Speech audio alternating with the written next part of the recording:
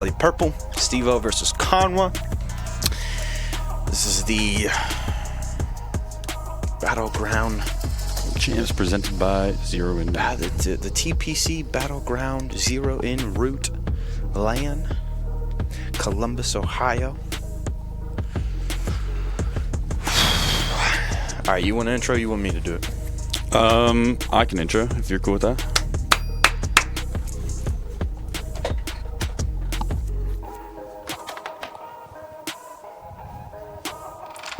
Gotcha, brother. I think we try to get one from each side on the HP to start off, and then to start off, okay. I don't like to do S&D or control listening. Yeah, you're good. Sky. Proto. Shit, I need to bring up that I need to bring up that sponsor so I can read off Zero In Route. Gold.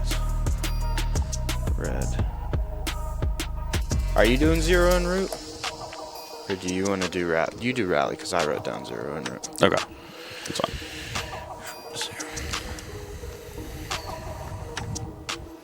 What is Rally the title sponsor? Zero Route. What's Rally?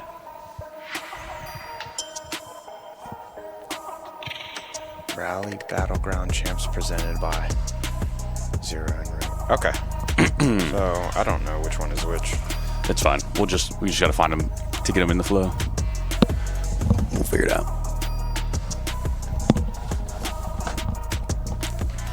Okay.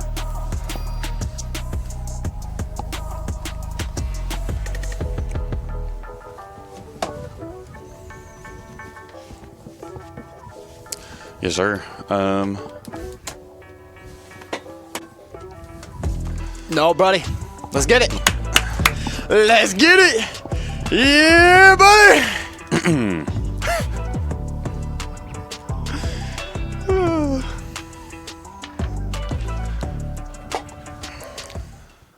Ladies and gentlemen, welcome in. We have day 2 of Rally Battleground Champs presented by Zero In Route. I am Deform. Accompanying me is the Great Corpse. How you doing tonight? I'm doing great. First off, not only do we have the Battleground Champs, we also got a little bit of college football, big matchup, big OSU fan here. But none other than that, like you said, the first matchup of today would have it no other way. Team Basai versus Team Rally Purple, Steve-O versus Conwa. And let me tell you, ladies and gentlemen, quick shout out. I know these boys are rocking the Zero In Route. Code BATTLE20 for this weekend is going to get you free shipping and 50% off. It's only for this weekend. The products are amazing. The samples are here. Over 200 packs or 200 pills in a pack. And I would have it no other way. I think I took some this morning. That's why I'm locked. That's why you're amped up right now. I know. You're feeling great. I'm feeling great. So you see it on your screen. This is who's playing today for Basai. You've got Clicked, Steve-O, Priestley, and Evasive showed out on day 1. Yeah. They were able to make a great run, and honestly, they're coming in hot to this day. And then you look at Rally Purple. It's a tried and tested squad, Corpse. We've seen them play well day in and day out in that qualifier season. And Conwa, a staple. Plays great every day. Choco, Nezra, and Server. You can't get better than this. No, you can't. Conwa and Choco, one of the longest-standing duos in the TPC scene. And if I'm not mistaken, they have always been in the top 5. Their best placement has been 3rd, and they have been lingering around an average 4th or 5th. So, again, they're really looking to get like a big first place, second place.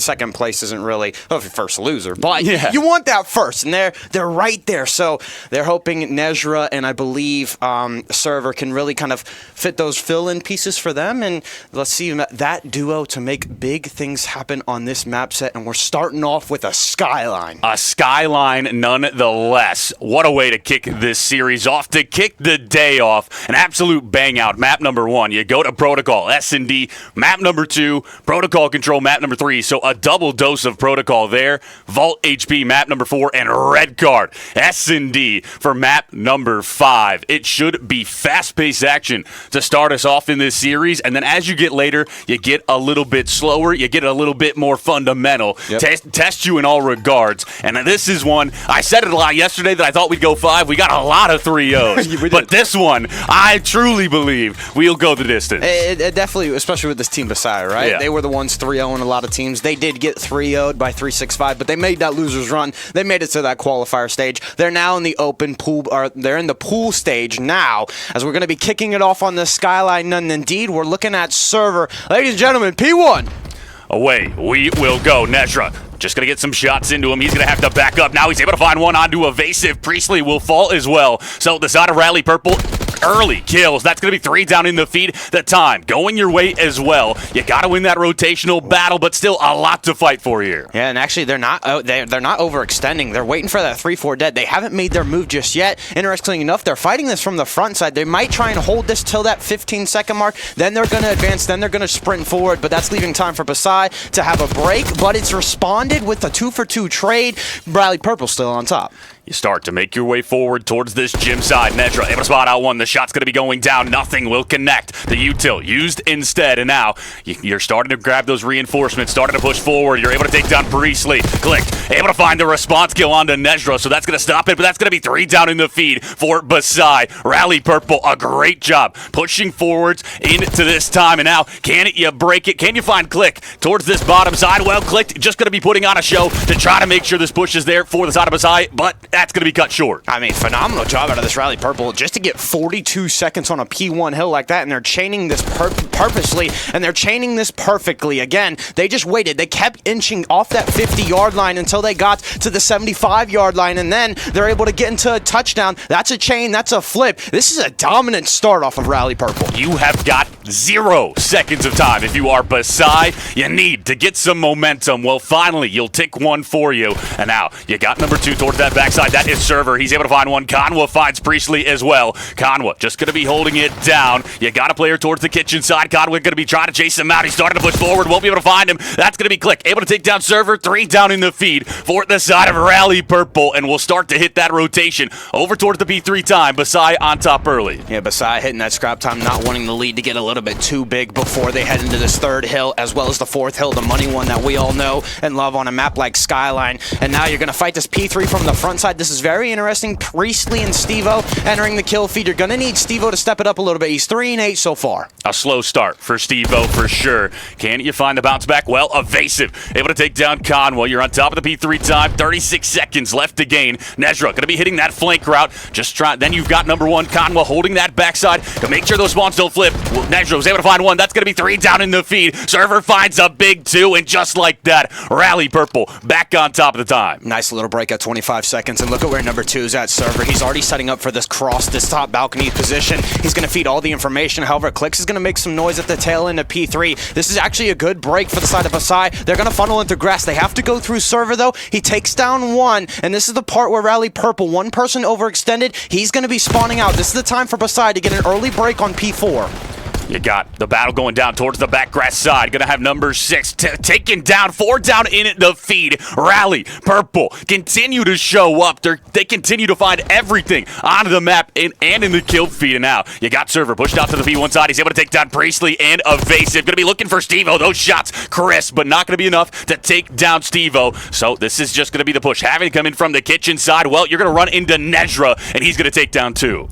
Great job out of Rally Purple through the first rotation. 120 points to 33 and counting. Let's get an early listen in with the side of Rally Purple. Back right, you're good. We found out. My front, yeah. Okay, Where's that one bed? One top on me. There's Evasive. I'm holding it with you. I have bottom better, no. Nothing bottom. I'm gonna do some weird shit. I'm gonna push your secret. Someone block. I'm gonna push your secret. One closet. I'll block for you, Rico. One more top. I got your block. I'm blocking for you. I got top up right now. I'll block here. Go Sean. I'll secret. I'm just He's 2 and old. 1 with I'm just gonna get my time. I have tops. I'm gonna get my time. Play wave real quick. Play wave. No, I'm gonna send a pinch again. Block. I'm gonna send a pinch again. I'm blocking. 2 top. There's 2 top on me. 2 top. Stevo and Priestley top. Stevo top. I got stuff. I'm pinching bed. And that's going to be the listening for the side of Rally Purple. You heard the comms. Corpse, it may be 10:30 a.m., but these boys are locked. Oh, they are locked and loaded, and the biggest thing out of me is like 15 seconds on that P4 hill. They were like, okay, let's play for positioning, but we need to make sure we're blocking so that flip on Skyline doesn't come through and bite them in the butt. That is all the fundamentals you would love to see on a map like this. 100-point advantage coming to fruition for the side of Rally Purple. You're on top of the P1 time. Nezra looking to lock it down. Conwell will fall. That's going to be a 2-for-1 exchange. Click, able to take down Server. It's all up to Nezra. He's able to find one. He finds two. Not quite the third. Priestley able to take him down. The side by side, you're on top of it. You've got the P2 rotation. You need a full 60 to try to get back in this. And here we go. This is what happened last time. Rally Purple just playing so patiently. Choco trying to make his way on through. He's 12 and 10, and he is in the back line. Team beside need to lock down this P2 rotation. Time and time again, they are just getting solo child after solo child, losing their one. Server finds a two-piece. That's all four dead in the feed. Rally Purple chaining hill after hill. Yeah, they just continue to find doubles in order to break these hills, and now you are almost to that 200-point threshold. You're almost already done with this map number one. Nezra holding the front side, not able to find that. Great kills from Evasive. Going to be looking for a second and two-piece from that man. Able to find some great kills in order to hop back into the time. 28 seconds left to game. You still got Conwell lurking. He will go down. Priestley's able to find him, and now the kill feed starting to go orange. They're starting to find some momentum, but it may be too little, too late. Yeah, Scrap Time's going to roll through. They're going to get most of it. Server's going to try and set up for that cross around that hot tub area again. And look at this. They're finding the kills on the front side of P3. So they can chain P2 and P3. They're going to be 90 points down. This is going to be huge for them. This next rotation and the next set of gunfights is going to be critical. And wow, they try to make this comeback. Let's go into a listening with Basai and see how those comms sound. Nice, that's one. Dead. Nice, bro, big win. One Nice, outer, one more behind us. outer and piano. He shot out right now. One behind you. Pinch. Two pins. Sun two, One went music. top. One went top. Fire, Rico, two inner music. Yeah, inner, one Inner. felt inner. Fuck. I'm wondering if they've shot They're fire. dead, I guess. Choco, one shot. Behind Behind table, Choco. Heard you. Go dead. One more inner. Trying to help you. Close fire, Nezra. Corner. Weak, Connor. Nice. Front of fire. I'm with you, click, hold on. In front of fire, Nezra. Nice. One more. One bottom dead also. Close it dead. Nice. Choco's on. Nice. Trying to fill your front. Inner music, Outer left. challenge fast, Nezra. Inner dead. Missing one, Conwell. Missing Conwell. The one's gonna be challenging from you or something. They're gonna try and get pushed out. Come on, Outer, I got you. Yeah. Alright, we gotta work something. You They know that we like to work on Good kill. Good kill. Good kill. Close it, one shot. Close it, one shot. Nice. Good trade. There's gonna be one in the back at one time. I'm lagging. Just got pinched. Couple steps. I'm holding mid. I have all of it. They can only go grass. They can only go server grass. Pick up guys. I have all. I'm pinching. I'm One more pinching. catch. He's already through grass. Oh, there's two, bro. Bottom bed, Nezra. Grass. Really different from the start of that listening to the end of that listening, and it was really quiet, honestly, when they were trying to find those breaks. And interestingly enough, beside, they were like, nobody was really communicating until we started to see that P3. He was like, hold up, click, wait for that team chow, and that's what you love to see. Beside trying to find something here at the tail end of P4, unfortunately, it doesn't come through. The 200-point threshold cross. You only need 30 more in order to get the win if you are Rally Purple. Evasive, able to find the kill from the top ropes. Now you're towards the back P4 side. Can you break in? Well, there's 18 seconds left. Evasive finds one, finds a second. Can you find the third? Not quite going to be the case. Conwell able to take you down. You can't win it here if you're Rally Purple, but oh, you can get so close. I mean, that might be the nail in the coffin. You try and get Scrap Time and Rally Purple just set full send it with two people. They're able to hold the line. Server is ripping people to shreds 30 and 22. Conwell paving the way as well. It's going to come down to this P1, which has gone the way for Rally Purple both times. Nezra gonna be this top side, gets a nade off. Server takes down Priestley. That's gonna be 3 down in the feed. You just gotta find out where Click is. Well, he's gonna be over towards the gym side, and Nezra will take him down. Rally Purple will be your map number 1 winners. They start off this day 2 absolutely firing. And on the flip side, Team Basai clicked, goes double positive, and the rest of his squad is almost double negative. He's looking left to right, wondering, boys, why are we not showing up early in this? Yeah, well, I mean, some of the factors is that it's really early. Yeah. I feel like a lot of these players don't play at like 9:30, 10 o'clock in the morning. They're probably waking up at that time. That could be just a me thing, though, because usually the pros play at midday, challengers play at midday. But again, like you said, some of these players are going double negative. Stevo, the highlight of this team in a sense, it was the Stevo Conwell matchup, 14 and 28 out of him. Again, you really need him to step up in the kill feed if you're going to look for the rest of the series to force that map for warm map 5. You gotta warm up, and soon, if you are the side of Basai, Rally Purple. They're ready for this day. They're ready for pool play. They sat out yesterday because they had already locked their spot in, and I wanted to talk about whether the side of Basai was going to have a bit of an advantage here because of how much they've been able to play on this setup already. With that bracket play yesterday, I thought they would have that edge coming in early on this just from experience on the setups, but Rally Purple looking like it doesn't matter. Well, it doesn't. And the big thing that Rally Purple actually had is the advantage of watching this. They were in here at the local. They were in here at the LAN yesterday. They were making sure who to keep tabs on. And then again, as the matches went on, as the night went later, they were like, okay, Team Basai is ours. Let's go rewatch all the VOD on them. And again, they had a lot. They had a plethora of matches to watch. They were 3-0 a bunch of people. We got to cover Basai, I think, a few times out of all the matches yesterday. And again, they were just like, hey, you heard in the listening as well from Team Basai. They were like, okay, Conwa and them know how we like to play on a map like Skyline. We need to mix it up. And it was just Rally Purple knowing what they were going to do 3 steps ahead. 3 steps ahead. Well, we go to this map number 2, Protocol. S&D going to be coming at us soon. And the side of Basai, you need it. You cannot go down 2-0 in this series. You got to find the bounce back. Well, you'll have offense to start it off. It's going to be huge. Do you go with the bang outs or do you hit B? Protocol. Well, it looks like it's going to be the bang outs. Nobody home for Rally Purple. That is the interesting thing. So this is going to be a free plant, a fast one, and we're already into the post-plant situation. That's going to be a 1-for-1 exchange. Shoko able to find a double. Steve-O finds the trade. So a 2-plays-2 on the retake servers. Able to take down Steve-O. Priestley left alone. 87 HP. He's able to find one. Backs up. He gets out server versus Priestley. Reset. Stuns and nades are going to come out. Server, did he notice that he went left? Did he notice that he went to the AR position? Server, he's going to go from the top ropes. He's going to try and check it. He jumps. Server, didn't see him. He checked the wrong corner, and this is actually working out for Priestley. He doesn't have to check the bomb. He did, but he slides. He wins the chow, and that's how you kick off a map 2. Priestley icing up for his buddies. Basai, an answer in map number 2. Early, Priestley able to make the 1v2 happen. And just a phenomenal way to play it. He finds the first kill. He knows, I need to back up immediately. He gets out with his life, and then he gets over towards that elevator side. Yep. The side of Rally Purple, they lose him for a second, and he's able to win the gunfight. It was actually huge because Choco found a 2-piece in the middle of that round, and I was so scared for Priestley because he checked the bomb, and then he slid backwards into the lines of sight of Server. Server maybe not expecting that backwards slide, and now he's just going to be eyeing up this. Oh, my clicks, and the team shots are there. They find the first blood, and Nezra, he's able to respond with a 1-for-1 trade, and he's going to be in on the bomb site. You spot one as well. The stun goes out. It will not collect. Will be Choco on top of the A site, putting some shots into Evasive. Evasive responds onto Nezra. That's going to be the man advantage. Make it all evened up as Choco responds. That's going to be Choco for 2. A 1v1 once more. Evasive versus Choco this time. Right into map 2. We don't even get a second to talk about this. Rally Purple making these 1v1s happen. They're trying. Both teams on the offensive side of things have found success. Evase, though, maybe heard the doors break. He heard the tags. And that is in. They're going to try and chase. But Reset Choco might be doing a little bit of dance, might be going to the B bomb site. He's going to fake Evasive out. So this will be a free plant. Where does Choco run? Because he has a sub, not to back Heli. He doesn't have the position from back then. Looking like he's going to go over towards that bottom side. He might climb up that ladder and go Heli.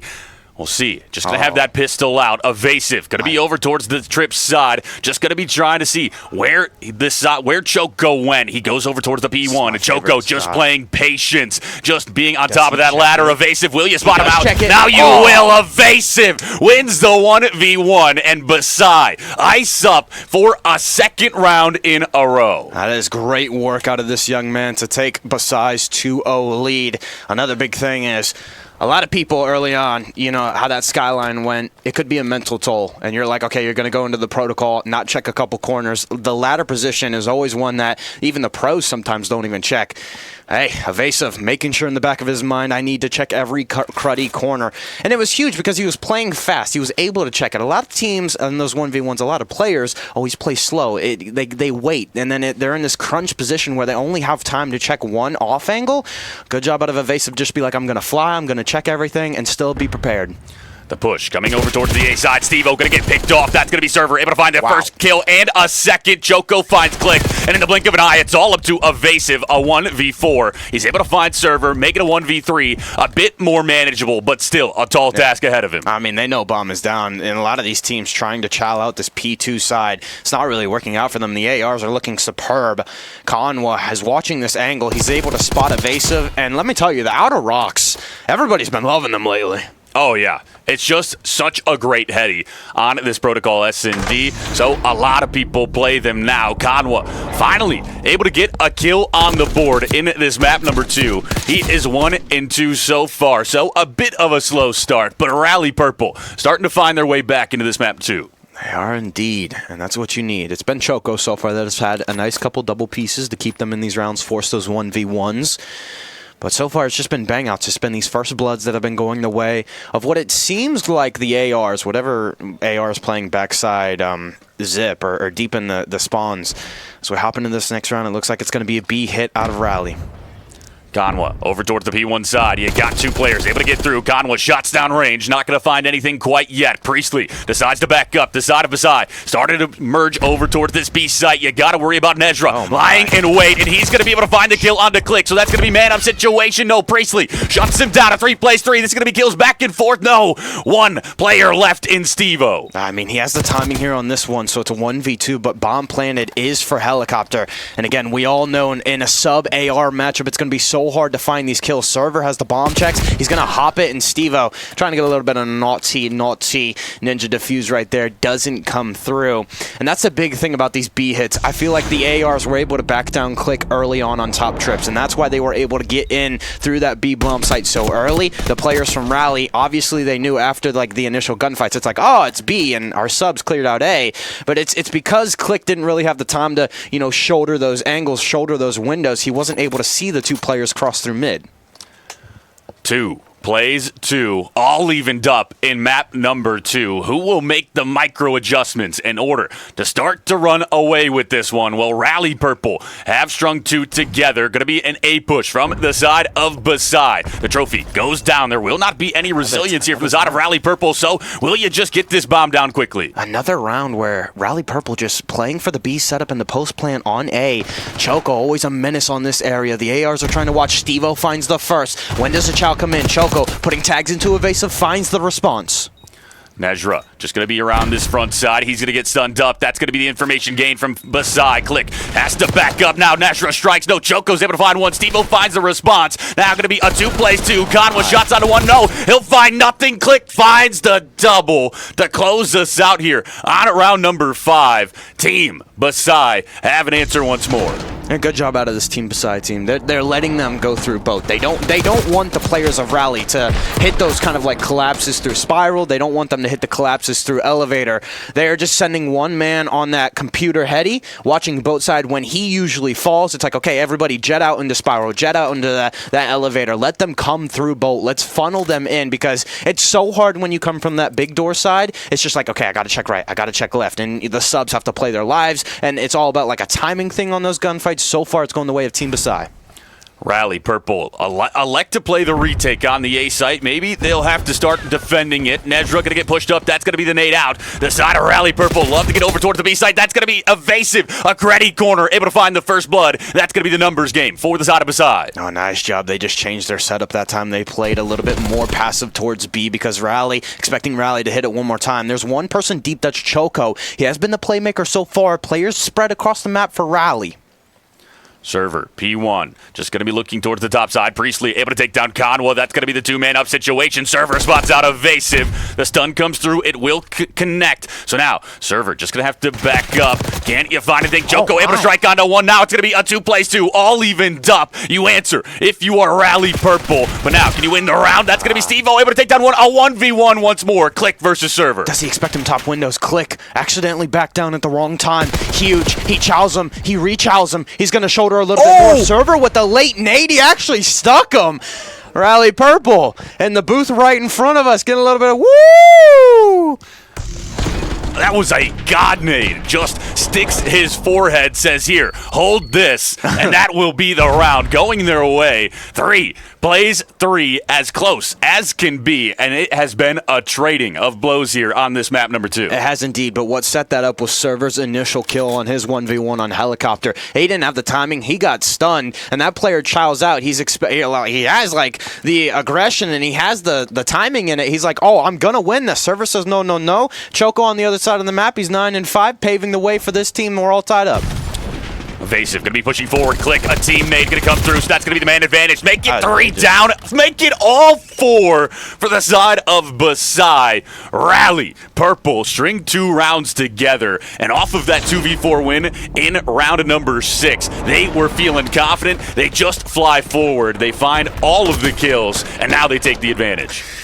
Well, might I say, Choco has come alive like chocolate on map 2. It takes a minute to rest and become that bittersweet hardness that we all love. And now he is, just boosting his teammates. But it has been Choco and Server really leading this team. They are carrying them. I mean, you look at Conwa 2-4, Nezra is 3-5. The good thing is they haven't been throwing their life. So, they're double negative, but it's not bad. Yeah, effective nonetheless, but still negative. We'll see. The push going to be over towards the A side. That's going to be a 1-for-1 exchange to start us off. Evasive going to slide through. Shots onto him. He's just going to have to wait to regen. The nade comes out. The trophy collects. Server just lying in wait. This is going to be a 3v3 Click. Able to take down Server. That's going to be Click for 2. Looking for the 3rd. It's a 1v3 for Conwa. Oh, I don't think he meant to go back down, and that is somewhat unfortunate out of the side of Rally Purple, but that is how you respond if you're Team Basai. You shut them out on the A plant. They haven't done that the past couple offenses. You were like, okay, this is a team that likes to almost repeat, or when we stop them at the B-bomb site, they're going to try and change things, and there's always those variations. Good job saying, hey, we're going to spread the map a little bit, but focus on A, and I'm pretty sure once they knew nobody was at P2, they're like, okay, it's either elevator or B, right? And again, they just rally to those players. Team Basai able to win the gunfights. And it's a tight one. The IGL of that Basai squad going to be happy with that call as you're blind countered that A push. Well, now it's flipped on its head. The push going to be towards the A side once more. Here we go. Basai on the offense. Click, shots into him, Server, able to take down Priestley. That's going to be Conwa, able to take down Evasive. A 2-man up for the side of Rally Purple, looking to make it all 4 down. No, Conwa will fall. Shot his teammate. That's unfortunate, but he sees the legs. Server redeems himself. 1v3 for Stevo. He's going to try and go into B, not expecting the person to come up fast through the elevator.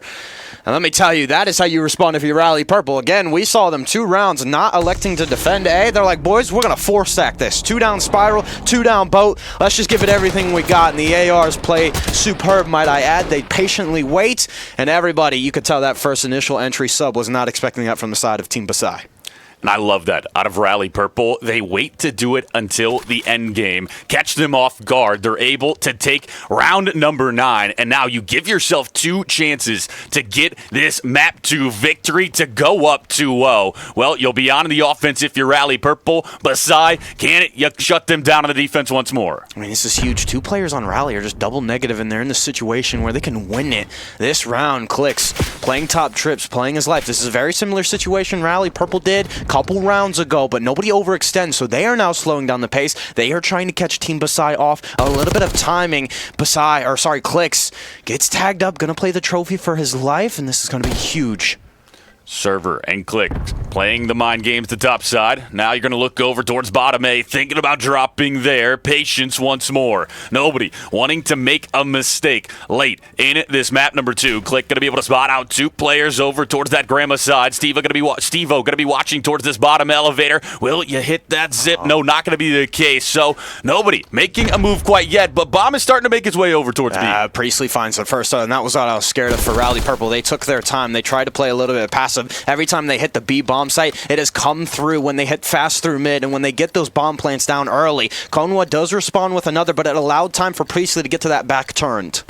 Bomb going down to the B site. That's going to be Nezra with the plant. 3 plays 3. Will be Click falling. That's going to be Server able to find the kill. So now the 2v3 Basai. You don't have the numbers advantage. Can you clutch up? Well, that's going to be Server able to take down Evasive. A 1v3 for Priestley. You're left alone. Great shots onto Nezra, but the trade is there. And Rally Purple are able to take map number 2 in a 6-4 fashion, and they go up 2-0 in the series. More of a fight there from Team Basai, but Then again, when it came down to it, it was just Rally Purple. A good show out of this Rally Purple squad, though, because, again, a lot of teams, when something is working, if it ain't broke, don't fix it. And then they're like, okay, we're going to slow down the pace on our B hits. We're gonna try and draw them out. And, I mean, Server 14-5, Choco 11-7. Astronomical numbers. You're looking at the other two teammates. They didn't show up. That's okay. Choco and Server got this. Yeah. Said, don't worry, boys, I got this. Both of them. And they're able to find all of those kills. Rally Purple. You've looked great in every facet of the game. You're able to win the HP. You're able to win the S&D. Well, now you'll try your luck over on the control. Well, that's going to be one where when you're already out slaying, a life-based mode just feels like Rally Purple might 3-0 this. The way they've been playing, the way they've just been able to find doubles, the trades are immediate. All the momentum's their way. I might have called another Game 5 that is just going to be a 3-0. Well, I don't know if Team Basai were expecting this so early. Like, it's a mental thing. You're like, yeah, guys, we're prepared. We're hyped. And then does it actually translate? You know, then you're like, okay, well, the first map didn't go our way. Can we regain? You somewhat do. And the second map, you're like, okay, we really flatlined those last 2 rounds. And like you said, going into a life-based game in control, it's just more of a daunting task. How many times have we seen, especially yesterday, a bunch of 2-0s, or the team that is early in the lead and 2-0 in a series, they head into this control. Yeah, you might show up if you're the other squad, but then eventually, even if it's an 0-2 deficit in the control, they'll make a comeback. They'll just start fragging out. They'll start slaying. And it's so hard for Team Basai. But again, all hopes and dreams for pool play. Right here, first matchup, you want to win it.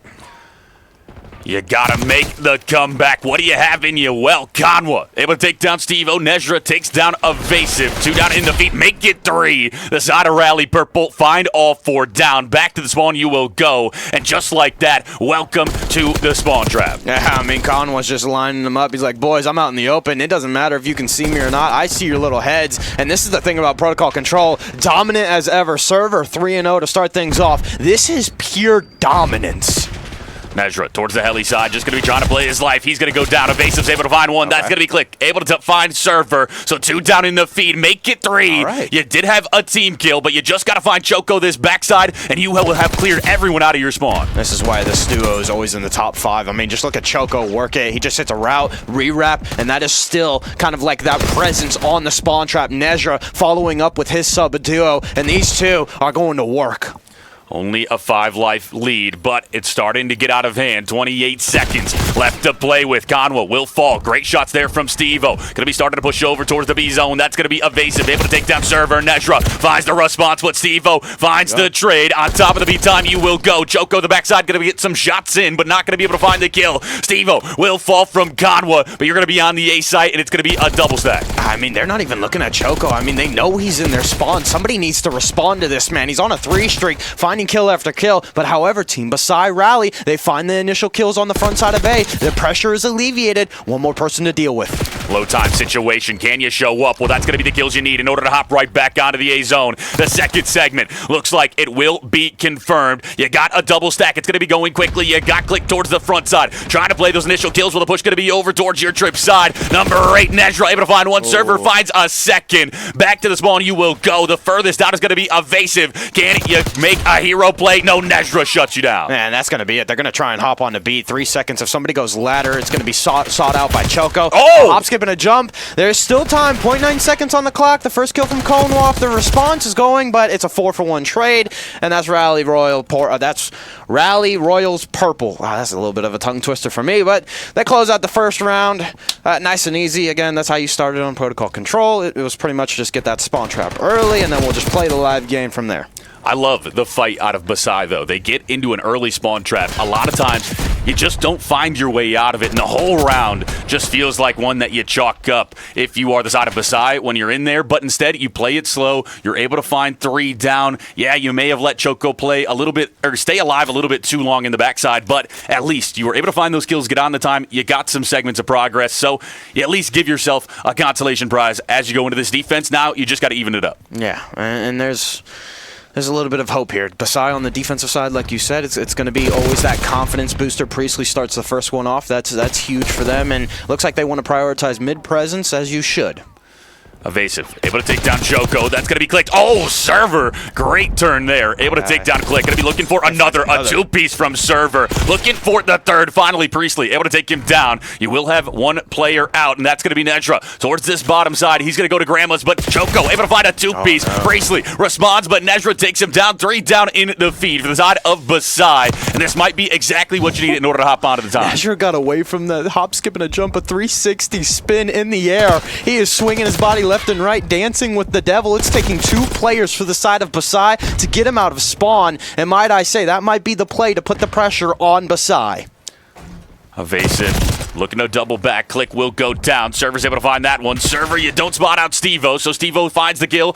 Evasive started to play over towards the trip side, the side of Rally Purple, pushing over towards the A site. You got 2 players on the time. No, make it 1 as you try to play the kills instead. Evasive might have got the timing of a lifetime. He's able to find that kill, take you off. 30 seconds left to play with, but a 3-life advantage for Rally Purple. This is huge. Rally Purple having kind of like success on both sides. They have somebody pushed up Granny, somebody pushed up Lighthouse. It's really putting Basai in an interesting spot on how they want to carve out map presence, and so far, number 2 is the only one that is Evasive that is in their spawn.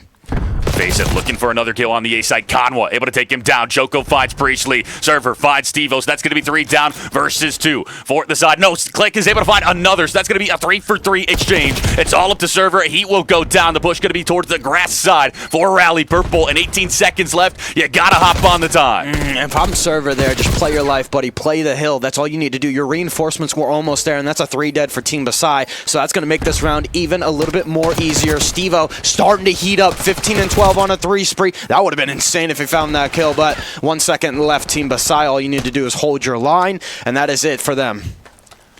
Basai, a great answer on the defense. You trade defensive blows, and 2 segments from both sides are all evened up in that regard too. So if you're thinking about round number 5, well, you still have a chance to get the defensive round number 5. You still have a chance to find your way to a map 4, to find some fight left. Basai, you're not out of it. You just can't think too far ahead. You got to think about round number 3. On this offense, you cannot go 4 down off the rip once more. Click ending that with a 5 spree. That's going to be huge for him. Look to him to play his life. Maybe hop the time a little bit early if there's a 4 dead. Get that extra XP for a Hellstorm. That can go huge on Protocol. Choco electing to play towards the zip side. We'll see if it pays off for him. Steve-O going to be towards the bottom. That's going to be 2 down in the feed. For the side of his eye. Click looking to respond, but he's only able to find 1. Choco finds Click, and now you're back to the spawn for 3 players. The only one out going to be Steve-O. He's electing to play the kills towards the other side spawn, so we'll see who will be the better in that regard. Well, everyone goes down for Basai, and back to the spawn trap you go. That is hard if you're Steve-O. You try and hit a route, and Rally Purple counting the numbers, counting the players, knowing in the back of their mind, we haven't seen Steve-O, let's just turn around at the right time.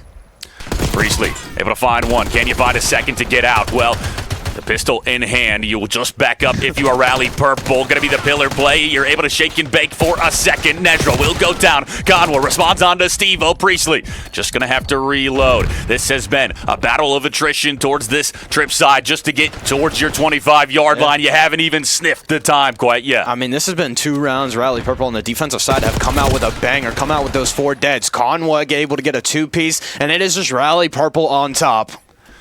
Click. You're in the trip side. You're just trying to play these kills to try to get over. Low time situation. Click able to find 1, but that's going to be 3 of his teammates down. Click will fall as well. And now 5 seconds. You can't even get to the time. So that's going to be round 3. Done and dusted. Rally Purple take the advantage. All right, here we go, Deform.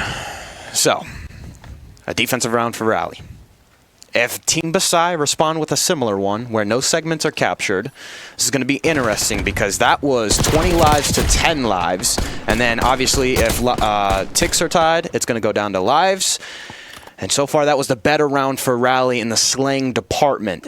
Now, if you're Team Basai, you need to replicate something similar in hopes to get a defensive round 5. That's going to be hard to do because their defensive round, I think the first time, was a little bit neck and neck. So, you're looking at Evasive and Priestley to step it up, both 8 and 17. Yeah. I was just about to say 8 and 17 is not going to help your case for that life count. You will be just trying to win this round. Evasive going to be able to spot out 2. He's able to find 1 though. Server takes down Click. Choco takes down Evasive. Now going to be Server shots down range towards top Grandma's. Not able to find anything quite yet. Just going to be slowly pushing your way forward. If you're Rally Purple, you're finding kills. You're on top of the A-site. That's going to be Priestley and Evasive able to find 2. Now Steve-O going to be looking to strike. Can you clear this out? Well, Steve-O goes down. Server able to find that one. That was huge. They just played for him. That is what you need to do in protocol control. Play for the lurkers. But Clicks responds with a nice 2-piece of his own. He didn't get that Hellstorm last round, but hey, make it a triple for this young man. Click, pushing forward towards the trip side. You're back to your spawn if you're Rally Purple. You're trying to play over towards the B site. This is exactly what you did the last time. It didn't pay dividends. Now, going to be Server, able to take down Steve-O. Joko takes down Priestley, so 2 down in the feed. Joko able to hop onto the B zone. The time going to be stopped. 38 seconds left to play with. Conwa towards the top side. Will you find this one? The shot's going to be great. He's able to take down Click. And now, can you get him off the B zone if you are Basai? Well, the response is in. They're trying to hit the backside of Lighthouse, but the teamwork is there. Nezra and Server able to find their kills. They play their lives. Server getting into the mix of things. He has to reload, and now this is going to be dicey for the side of B. Click, the top side mid-gun. He's going to be low HP. Can you get out with your life? Well, Steve-O is there for the help. Able to take down Nezra. Server takes down Evasive. Godwin takes down Steve-O. The B zone. The minute extension is in. And a Rally Purple might have just put the nail in the coffin. They might have. Number 5's already pushed up to this little cutout, and they's already applying a pressure off of spawn. The transition into A makes it oh so smooth. You're in top grannies, and you are not able to replicate a defensive round like Rally Purple. The pressure was too much. Evasive, Priestley both sitting at 10 and 11 kills. It has been, again, dominance out of Rally Purple. 3 segments needed in order to get this done, or you can play the life count. Well, Server able to take down 1. Server finds a second, and now he started to push forward. He smells blood in the water. Rally Purple looking to play aggressive once more. Well, Server finds another 9 lives remaining for the side of Basai. And again, if you don't have Scump on your squad, coming back from a double-digit life deficit is going to feel impossible. It's going to feel improbable. And if you're Click, you've done everything this map. You have tried. You have paved the way for your team. Steve-O has somewhat gotten into the mix of things, but again, that's second tick down for Rally Purple. I'll spawn. There's only one person that can make a play. That is going to be Steve-O himself. But it's over. It's over. It's done, dusted. Series 1 of the day. A 3-0. You 3-1 onto this control if you're Rally Purple, and they just looked like Titans. They played the HP, you win by over 100-point margin. You play the map number 2, maybe your worst mode, we'll say, just because it was a bit closer. But this protocol control, you win in a 3-1 fashion with the offensive round win. 25 and 14 from Joko, 28 and 19 from Server. They're just trading. Who wants to play the best in this map? And that's not how you want to start it off if you're Team Basai. Especially with how their pool is looking. We're going to go ahead and show a bracket or a graphic of all the pools after this. But ladies and gentlemen, they got some bangers in their squad. They got Elation Esports, if I'm not mistaken. I think they have Unity Visual as well, which that's a banger of a roster. Elation has Eternals and Diffie and Calamity. So, you know, there's somewhat of competition in there. You have some hopes of winning some maps, but you really need a series win to get to those playoffs. And that your first map is against Konwa and Choco, one of the longest duos out of this TPC. You're like, all right, we'll just take this head on. Yeah. And this Rally Purple squad, Rally, this is Rally Battlegrounds champs. Oh, yeah. Rally Esports, a premier nonprofit gaming organization, adaptive gaming innovations for children and equal opportunities for children and youth. Rally has been in the scene for a long time, and some would say this is a home event for them. So they show up on their first series of the LAN, and they're able to show out. They're looking to finally get a ring, get a trophy, if you will. We'll see if we can send it back to us so we can show them these trophies that we got here. You gotta, we'll go to the pools. Now, look at this. This is what you're fighting for. 1 for the women's bracket, 1 for the men's. You gotta get through pools to get to Sunday, to win on Sunday, to get one of these bad boys. But phenomenal, nonetheless. You know, you're going to be firing in order to try to find this. But now we can go back to that bracket, or that pool play, and tell me about this corpse. It's a lot of banger of a teams. Again, only 4 teams qualified from yesterday. That was really kind of like the last chance for teams to make their shot at making the pools. And again, if you're Basai, you enter the 0 en route pool with Rally, Elation, Unity. But let's not take away from all these other pools, right? You got the 14K Resonance one. That's got Pinnacle. I think that's Dello and his squad. They won the Knoxville tournament that played. Earn Your Medal, Zoned Out Gaming, which shout out Tricky. He always puts together a good squad. Earn Your Medal, I think in my opinion, has a sneaky roster as well, if I'm not mistaken. That is, hold up, let me look. That is going to be, oh yes, that is probably the heavy hitter. Mamba, Arcides, Dak. Yeah. And then you look at that squad, you're like, okay, Dak is phenomenal at college COD. You look at Arcides, obviously we all know who that is in the pro, and Mamba. Let's not talk about this guy because a showstopper in the EWC and what he did to FaZe and all of them. So that for me is going to be probably Earn Your Medal coming out on top. Yeah. And if I'm Dello, I'm fighting for that number 2 position and hoping I can get the playoffs. Yeah, and if you are in that pool, you got to be ready to fight. You got to make sure you're ready to get after it early because you have to face that Earn Your Medal squad. You need to make sure you show out against every other team in that pool and then really show up against that Earn Your Medal roster when you're playing against Arcides Mamba. Yep. Make your name, young man. Make sure you show up today, show up tomorrow, and you just might be the next one out there. But that what was it, ZGO roster? Zoned Out Gaming roster. Yeah. They have some heavy hitters there, too. Yeah. I believe it's like Hyde, and I may be wrong. It may be wrong. So. Oh, no, it's Fox. Who is it? I don't know. Avail, Tricksta, and Bateman. Yeah, I mean, that's a tough pool there, but all of them are now. We've gotten past the point where it's easy going. You got to make sure you're on top of your game on this Saturday. Well, ladies and gentlemen, we yapped, we talked. That's the first series done and dusted. It's a 3-0. Wasn't really as competitive. The search was nice, but we are going to kick it to a break. We're going to find out which matchup is next. Stay tuned. More Battlegrounds action coming to you.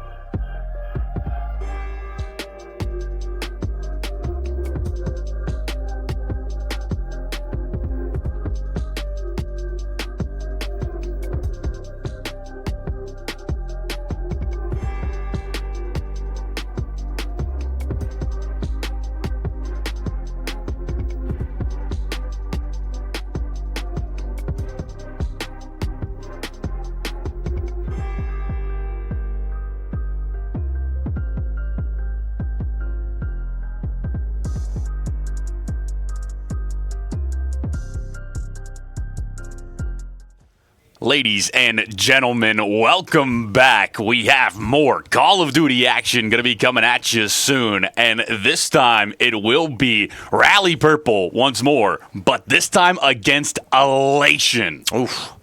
So this should be a better matchup. I know we've been complaining about it. That's going to be the running theme. 3-0s across the board for every matchup, but they are taking on a stronger, well-known names. Now, we all know the Rally Purple, Conwa, Choco, Nezra, Server. We just saw them last matchup. They are taking on this Elation squad. Owner, Jev. He is going to be putting together the Eternals, the Llama, the Diff Moves or Diffy, Calamity, These are all guys that have played at the previous LAN on the, I think the launch LAN event here that happened at the start of BO6. And we have made it all the way to the end of BO6. They are still here, and it should be fun. We are going to be kicking off with this map set, a Vault, a Double Hossie, a Red, a Dealership, completely different from last series. Yeah, completely different indeed. I mean, last time we started off on a Skyline, an absolute bang out, and Rally Purple were able to just fry out. Well, now we slow it down to a Vault HP where the P4s, the big rotational battle is going to be in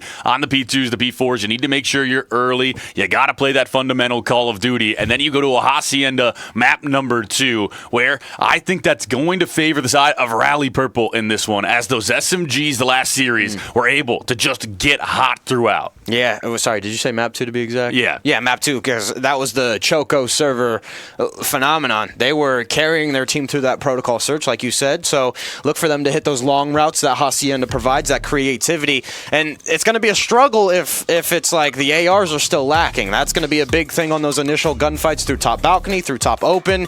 So if you're Conwa, and I believe the other one is, who's the other player? Choco? No. The other AR is, Nezra.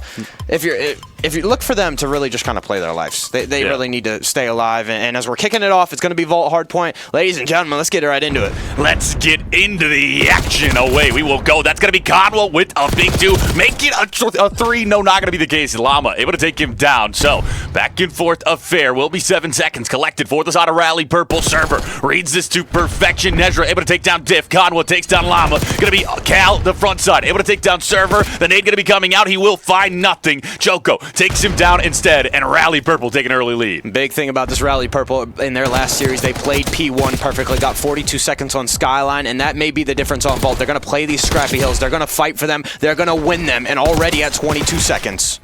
Going to be the flanking from Cal. The shot's going to be going down. He will be taken down. You still have the P2 rotation. If you are Elation, going to be over towards that pool side. You do find Nezra trying to sneak through. So now you've got it firmly in your hands. Llama can find nothing. Cal's going to find a big 2, though. We will be starting to rotate towards that way. The spawn's going to be parallels. Oh. You got one towards the backside, but you also spawn P2, so you're going to be on top of it if you're Elation. Server finds a double. Conwell from the front side finds one. It's all up to Eternals on the P2. Yeah. Elation not expecting that. Number 5 Diff was blocking spawns, but then he has to deal with the person coming in through lights, lamps, and then the impossible thing that Skyline provides is, hey, somehow, some way we flip. That happens on a Vault. You're not expecting it to collapse. The ARs go huge, and that is a clean break, but Elation have responded, though.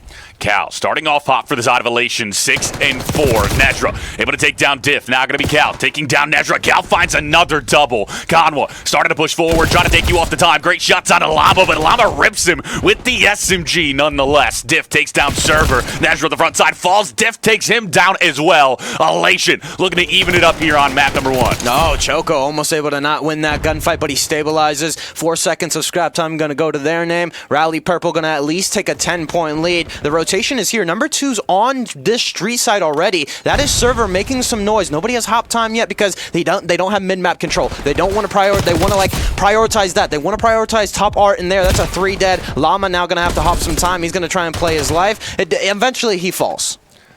The push going to be coming in from top useless. Eternals just looking to see where is this player on the time. You spot out Conwa's toes. Can you find the kill? No, Conwa finds the kill instead. Cal on the flank route, cut down 3 down in the feed. Llama, last one up once more. He gets all the way to the U, and Server takes him down. This has been a perfect P3 hold from Rally Purple. I mean, like I said when I started this P1, they're going to fight for these scrappy hills. They're going to win them. Again, going back to their last series, Skyline was impeccable. 42 seconds on the first rotation. They were able to at least get 30 seconds on the second. They are fighting, and they're maintaining spawns. The fundamentals are there, but that's the 3 dead that you're looking for Elation. You need to put the pressure. Close spawns will roll through, so this next wave of gunfights will set up the next wave of P4.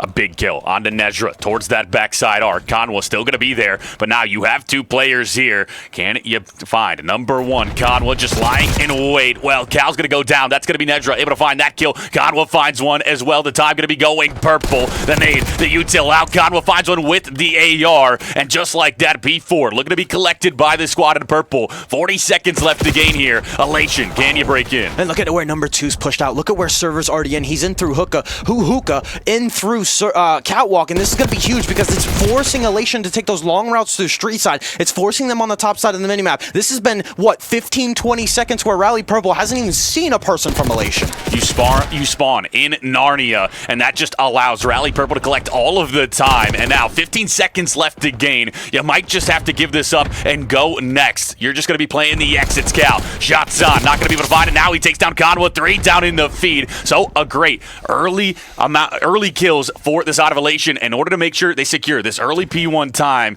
You will be pushed out as well. Can you hold on to it? Yeah, Llama just taking the Diffie taking the long route. He's making sure that nobody really gets through, trying to layer this P1, finds a nice 2-piece, but it is responded to. Rally Purple are going to work these routes. The first few seconds go the way of Elation, and now if you're Eternals or Cal, you try and overextend. That one isn't really going to go your way. Rally Purple going to capitalize.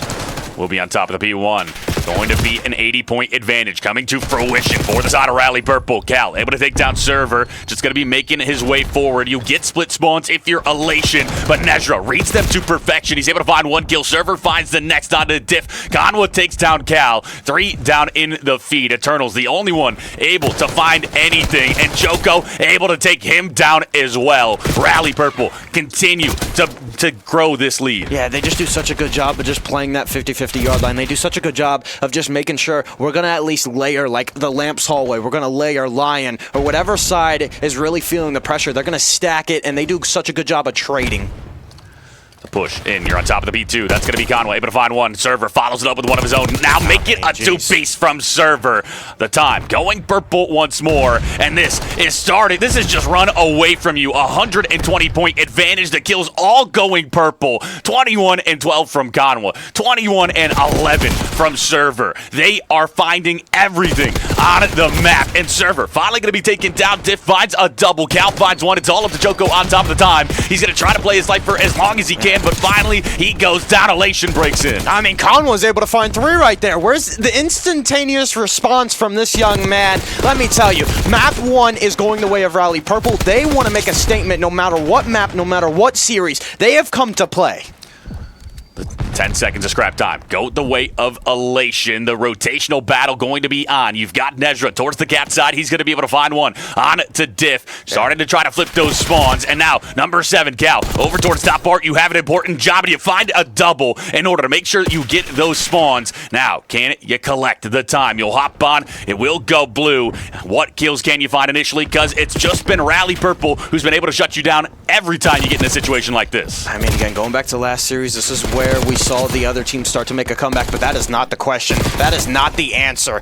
You're able to bulldoze your way in through to the front side. If you're Elation, you're going to say, hey, yeah, we'll keep spawns, but you need to chow this hill. You don't want it to be a 230 to 240 lead heading into this 4th hill and bank it on a P4. You cross the 200-point threshold if you're Rally Purple.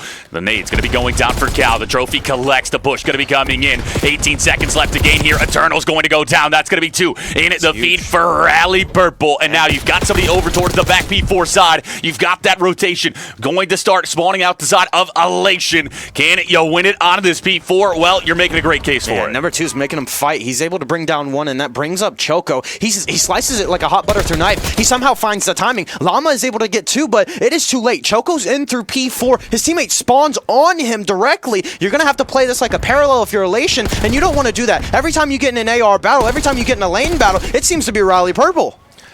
22 seconds needed for the side of Rally Purple. Cal gonna go down. Llama was able to find a big double in order to hop onto the time, but that's gonna be Nezra, Choco, Server, able to find all of the kills. 4 down once more for Elation, and Corpse. 100-point club is now on the cards. Yeah, I don't think we saw this at all yesterday, but this is the first one on board, on stream. And I mean, you're trying to make a move, 8 seconds left. Conwa, they clean it up. These boys are in the main stage booth right here. These boys are right across from us. And it's not even that they're getting too excited. This is calm, cool, collected out of Rally Purple. They're like, okay, we're going to save our energy, and it's still looking like a dominant win. Yeah. 100-point club. Rally Purple continue to play to perfection. HP is indeed their best mode of the 3, and they can do no wrong. I mean, you have, at any point in time, you're able to find a double, a triple in the feed. Conwa finds the 2, 30 and 18. from Conwa, 31 and 18 from Server, 17 and 13 from Choco, 12 and 19 from Nezra, but you still get the 100-point club. So on the flip side, you look at it, Cal, 23 and 18, the only one positive. Two of your players almost double neg, and that's just not going to be enough to take down a squad like Rally Purple. No, it's not. And another series where they start out hot. Can it transition into S&D? We talk about them playing, I'm not going to lie, who'd they play? Yeah, Team Basai. Last series, Basai was able to find some progress in the search, but again, Conwa and his squad were able to close things out. It was a two-man show. Again, we talked about it before this series started. Choco and Server really lights out on that protocol search. This is a different map, though. Different map. There is a lot of creativity to Hacienda, and if you're Elation, you just got to brush it off, man. You got to be like, okay, that just happened to us. We got slammed. We got to regain somehow. Now, for me, there's a big indicator. If we're just going to start this map too right away, I'm like, okay, we'll see how Elation really does. We're starting right away. This is what I wanted to bring up. I feel like teams that get slammed map 1 and like want to start map 2, they didn't fully regain, and then it will just be like another 6-0, 6-2. I'm like, boys, let's take the time. Let's almost be like Counter-Strike. Let's call a timeout. Let's be like, okay, somebody say they need to use the bathroom, so that way we can just collect our thoughts. But no, we're running right into it. Map 2, Hacienda, S&D underway, and if you are Elation, you might have to Neslo this series, so this is a big one to try to win. Well, that's going to be 3 down in the feed to start us off. Conwa finds 2, Server finds 1, Diff left alone, he finds nothing. A 4 up, 4 down, and Corpse, you might have just called it. Boys, we just need to reset. We need to clear our minds and obviously not brew on it, but I've never believed in the fact of, hey, let's just start map 2. Let's just think we forgot about it. But hey, if you're the ARs, that's how you play it, right? They were ironing up the sites perfectly. They were playing off of information. It was interesting because I don't think anybody went top secret, so they were just playing for the window. They were playing for bottom connector. And yeah, Conwa and Server able to respond with 2 pieces of their own. That's how you started off. On the flip side, how does Elation respond? Yeah, how do you respond? On the offense, well, the push going to be towards the B site. You will have a 3-1 split for this Rally Purple squad. The push going to be coming in. The shot's going to be going down. Cal not able to find that, but Eternals and Llama will take down Choco and Nezra. So the 2-man up situation. Server has to dodge that nade. No, he will go down. So now a 1v4, all up to Conwa, and talk about a response from Elation. Make him eat my words. That's how you do it. Bang out on B. Conwa's all alone, though, in the 1v3. Gets away with the dive. He's safe in the clear. But now, what do you do in this situation? You're going to have to chow out, and you got people pinching on all sides of the map. You got number 5 taking a long route. Conwa knows this. One person behind him. He's just not expecting the person lying close. And Elation close it out. And this is a thing about Hacienda, though. You're going to see a lot of bang outs. And the reason I love this map is also because we'll see a lot of post plants, too. Yeah. Something that really requires a lot of skill. So far, both teams are guessing each other right, but it's rock, paper, scissors, shoot, in my opinion. Now it's like, hey, we're going to throw rock. Well, they're going to throw paper. Might throw scissors. Yeah, and for the side of Rally, you sent 3 players there. So a phenomenal job from Elation to find those kills, even though the numbers game wasn't that far skewed the way of Elation. You just are able to play those corners correctly. You're able to get those. You're able to support each other. But now Rally Purple going to try their hand at it. They're going to push towards the B site as well. 2-2 split. We saw Llama, or I think, Llama have that RCXD. Cal going to take this aggressive Chow wide swing. Going to get back down. Interestingly enough, somebody's taking a water route. And this is huge. They're going to let him develop. Rally Purple going to slow things down. And are you going to notice by the way you're playing? Cal finds the first. Number 1's going deep into the waters. He's not going to Boathouse. He is all the way. That is Conwa. And you are able to respond. So that is huge information gain for the side of Elation, though.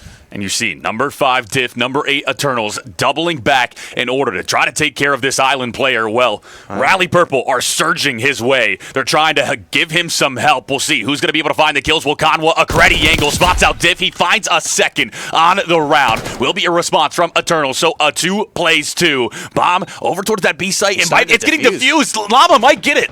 He might. His teammate covers him. That's Nezra. He gave the information on the bomb defuse, but Conwa has to hold up, and that is great teamwork in a 2v2 to cover your teammate right there. I love that. Out of Elation, they pushed up towards that boat side. They really don't have an angle on this bomb. If I just lay down, you have one player play over towards that bottom square, whatever you want to call it, and then he just makes sure you delay him enough. You hop on the defuse.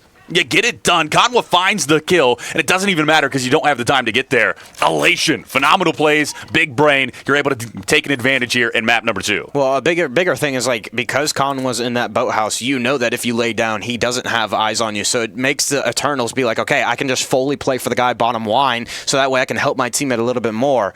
And again, just good job out of this Elation squad. Another bang out. Here we go, ladies and gentlemen. That's it. Nezra, 2-piece to open it off. Cal responds, though. 2 plays 2. Cal and Diff versus Conwa and Choco. The bomb will be in the hands of Cal. Started to make his way over towards the B side. There will be moving your way here if you are Rally Purple as well. Can you get this bomb down in time? Choco just going to play patient. Just wait for the information to be gained. So who will make the overextension? Who will overstep and give up a freebie? The bomb isn't going down, though, so this is huge. It allows Rally Purple to allow this rotation to come in. Conwa spots one. They're going to overextend. Elation trying to rewrap this A bomb site. They know Conwa's alone, and that is it. That is the kill. But hey, they're going to double back. Choco makes himself known, so the information is gained. They're actually just going to try and find this gunfight. Choco backs off. Do you go to A or not? Well, Choco, he knows that maybe it's a rotation to A, so he's going to go there already. Slow, out of the side of Elation, patient plays. Will he be has timing doubling on back bottom if line. you are Choco. He's going to be towards bottom line. Oh, he might find the timing of a lifetime. He's able to find one. Oh. Can't quite find it the second. Elation. String 2 rounds together, and you take a 2-round lead. Defense, offense, they've been able to get it done on both, and it's really just been smart play calls throughout. I think these boys finally waking up here in this series. They are indeed, and I like to see the patience out of Elation right there.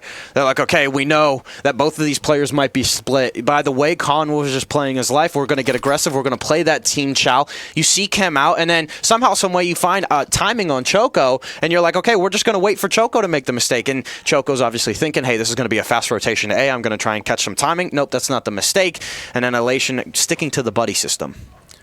Will be pushing over towards the A site. If you are Rally, that's stun. Just going to bounce right back at you. Cal, shots down range. Not going to find it. Conwa, great shots there. Nezra follows it up onto Diff. Eternals finds a trade, so the numbers advantage. Going to go the way of Rally Purple. Bomb over towards the A site. It will be going down. Llama and Eternals, what can you find? He found timing. That's the bomb not down, too. It didn't go complete. So 2v2 where you have to pick up the bomb. You're playing out offensive. Server has the advantage. He saw one out. He's back down to 5 HP, though. Somebody try and wallbang this man. Choco just trying to hold this angle. You got Llama right around the corner. Eternal's going to be watching towards that top secret side. The push going to be in from Rally Purple. Eternals gains that information. Choco, can you find the kill? No, you will not. You'll start to push forward. Eternals will go down. Choco finds him. And now it's a 1v1 Llama versus Llama. Finds the top base Elation. Able to string 3 rounds together now, and they are just surging here in this map number 2. They are indeed. Llama's feeling it. This is twice now he's had a big 2-piece. It started out their first offensive round. He's chowing that rock side, gets those entry-level kills, and Llama in the late rounds, clutching up when it matters most. The big thing about these players is they always wide swing. They're always expecting another chow, or they're trying to get timing on that second chow. And Llama, trusting his gut, even though he got tagged up on the first one, saying, hey, Conwa, I'm going to stick it to you. Choco, Nezra, Server, try and bring me down. This man's 6-2. Conwa had a slow map 2 the last series. Well, this one, he's 7-3 and still not enough to keep it close. The side of Elation going to have a 3-round lead. Now the push going to be over. Just slow for the side of Elation. You're all the way back in your lobby. Can you get out here? Well, you already got Conwa pushed up. Yeah, and this is huge. The RCXD was going out. Because of that, Conwa can take that map position. He can take that map presence. So now they're going to try and seek after him. They're going to try and trade, but it's Conwa that finds another. Gets away with his life. Unfortunately not. His teammate is there. That is Server. 1v3 Diffie.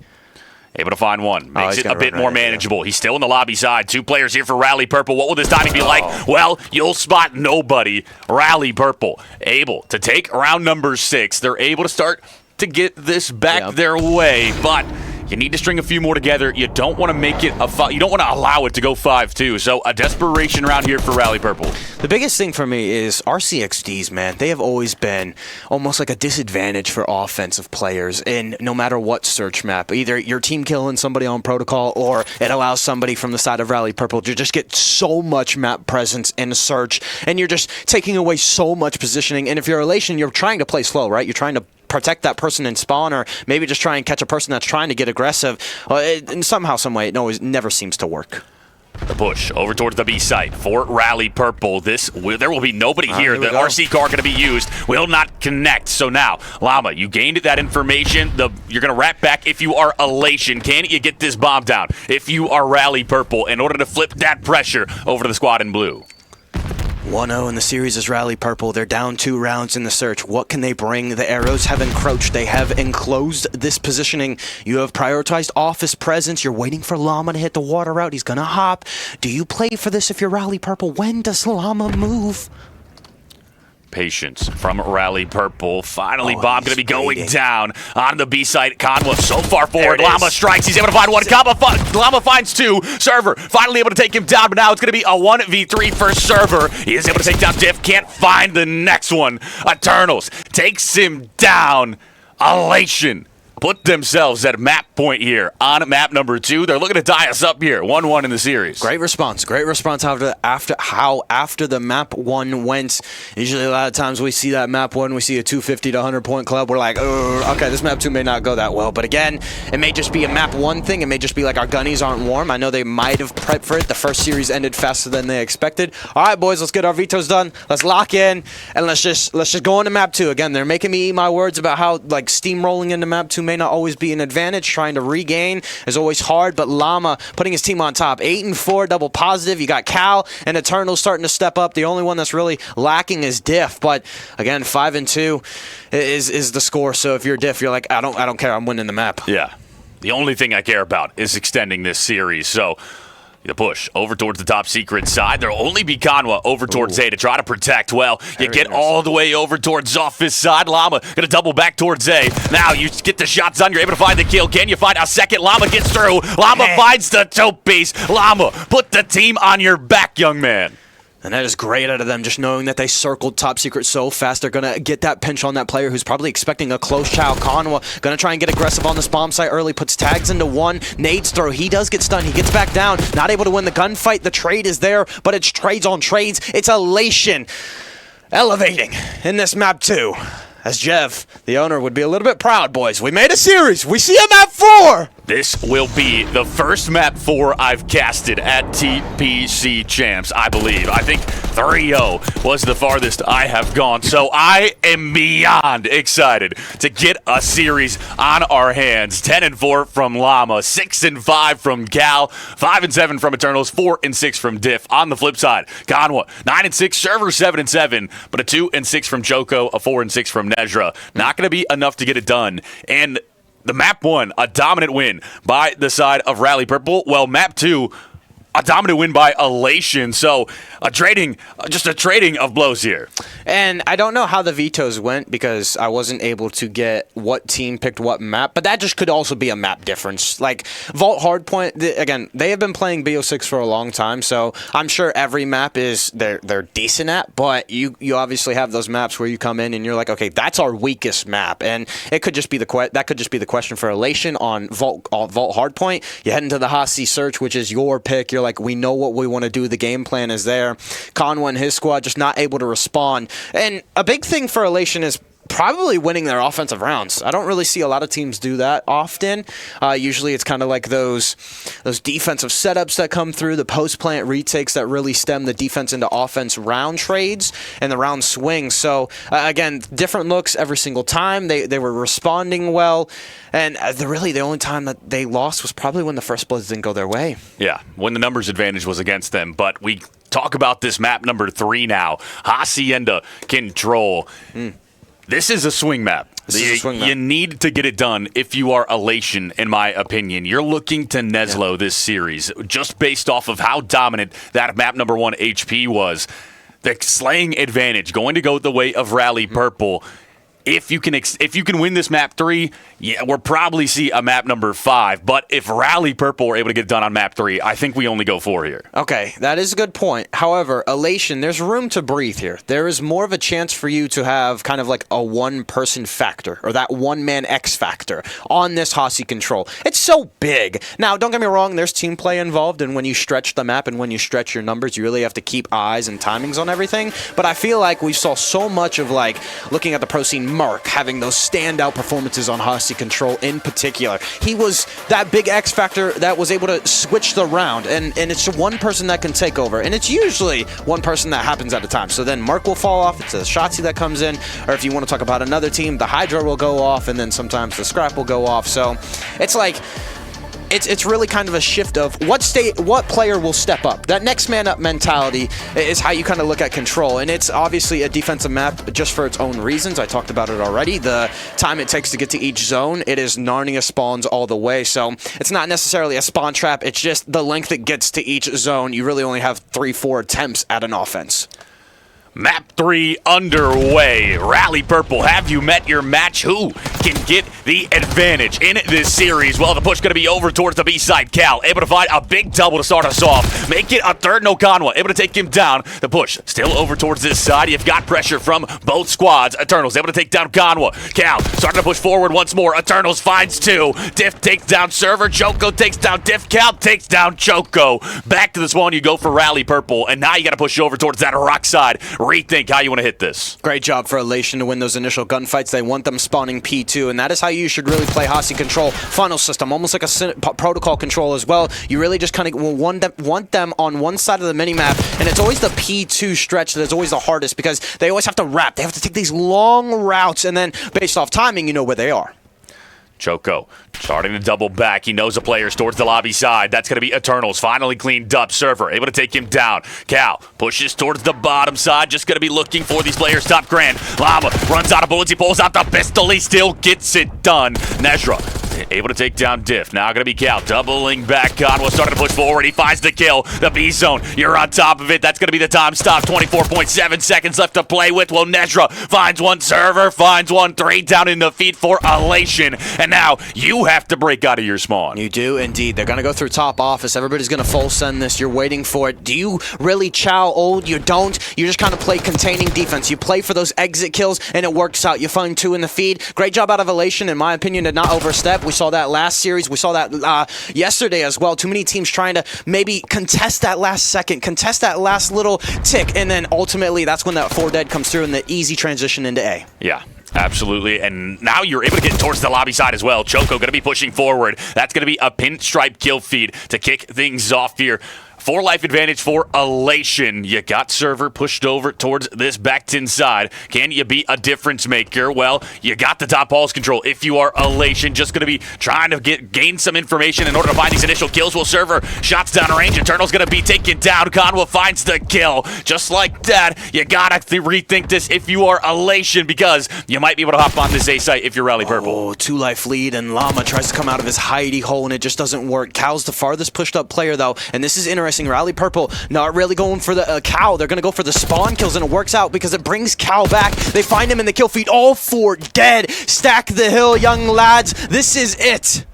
Server holding it down as well as Nezra. Server finds one. Nezra finally falls. Conwa towards the outside. Not able to find anything, but Server will collect. He's able to find a 2-piece. This is going slow on the progression, but the life count, 11 plays 6. 28 seconds left on the clock. You might have just needed to stack. This is going to be great from the side of Elation. Can you find a few more kills? You get them off the time. 25 seconds. The side of Rally Purple, you got to find the kills. I mean, interesting out of Rally. They went for that spawn trap and Ascent, and it works out, but that late break off of number 6, Llama was able to make a difference. However, you're right back onto the hill. Llama able to find 1, finds 2 somehow. The snap drag is in. However, progress still here for Rally. 3 dead. Llama finds the 4th. That's the turn of events. 16 seconds left. 4 plays 5. Make it 3 plays 5 as Con was able to take down Cal. You got to get to the time. It's going to be a foot race. Well, Diff is here to cut you down. He finds one. You will hop on. That's going to be the time stop. And it's all up to Llama. A 1v4. He's able to find 1, but nothing else. Rally Purple take round number 1. It looked like it was going to be a dominant win here on this round 1, but instead, Elation find a way to fight back. They made it scrappy. Rally Purple ice up, though. This is amazing out of me how Llama was able to snap onto the second person, not able to finish the first kill, and then because he's already low from Conwa having that first time or having the first shots. That was insane, but Elation put up a fight, not able to close out the round. That's what you want, though. Rally saying, hey, we want to get that spawn trap. We want to kind of have that life lead. And Control always prioritizing the lives always seems to have success. Elation, can you respond with an offensive round of your own? You need to tie this up. Well, Llama starting to push over towards the top secret side. Can you find the kills? You will not. Server able to take you down. He's going to be 15-6 right now on this map number 3. Looking to be the difference maker for this Rally Purple squad. Is indeed. There are 2 players up pushed in the middle of the map, though. That's going to be number 8 and number 7, Cal and Eternals. They're going to try and find something they trade. And this is Cal trying to do something, trying to carve out some map presence. That is huge for a nice 2-piece. There is one person. This is the big thing about Hossie. How do you play for the person in your spawn? How do you try and progress without helping your teammates off spawn? And that's usually what ends up. A 3 dead for the defense. You still got number 2 Server towards that front lobby side. He's able to take down Cal. Now going to be Server playing his life. The nade going to connect. Llama able to take you out. So now Nezra pushes up. Cal going to be trying to find the response. He will. Back and forth we go in the kill feed. Will be Conwa able to take down Eternals. Diff takes down Conwa. Pinstripe once more. Cal checking his corners. Well, you won't check that one soon enough. Choco finds it and gets out with his life. Choco finds a second as well. A 4-life advantage. And for the side of Elation, you got to touch this time. You got 18 seconds, and you've barely made any progress. Yeah, you have, and Server's going to come from the top ropes. That's the kill. It's been a lot of 3-for-1 trades. Elation spawning in Narnia. Again, there's only one person pushed up in the middle of the map. That's number 6, but it takes, what, it's already been 7 seconds since they've been off spawn, and they haven't touched the time. You got to go if you're Elation. Cal hops on. He's going to be taken down 2 seconds. Done is round number 2. The defense, phenomenal from Rally Purple. The offense was great as well. They put in the small trap from the offensive side. Yep. You need to find something in this map number 3 to have confidence going into map number 4. And I thought this would be one that was a big indicator of how the rest of the series went. Well, Rally Purple looking to make a statement here that map 2 was a fluke. It's so hard in Control just because everybody plays a cruddy corner. Like, you find 2 right there in that late stretch, about 20 seconds left in the round. If you're Elation, you can try and find something. Cal trying to check those cruddy corners, and it's just one more that he has to check, one more spot that he has to iron up that he's not expecting. And then again, a big 2-piece, it stunts all the progress. Everybody's off in their own in some type of land. Will be 2 down in the feed for the side of Elation. Starting off hot is Rally Purple once more. Cal goes up towards the top secret side. Now going to be pushing forward. Will you double back? You're able to know one is on the A site. You're able to take down Server. That's going to be Choco and Ganwa able to respond with 2 of their own. The B site, Ganwa on top of it. So the time going to be stopped. Will hop off. So minute 5 to play with. Ganwa looking to just play for the spawn trap. Well, he's playing it effectively as Eternals gets a team kill. Choco on the other side. You've put the net into effect. Can you get the B zone as well? I mean, this was huge. Number 7, Cal, was looking to kind of wrap back and take one of these players out that was applying pressure. But no, he said, I'm going to leave it to my teammates. I'm going to trust. I'm going to try and hit a deep route in through their spawn. Cal now having to track back, and that is huge because he spent like 15 seconds running a route that had nothing. A 4-life advantage for Rally Purple. You got 2 players on it this time. One holding towards front 10. You're able to spot out Cal. The Chow going to be going down. Cal finds the kill. Server knows someone's towards that top secret. Just going to put some shots down. That's going to be the minute extension in. A 4-life advantage for Rally Purple. A minute and 48 seconds to play with. And you will win this map number 3 if you can get that A site. I mean, Cal finds one, but all for naught. All for what? It's a trade in the feed. Again, you're still trying to work out of your spawn. The containment that Rally Purple have once they get into that office, that bottom line, it is so hard to get out of the courtyard spawn for the defenders. Cal taking down Choco, putting you into the spawn trap once more. Server finds a kill as well. Diff starting to make his way forward towards the side. He won't read the player that goes out of bounds in order to get around that little choke point. Eternals goes down. This is the kills going the way of Rally Purple. Choco finds another on a 3 spree right now. Nezra finds a kill. Now you hop onto the A zone. The spawn trap not there quite yet, but you got Conwa looking to put it in again. Similar situation. They're up double the lives, and now you're trying to work out of it. The A zone, it's a 1-man stack. The map pressure is too surreal for Rally Purple. You find 2, instantly traded by 2. What's going to happen? Well, everybody from Rally is say, hey, we're going to play our lives, and again, we're going to play for spawns. Look at where Conwa is on this map. And number 6, Llama, can you find the kill? No, you're just going to run through instead. Well, there's going to be someone behind you. That is Server, able to take you down. Diff will find the response, but 12 plays 4. No respawns remaining for this Elation roster. You got to play perfect Call of Duty. Well, you already dropped 1. 3 plays 11. mean, this is just insane. 3-9 now. They have pressure, though. Number 8 and number 7 have done a lot of good work, really keeping these reinforcements in their own spawn as well. So there is sometimes it's this, you get one wave and you have a good shot at winning this. Eternals goes down. Nezra able to find that kill. Now the push going to be coming forward. Joko gets over towards the outer side. That's going to be Cal. Takes down one. Can you find a second? No, he falls. Rally Purple. Take this map number 3 in a 3-0 fashion. An elation. All of that momentum you were able to gain in that map 2 squandered. Rally Purple continue to fry. I got nothing else but just like control. It's such a mood swing map. It's such a hard map to play because it can be spawn trap on either side of the ball, and Rally Purple just know how to play that. I mean, you look at Server, 28 and 13, was doing a lot of work with the help of Conwell, who had 2,600 damage, really just softballing up to him, saying, hey, teammate, alley-oop, LeBron James, I'm going to dunk it on your head. That's exactly what it looked like. I mean, they were just on the either side of that spawn trap. Conwell puts in a ton of damage, and then Server just cleans up the rest of them. It was just perfection on that offensive side. It allows you to win 2 offensive rounds. You win the defense with ease. You take it in a 3-0 fashion. And now we go to this map for red card HP. It's one. You got to rotate even more than Volt, I'll say.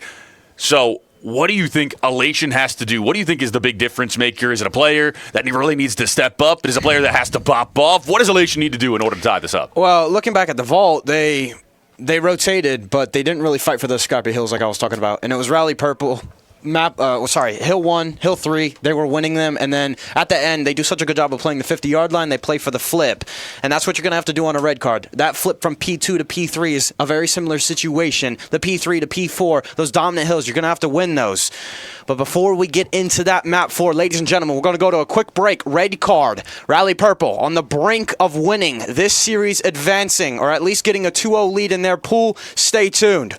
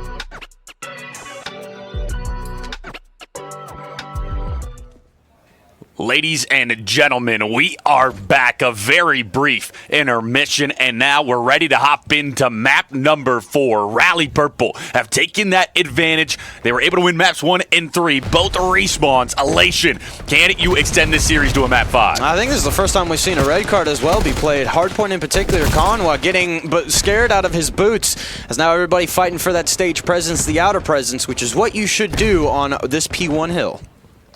Nezra, and Nose Diff is around this outer side. Going to be looking for him. He spots him out. He's able to take him down. Great shots there from Nezra. Cal going to be pushing up towards the stage side. Llama able to take down one towards Globe. Finds two. Cal finds another. So back and forth. The time did go purple for Rally, but now the side of Elation, you were almost able to hop on. This has been back and forth a mixy P1 to start us off. It is indeed, and the biggest thing that Elation are doing, they are keeping that map control. They are keeping it at a 50-50. Last time we saw that vault hard point, it was abysmal. I think Rally Purple got 20-30 seconds on it, which is what they do on those scrappy hills. And again, a big thing out of Elation is trying to keep spawns. That's something that they kind of got lost on that first map. I felt like they got flipped out a couple times when they weren't expecting it. Elation on top of the P2. Choco takes you down immediately. Diff and Eternals will fall. Cal able to find their response. Now, Server strikes over towards that outer side. Now going to be trying to hop onto the time. Well, Eternals over towards that mid-globe. Server going to be starting to push up. Can you find the kills? You will not. Diff finds a double. Time still going to be going purple, but the side of Elation, this has been some weird spawns. You're over towards the top side. Now you'll be able to hop on. Elation break in. Good job out of Elation. They were playing through the middle of the map, and that's what you want to do. It's almost like you want to keep them spawned on the backside of P2 because it makes that rotation to P3 a little bit more easier. It makes that rotation to P3 a little bit more longer for whoever's on the backside of P2. Finding the kills is Elation, and now you're doubling back to make sure nobody got out. Nobody is going to be able to push over towards that mid side. The last little bit of scrap time goes the way of Rally Purple, but the P3 rotation, Elation are on top of it. They're looking to collect a good first 10-15 seconds of time because Rally Purple, you gotta run that way. Good job out of Llama. Oh, isn't able to find the second Server. A little hop, skip, and the jump. That man back where G-Slide said, what?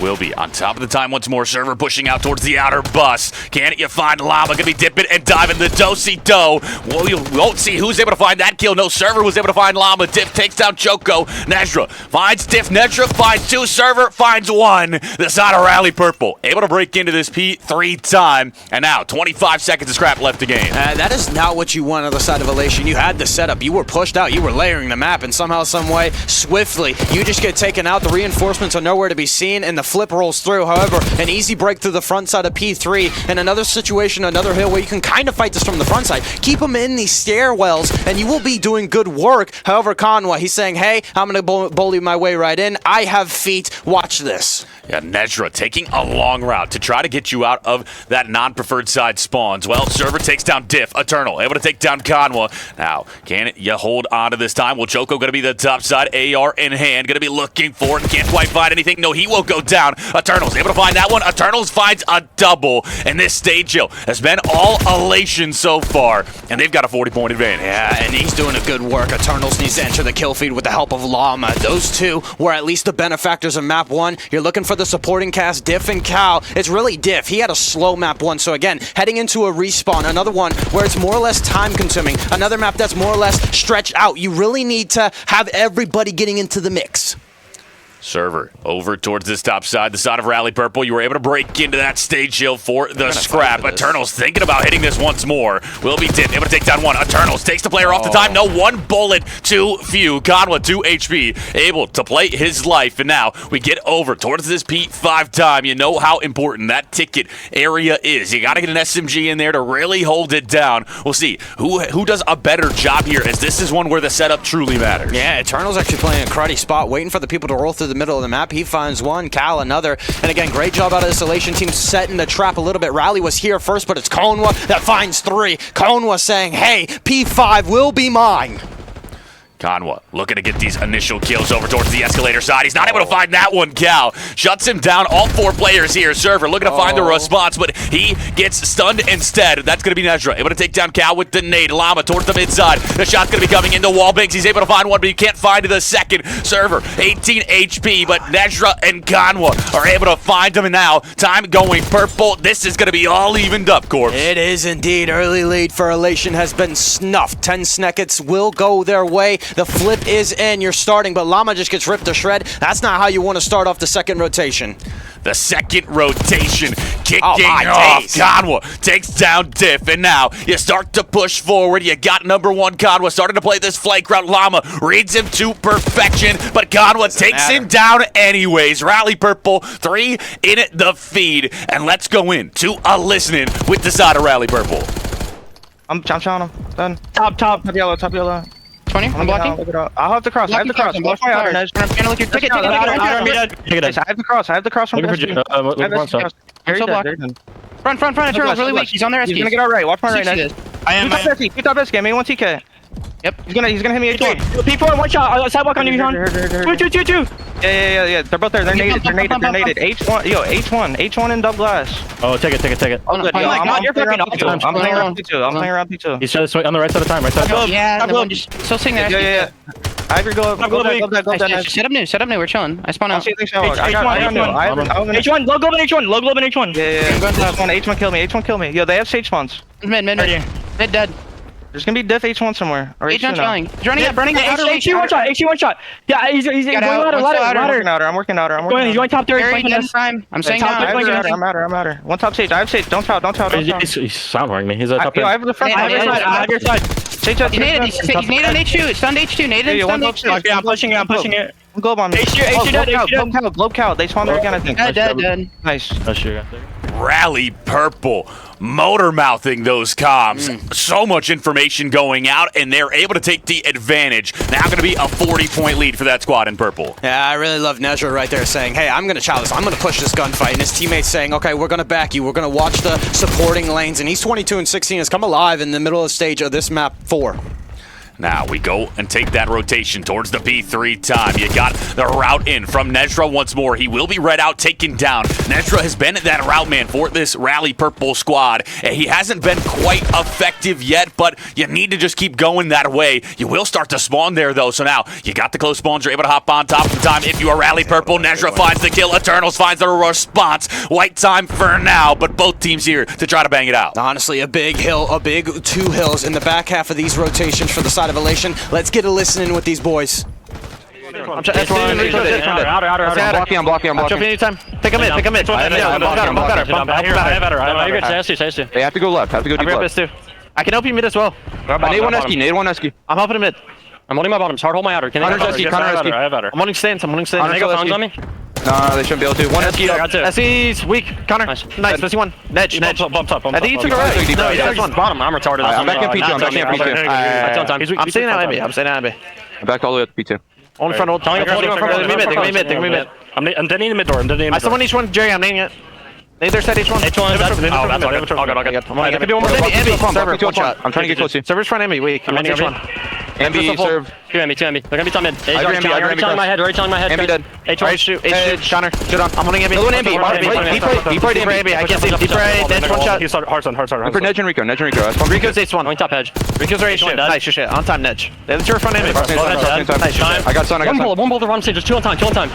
One shot time. I can touch. There's one more. Okay, Amy's Amy time. Server's Do the side. One outside. I have the cross. Our bottom. Server's Amy. Rico, Amy dead. On time. Let's have absolute. That's weak. Really weak. Middle time. Nice shit. Bump. Bump P2, Jerry.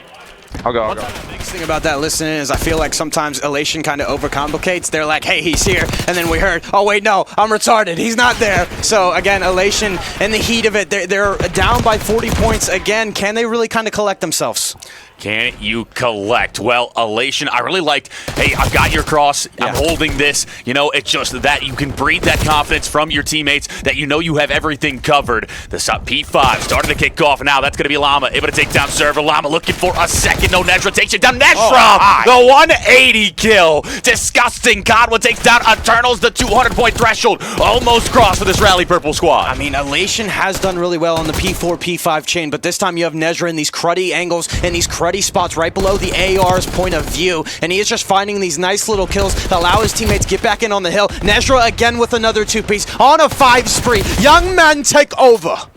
will be the push in from Elation to 07 to 159. Elation, you have Eternals goes down. Conwa finds the kill. Llama able to find the response. The time going to go white momentarily. Choco shots into him. He's just going to have to back up, but Nedra is able to find one. You got Server on top of the time. You got to push this out if you are Elation. You can't let this go, but Server just continues to fry the side of Rally Purple to 25 to 159 as we rotate over towards this P1. You talked about it. Ticket is so crucial from the P5 to P1 chain because look how easy it is. They are commanding the middle of the map. They are reading the flip perfectly. Cal trying to find something gets taken down by Conwa, and this is insane. Rally Purple in the second half of this map have turned up. Just come alive, the side of the Rally Purple. If they weren't already hot, well now they're absolutely flaming hot. Nezra not able to find anything, but Conwa finds a double. Joko finds one. Now Nezra strikes. 16 seconds left in order to win this map number 4, in order to win the series. Cal shots down range, not going to be able to find anything. Conwa takes down Llama. Eternals takes down Conwa. Low time, you gotta go, you gotta find that break if you are Elation. 7 seconds needed. Rally Purple looking like they have done it. They have won a second series on the day. Make it 3-1 to their name. A little bit of fight from Elation in that map 2, a little bit of contest early on in this map 4. Again, this team, one word to describe them, adaptability. They study their teammates, they learn off of a first rotation, and they're just like, hey, watch this, we know what you're gonna do. Slam the door shut on them. And Nezra, 40 and 22, almost double positive, 40 on their foreheads. Overtake from this young lad. Yeah, you could not kill Nezra if you are the side of Elation. You just let him drop a nuke on your head. You had 31 and 26 from Server, 26 and 26 from Conwa, 19 and 26 from Choco. A bit slow, but Nezra picks up the slack wherever needed. Yeah. On to the flip side, it was more of an even positive, like an even KD, but when you have Nezra popping off like that, he's able to find doubles, triples to break into the time alone. It's just going to be too much to handle. Rally Purple, just on a different level this Saturday. He's playing around the hill. I mean, if you were looking at the stats, I think the objective kills, everybody from Rally was like double digits. And you look at Elation, they were sitting at what, 5 and 8 for everybody. So it's like when it comes to that team gameplay, yeah, they're able to break the hill. They're able to hold it. They're fighting, contesting around it. Everybody's getting into the mix. They're flocking to the hill. They're not really worried about the lanes on the outside. They're not cherry picking these kills. They're not being like, I'm going to dilly-dally wall bang for my teammates and hopefully they can win it. Nah, they're hitting it hard. They're hitting it fast. Smash mouth football, and they're just like, boys, we're gonna win this. Yeah, confidence, straight confidence out of Rally Purple. HPs look like their best mode once more. They're able to win the map 1, the map 4. So if you go up against this Rally Purple squad, it's looking like you need to try and Neslo that series, but the side of Elation not able to do it this time. You look at those standings where we're at. Well, Rally Purple 2-0, as you've seen on the stream. Elation drops to 1-1. Unity Visual 0-1. Basai 0-1. And then we go over to that 14K resonance pool. We talked about that Earn Your Medal Elation squad. 1-0, 3-0 map count. Nothing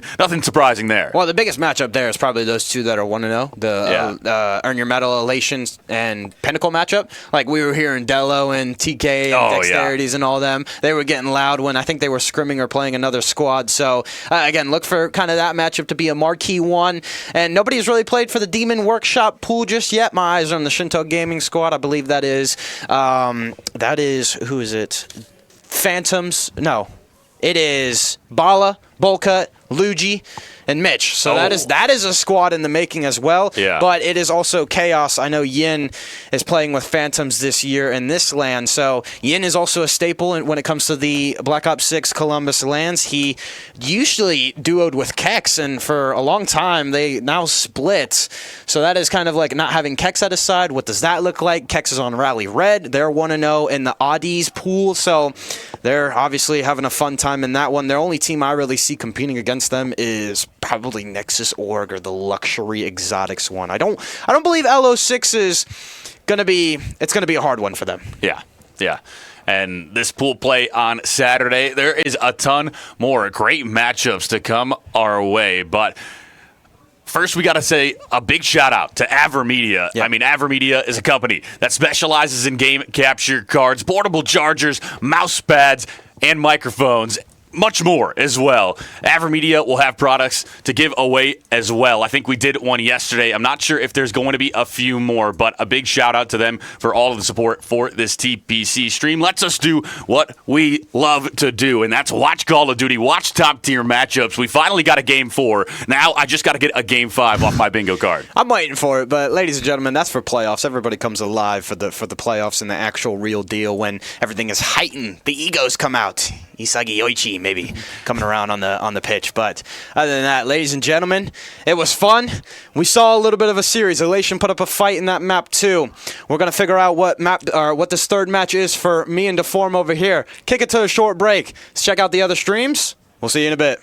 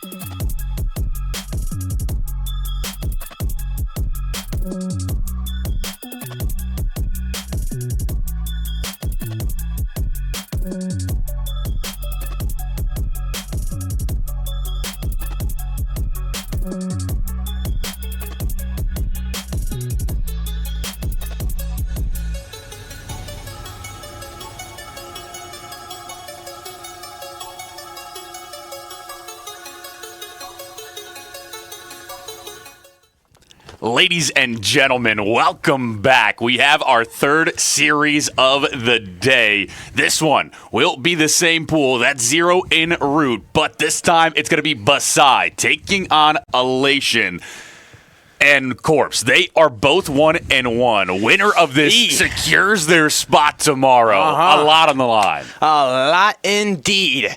Big thing is Elation 4-3, Basai 3-3. So obviously Elation has had one more map to play, one more experience on this second day. But a quick shout out to some more sponsors. We got 14K Resonance. They have a pool named after them. That's the Earn Your Medal Pinnacle one, and they are an up-and-coming org VIP sponsor for this event. They have put in a lot. They are hoping to expand into different games other than just Call of Duty, focusing on content creation as well. So really, if you are a streamer, you can join them as well. Get some perks, get some prizes out of the 14K boys. But other than that, this matchup, Elation Basai. Let's kick it to the maps and modes. We got Vault Hasi, and Proto. Interestingly enough, this is going to be very fun because neither of these teams played it except for Elation Map 2. That's going to be that Hasi search. I think that's their pick. That's definitely one that they want to kind of redeem themselves on. And really, if you're Basai, your advantage comes into the Map 5. We've only seen them play Protocol S&D in their series against Rally Purple. So it's kind of like a toss-up of how at least Map 1 and Map... Well, we saw Elation on Map 1. They got railed, so... Yeah. We also saw Elation on that Hacienda S&D, and they played that phenomenally. So this is one where we've seen both teams play some of these maps. They really need to show out onto those map picks. I think that really solidifies Hacienda as a map pick for Elation. They're going to be looking good in that map number 2. They had a lackluster respawn against that Rally Purple squad. So can you find some momentum in those respawns in order to just, get that confidence back going into tomorrow? Well, you need to win this today, and if you can't win a respawn, that's not a recipe for success. And again, this matchup is crucial just because this is the team. Winner of this will make it out of this pool. It's top 2 from every division, and I believe that's going to be 8 teams, if my math is correct. Yes, 8 teams coming out into that playoffs for tomorrow. So, again, both teams want it. Both teams need it. And honestly, I feel like Basai picked that first map because they're like, we saw Elation just get a 100-point club, so why not? We can do it too, right? The big thing is Steve-O. He was really a lackluster performance on that first series against Rally Purple. I think he went like 14-23, if I'm not mistaken, 14-28 on a Skyline. I know this is a different map, but you really need him. It was Click showing out in map 1 and map 3, and I think, if I'm not mistaken, it was Evasive as well. Those were the two kind of guys that stood out to me from the side of Team Basai. And on the flip side, who you got for Elation?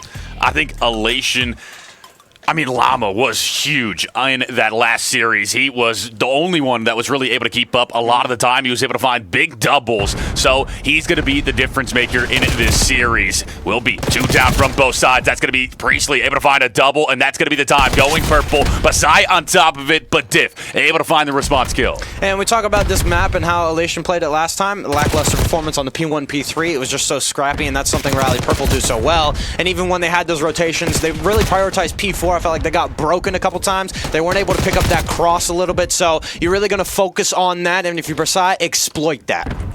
Priestley over towards this light side, takes down Cow. Click, able to take down Eternals. This is going to be a P2 rotation in their hands for now. Diff looking to push forward. He will go down. Elation, a bit of a slow start here in this map number 1, but it's only P1. You got plenty of time to kick into things, but you just don't want to give up a big advantage like you did the last time on a Vault HB. You don't, but number 1's the only one. Eternals around this P2 area. He was here, but he just gets everybody's focusing on him, and now Click is in a nice position to cut off kills. That is what you do best as a sub. That is what you do best when you want to apply the map pressure. Now you will have 3 players here around the time if you are Elation. Llama able to find one. That's going to be 4 down in the feed for Basai. You break into the P2 time for Elation. Diff reads this to perfection. He knows you spawn that backside. He's able to take down Click. Not going to be Priestley. Finding one onto Cal. Evasive finds Diff. And now you can surround this time. Basai can break right back in. A quick break to hop onto the time once more. That was really weird. That player hiding behind the door somehow got jammed or glitched in somehow, some way. That person was like, hold up. And now Cal getting a nice 2-piece, keeping the time going the way of Elation. They're down by 10, 19, and they really want to make this scrap time count. Another thing about Elation is I felt like those scrap time plays. There was a couple times on red card they tried to fight for it. It just didn't fall suit. And then the rotation was left up for free, and that's where they kind of struggled. P3 rotation coming in. Basai going to be there early. Cal towards the mid side, able to find one. Going to drop down towards that vault. Evasive, 22 HP. Well, he will go down. Cal finds a double. Stevo finally able to shut Cal down. Diff finds the response. Now just going to be trying to vie for position. Will be time going blue. The advantage back the way of Elation. Click towards the top side. Art going to be a big player here for Basai to try to hold this down. Yeah, I mean, you know, Llama was able to do something earlier. He found a nice 2-piece with Cal, 9 and 5 as well, trying to fight for this time. Basai focusing on the rotation. And again, we all know and love it. Vault Hardpoint is just born and bred for that P4. It is that rotation that can really jumpstart teams. Priestley with a nice 2-piece. Llama going to try and overextend. Nobody really expecting this. Clicked. Is able to turn around in time, so they do stop Llama, and this is going to be a full reset for Elation. Can you break in from the front side? 15 seconds left to gain. You will hop onto the time. You got to deal with Priestley first as he's going to be playing towards the vault side. He's going to put some shots down. He's able to take down Cal. Now the push comes in from 2 members of Elation. Well, they just don't think about Priestley if he's still here. He finds 2 more. A triple for Priestley on a 6-spree. And that P4 rotation firmly in the hands of Basai. And that might be exactly what you need in order to flip this lead on its head. Yeah, there is pressure on the top side of the minimap, so this is huge. Diff and Eternals able to find another one, but it's Click at range on a 5-spree. This young man, let me tell you, every time with the pistol or not, he is doing the Lord's work. Evasive on top of the time, just going to be trying to make sure nobody's able to break in from the doors, but it doesn't matter because Stevo and Co are able to find all the kills towards this outer side. Priestley, now you're going to gain that information. You're able to take down Diff. Cal will fall. That's going to be 2 down in the feed for Elation. You're going to have to slow down, wait for the reinforcements. Eternals slides it out. He goes down, and you look at this scoreboard. 13 and 4 from Click on an 8-spree. Stevo, 12 and 7.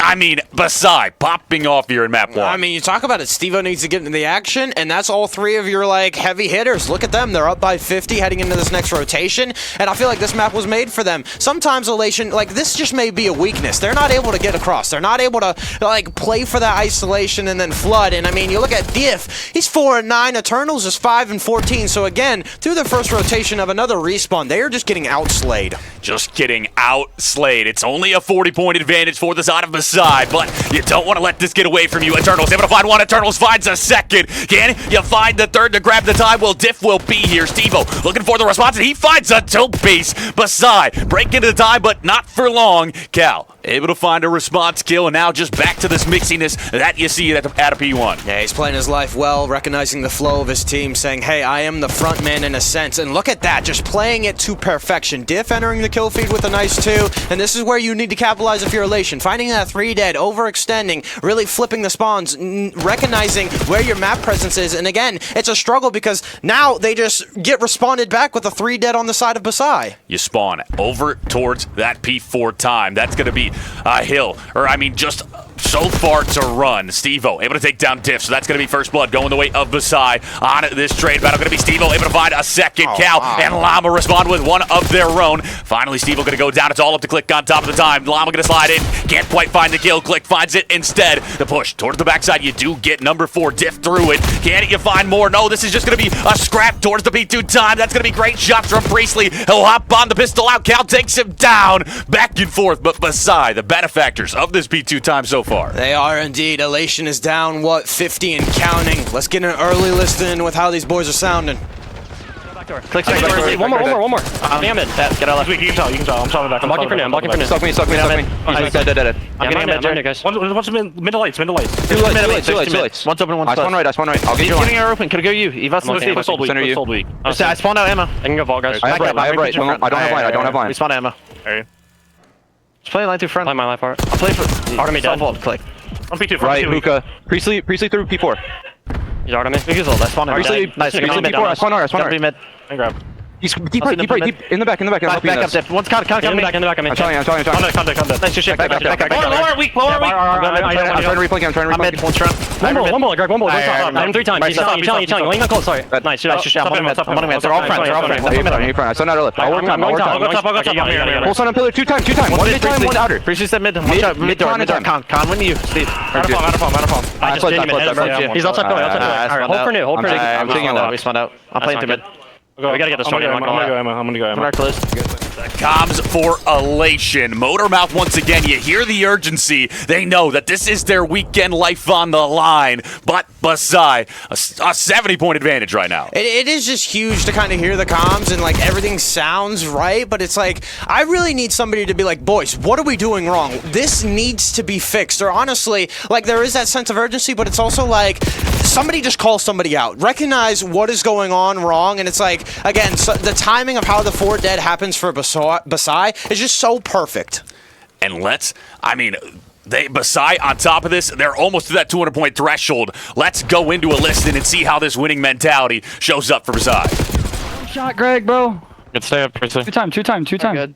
Yo, take our time, bro. We have a big lead. One good break, bro. Nothing Stay top. alive. Stay alive. It's probably close hookah. I'm going through it. They're gonna know. They're gonna be like, the hookah somewhere.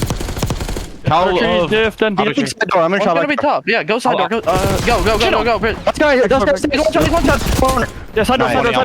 Just sit down. Nice, bro. Good shit. One on me, front. I have health from, so I still have health from. I do too. Heard you. Yeah, bomb. Front door, Diff. One shot on the Jeep.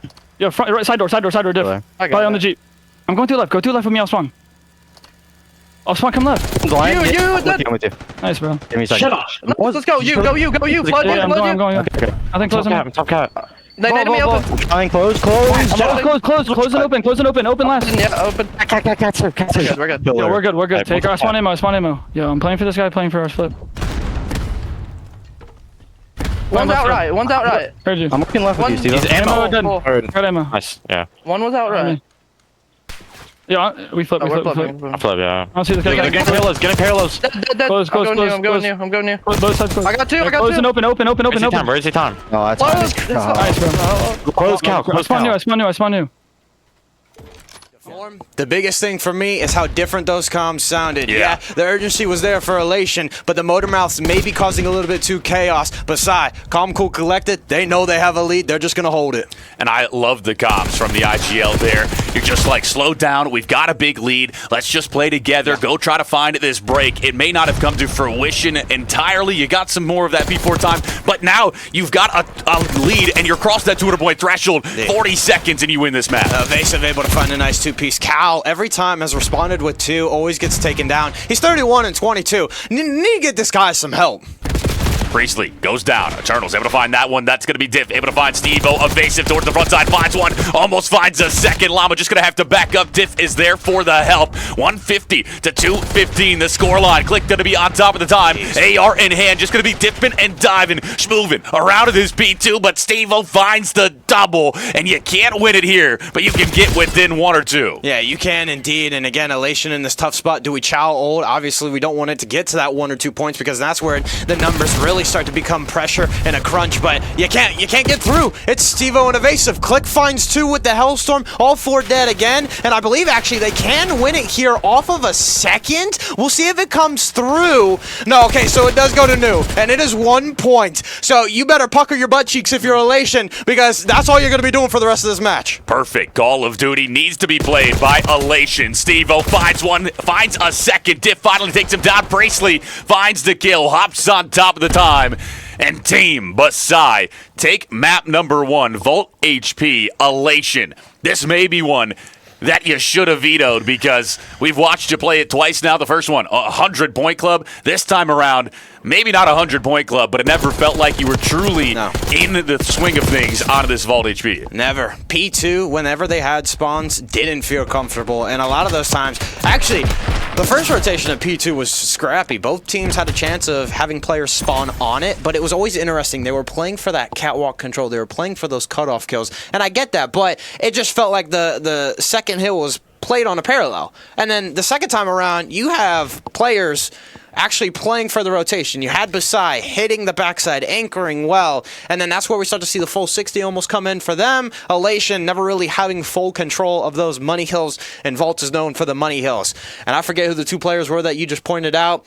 Two of them having 37 and 18 stat lines. Remarkable. I think it was like Steve-O. I believe it was Clicked and Steve-O. Were both positive. On the flip side, Elation, you had, I believe it was Calamity, maybe. I was like not double positive, but he was like +9, 30 and 20, and the rest of the players were very negative. Diff was the closest one at a 1 negative, but I mean, like, you're trying to show out if you are Elation. You've got a player popping off, but on the flip side, you just have two players from beside that are able to do the same. They are almost double positive. Steve-O and Clicked, too much to handle on that map number 1. And now we go over to Hacienda S&D. If you're Elation, you won this the last time we watched you play. 6-2. What do you think? Like, do you think you're feeling confident going into this, or does that map 1 really temper that? 100%. You're feeling confident. I mean, I talked about, like, them going into, like, so I'm a mental person, and I'm always like, again, going into those map 2s super quick. I've never seen a team like correspond to the quick transcend into map 2. It's always like, yeah, if we get slammed map 1, we're probably going to get slammed map 2, but it doesn't matter. They show it out. They're like, this is probably our map pick. This is what we know, and they do regain well. So yeah, the confidence is there. Might I say, they're facing Team Basai, who, again, the IGL in the listening for them was phenomenal. He is going to be calling the shots. I can't remember because I don't know the voices of Basai, but whoever was the IGL in that map 1 was making them, like, smooth. It was a calm sea. The ship was sailing, and we're off into this next round, or the first round. The push going to be in towards that top secret side. Diff, the first one to put shots down range. Clicked, able to find the kill. Llama responds. A 3, plays 3. Cal spots out 1. Going to be evasive, just trying to play his life. He's got the heady. He spots out 2 players. He knows they're there, but it's going to be all up to evasive. He pushes in. He runs out of bullets. He goes down. And Elation take a lead on a Hacienda S&D for the second time today. I feel like this is their map for one reason. They want to play it at a fast pace. Not a lot of... some teams play it at a fast pace because they have that one sub that's aggro, but a lot of teams, again, do those slow spread looks. You know, they have their AR sit backs, the subs play a little bit passive on the bomb sites, usually either holding the outer fence or holding the steps on B. So, again, Elation recognizing, like, hey, this is my map, right? Llama can go off, Eternals can go off. Llama especially, he was the entry-level sub for Elation against that Rally Purple squad, and he was finding 2 pieces, paving the way for them. So, again, look for him to kind of, like, have success on these bang-outs. Yeah, already 2 kills for Llama to start off this map number 2. That's going to be Diff, able to find 1. Back and forth we go. The man advantage going to be the way of Elation. Cal starting to push up towards that open side. Going to be Diff, 5 HP, just has to back up. It's evasive and Click. The last 2 for Basai. Click gonna get some great time and gonna tie it up. 2 plays to the numbers, and now you're a bit split here if you're Basai, but the same for Elation. So timing gonna be a big difference maker here. Cal's gonna track back to his teammate. They're gonna clear the A bomb and then go from there. Basai recognizing this, saying, "Hey, I've been basically playing on the top side of the minimap, so we're just gonna try for B." However, they don't know where number 4 is, so that's why they're taking this a little bit slow. They're taking their time. Click spots 1. Bomb will go down. Diff recognizing this, he's like, "Hey, they might play together. The nade will connect." So the bomb does go down. Do you take action if you're Diff, though? You weaken 1? No, he's going to wait for his teammate.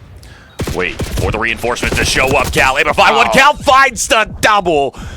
Round 2 goes the way of Elation. They take a 2-0 advantage. And, Corpse, we've seen this before. Yeah, we have indeed. And another thing about this Elation squad on the defensive side, teamwork is impeccable on what they do. We were talking about how, I think it was like the 1-round rally did that big water route by Conwa into the boathouse. When it got to that 2v2 scenario, just the teamwork of, hey, the early defuse is going to come in. Okay, I'm going to isolate a gunfight for you so that way you don't have to worry about the AR presence in another angle.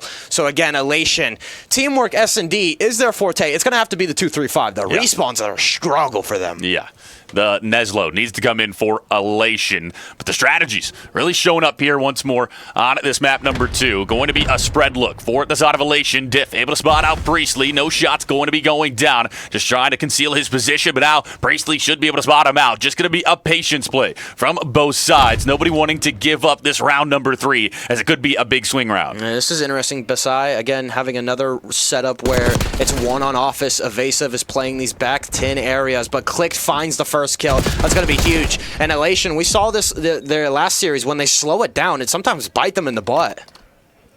Cal over towards the A side, going to be pushed forward. You got number 7 evasive towards the top side. Cal, 2 players challenged out. They're able to take him down. A great job playing the numbers if you are beside. Now going to be a 2-man advantage. Diff pushing over towards top secret. Will you check your corner? You will, but Click is able to take you down. Llama will go down the side of beside. Able to get on the board in this round number 3. A phenomenal retake here over on this A site.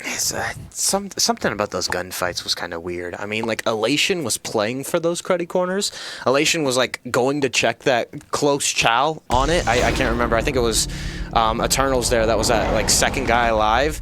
And then he's expecting it, he's anticipating it, but then he still loses it. And I know in S&D you don't want to give away your position, you don't want to give away your timing, so I recognize the fact that he didn't want to automatically pre-fire it, but it's just weird because, you know, you're anticipating it, you're expecting it, and then usually a lot of the times that you end up finding the kills, and then it just doesn't transition. So it's a little bit of a weird factor there from Elation. Basai, can you find a second round here on this offense to tie us up in the map number 2? Well, the push will be posturing towards that A site. You got Priestley, the top side, trying to be that AR to lock everything down. Click gets all the way through this bottom line side. He's going to be playing the flank towards office. Will he get spotted or will he be able to find a freebie? Click gets 1, so that's going to be the numbers advantage. The weight of Basai, evasive, going to walk into Llama's trap. Oh, almost a turnaround. The trade will be there from Priestley, and now a 3 plays 2. Yeah, but look at this. Number 6 is hitting a timing as well. Click holds up on the office side of things. Eternals, last one alive, recognizing, hey, they might go away. Eternal shoots, not able to find anything. And Basai doing a little bit of some mind tactics out. Well, that's the Hasi S&D we love and see, right? Again, that aggro AR or aggro sub. You just hit a timing through the middle of the map where it's like, I feel like this map in particular is kind of a reverse. Like, we saw it in the BO4 side of things. It was made for those 5v5s. And this is just a big map to be played on a grand scale of a 4v4. That's why we see those timings come into play. And it's almost a little bit of luck. Just a touch of luck. Well, we're all tied up. 2 plays 2. 0-3 for Evasive to start us off. He's been a bit slow in this map number 2, but it doesn't matter as Click has been 6-3, been showing up once more. The push going to be over towards the B site. That's going to be Llama sliding it out. He's able to find the first on Steve-O. The trade going to be coming in. Click finds a double. Evasive follows it up, and a 1v3 for Diff in the blink of an eye. And that is what happens when you kind of overchow with nobody doing it. Everybody kind of overchowing at the same time. Not Llama, but it was the follow-up that tried to come through. But great job out of Basai, just the ARs holding for the subs. We're watching our angles, and like you said, I mean, they know bombs down here, so good luck for Diff. Yeah, you got to push forward. You got to find 3 kills. They're all here. Hey. You're going to try to spot through this crack. Not sure that you saw anything there. Diff going to slide it out. Great shots out of Priestley. That's going to be 1. He's able to get out with his life for now. Just going to be 7 HP. He's got to play slow in order to get that regen into effect. He will. 33 seconds. There's still time here, Corpse, but it's still a tall task. Yeah, just trying to play around this rock, look left, look right. You know that these players are going to be shifting and shouldering, so that's an unfortunate situation. Diff, obviously, probably not hope. I don't know. It's like another thing about the mental thing. When you get put in a 1v3, you're like, yeah, I'm probably not winning this. So you always like full send a shoulder or full send a swing. But again, there's nothing much you can do. I mean, you can isolate gunfights, but at that position and where the bomb is down, having to go through 2 players fiddling around rock, it's always a tough one. 9-3 for Clicked right now. 5 spree for him. He's got the RC car in his back pocket, the extra util to be used whenever he sees fit. The side of Basai, you've strung 3 rounds together. You have taken this advantage. Well, now the push going to be over towards the B site once more. Diff going to have to back up, and now no pressure here. You'll realize that soon. You should be able to get this bomb down easily. This is going to have to be a retake for the side of Elation. Oh, that's a nice win by Click. Not only is it the first blood, but you deal with the AR that was first in line for the B presence, and now Eternals is going to have to encroach. Eternal also as well. The RCXD was played, but it gets shot out of the air, so nothing really of use for it. This pinch will roll through, but it's Steve-O that picks up the first. Llama on the flank is able to win a big one, so you still have to split your hairs. Llama and Eternals, the last 2. Eternals able to find 1. Can you find the second? You're going to slide around. You can't find the shots. A 1v2, but Llama will respond. That's going to be a 1v1. Steve-O versus Llama. Oh, great shots there, but Steve-O, the second time, he's able to get it done on that chow. Got scary there for a second for Basai, but they clutch up. It is indeed. Llama recognizing, hey, the bomb is planted for open. Or, I mean, it's open / office, but you know that it's more or less the open side of things. And Steve-O, the AR, obviously going to be playing the bomb checks. Almost won it. But Steve-O clutches up. My man, some people in the chat are saying he's selling. Boys, he's not selling you today. Basai looking to get out into this bracket play. On the offense is Elation. You haven't found success in 4 rounds. You need to start bouncing back. This is a swing round of all swing arounds. You're starting to push over towards the A site. You're over towards top secret. You get through. Now, Basai, not able to find anything. That's going to be 2 down. It's Eternals and Llama who are able to strike the numbers advantage. Now going to be a 1v3 for Evasive. You will find one to make it a 1v2. A bit more manageable. Still a tall task. The play call from Elation, that is what they did as well against Rally Purple. Whenever they want to find success or whenever they want to have that momentum, they'll always do that top secret push. They'll always flood one site. They'll always look to outtrade, and it's led by Llama. Everybody follows suit. And now in the 1v2, Evasive, what can he find? Oh, he reads it well, but when he tries to slide it out, he can't find the kill. Elation able to take round number 7. They're able to make it 3 plays 4. So now, this is close. This is where even if you give up a round, a 5-3, the 5-3 curse, we could see it come to fruition. We could see it all evened up. Elation, you got to dig deep here. You're starting to find some momentum going your way once more. Indeed you are. As Basai have done a lot of great work on the offensive side of things. Talking about it, usually that's how it goes on Hacienda. It's really that when you find a defense, you can chain it back into an offensive round. So what is it going to be here for Basai? They haven't really favored A that much. The classic 2-2 from Elation. They're going to go connector. They're reading this perfectly. Diff finds the first. Steve-O at range finds the reach out. And again, it's a 3v3.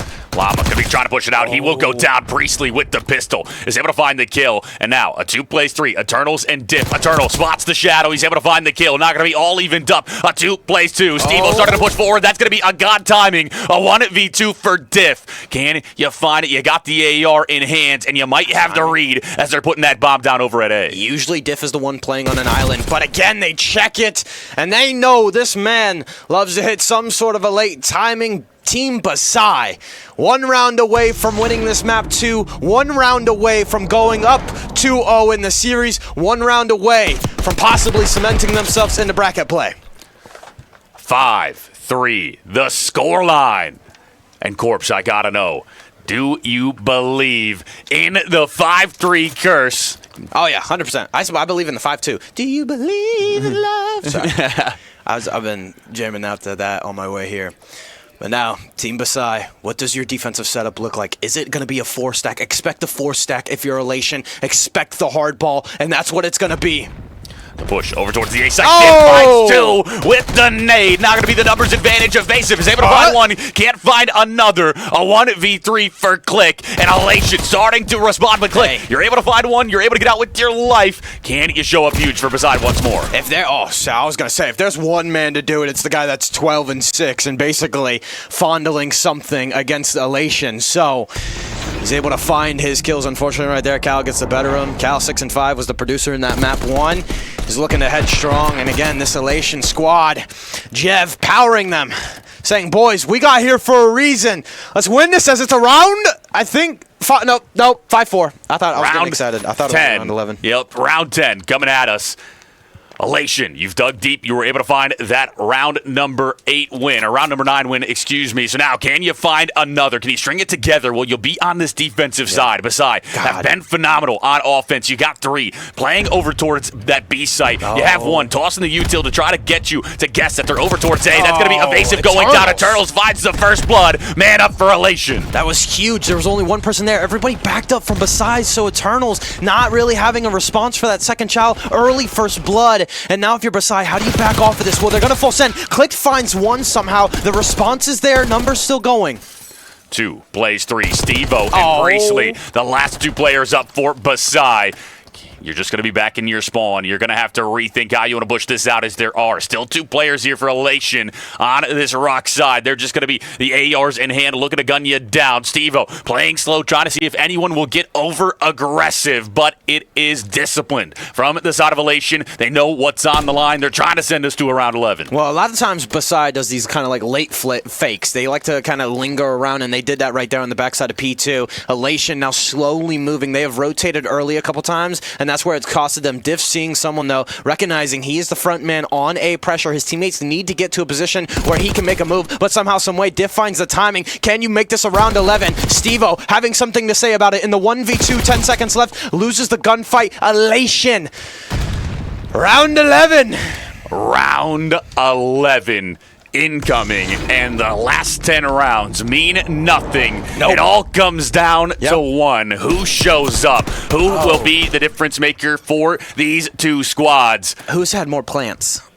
I think it's been Basai, if I'm not mistaken. So they will have defense. Yeah. Okay. Basai has had...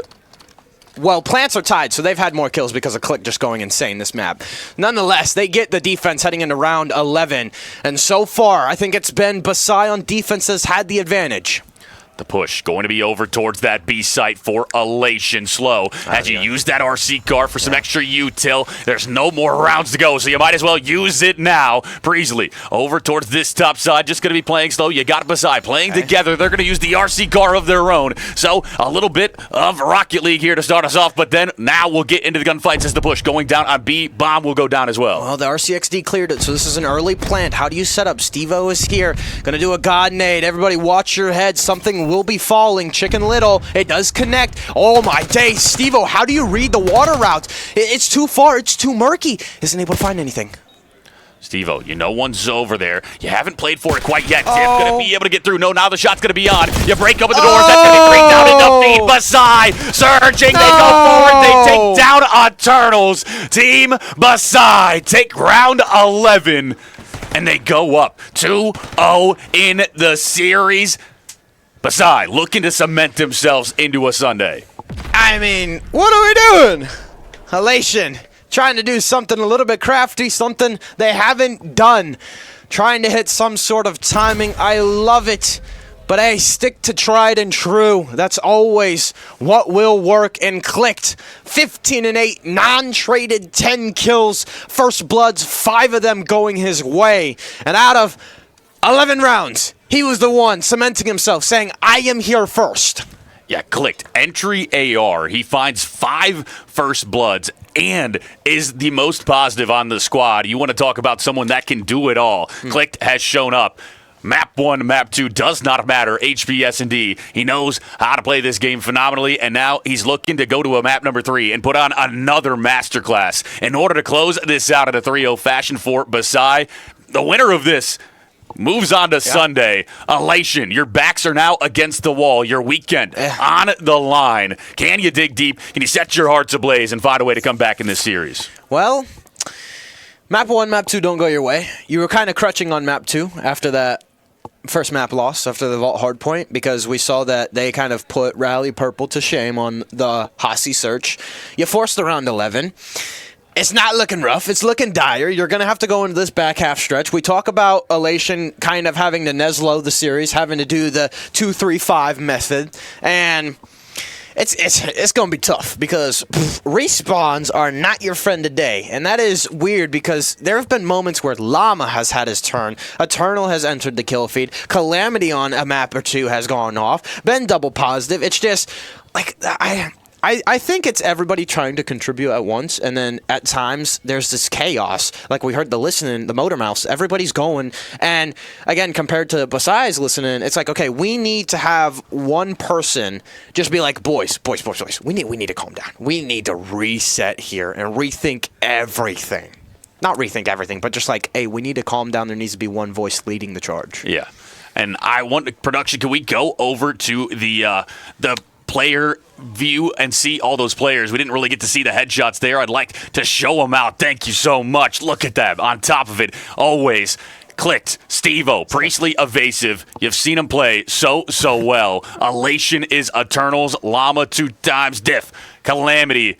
this bottom roster, the one that have their weekend on the line, whereas Basai, you're looking at you're so close. You're one map away from putting yourself to a Sunday. I love the player headshots because it's like Click is doing whatever. Steve-O's like, okay, yeah, I think those are Zins. I'm not sure.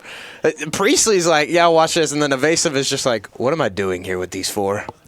Like he's just like, dude, these guys are idiots. all right. Very professional. Just very professional. Just look straight face. But these are your players for this series, and I mean, it's just been all Basai in this. They just have been showing up. Map number 2 was one that you needed if you are Elation. Yeah, you weren't able to find it. It was your map pick. It was one that you've been phenomenal on before, and Basai are able to clutch up in round 11 on the back of Clicked and just everyone showing up, just finding those kills. And now we go to this Vault Control, map number 3. And what do you do here? I mean, what is the difference maker for the side of Elation? You just need to stay ahead in the lives. Too many times did they get a 4 dead. Too many times did they get spawn trapped against Rally Purple. And that is going to be even greater on a Vault Control. Again, we saw instances where they were able to get out of it, and they also were able to put some of the reinforcements from Rally Purple into a spawn trap. So it's just there's been moments where they can regain and they can get back into the live situations. Don't go down early. Don't lose that first wave. Maintain map presence, and hell, get them out of your spawn. Easier said than done for Elation, as they have not been able to find much so far. I mean, map number 2, a little bit of momentum there. You thought you had it as you started to go up too low, and then it just started slipping away from you. You made the comeback if you are Elation, but round 11 goes against you now. The reverse sweep needs to come in, but before we get to that map number 3, we got to shout out Audi's popular headset brand, which prioritizes blocking out the outside noise, being close to perfect for crisp noise in gaming and in the studio, day-to-day life. Block the noise, own the moment. Audi's, make sure, or we support you. We appreciate you for all the support that you've shown. Map 3, we should be thinking about it here soon. And I think the players just took a brief break real quick, grabbed some water, and then now they're back. But let's take a look real quick. Let's take a look at this because Audis has a pool named after themselves. So we'll kind of get away from this as we're waiting for that map 3 to come in. Audis pool has that Rally Red, Kexis roster. That's going to be a fun one to watch. Luxury Exotics. Legend LO6, Legends of 6, and Nexus Org, which nobody has really played down there in that bracket just yet. It's only been Rally Red and LO6, and that's going to be a fun one. I don't really know much about that Audis pool. I know LO6 is Storm. He's placed a couple times. He's placed in the top 5. Q, Jafad, if I'm not mistaken. Ashton, opening up that spot. Gen T with Cheetahwanga in California. He's the owner, so, again, look for him to have something. Other than that, I don't remember much. Nexus Org is who again? They played in the qualified. Milan. No, that's 365. I'm nope, that's not who it is. I can't remember off the top of my head, but I can't remember. You saw in the top right of that bracket play, or of that pool play, excuse me, Pinnacle and Earn Your Medal already secured their spots for tomorrow. Rally Purple's already secured their spot, and now we go over into this map number 3. Basai looking to do the same. They will be on that defensive side. Steve-O going to be pushing out the mid door. Lava going to hop out of the B site. He will be taken down. The first 2 kills go Purple in the feed. Diff able to find one in response, but now Cal, the last one, pushed out. Yeah, they try and work B Street, which again, updated spawns. We all know that it's a little bit more easier. Cal is here playing his life, waiting for the AR presence. He's able to make at least some noise on B. Has to play his life with Llama. Again, good kill feed action for the side of Elation. It's been pretty even. Maintain middle of the map control. That's huge, and they actually have a 2-side attack going on. Will be Priestley over towards the B side. Llama just going to be on top of the time, trying to play his life. You got 2 players over towards A. Priestley shots down range, not quite able to take down Llama. Now he will pull out the pistol. He's able to find the kill. A has almost 2 segments done. It's only a solo cap. You're trying to play for the kills instead. The flank going to be coming in from Evasive. He's not going to be able to find anything yet. This has been back and forth, a slow progress, but 2 segments nonetheless on the A site. There you go. Cal gets a nice 2-piece. I think I heard him in the venue. He's getting active. He's getting vocal. That's that minute extension. 2 minutes to play with if you're Elation on the B site. The transition trying to be smooth. Eternals and Llama entering the kill feed. They're trying to find their respective ones, but it's Click that shuts it down. 2 life advantage for Elation. Make it 3. You got somebody over towards the P4 time. You got Diff the top side. Useless, able to take down 1. So that's going to be 2 down in the feed. You start to push over towards the B site. You got 1 on already. The second segment looking to be secured, and it will be. So 1 segment is all you need in order to get this round under your belt. Will Llama's able to find the initial kill. Priestley going to respond onto 1. Priestley for 2. Evasive goes down. Eternals finds the double, and it's going to be all up to Clicked, and he will fall. Elation come to life in round 1. Good response right there, because the first time they tried to go to B, it gets shut down, or at least it's stopped instantly. And then Cal playing his life, waiting for Diff here on top ammo to help him out. They're able to get on B. While the other teammates off spawn, they work A. And again, it's all about that mid-map presence. If you can just catch a nice 4 dead, which they did, you're going to be spawning the opponents on P4. The trek to B is always oh so hard. And I feel like Basai right there, they wanted to save both sites, and it was a little bit more split on how they kind of like sent their pressure towards each site, and then Elation going to capitalize off of that. So again, Vault control. For me, 4 deads, that's what you need to focus on. Stack the point. Too many times have I seen a team try and fiddle with their food, try and get aggressive. You know, when you find that 4 dead, just stack it as a whole. Yeah, Cal, 7 and 3, the difference maker for that squad in blue.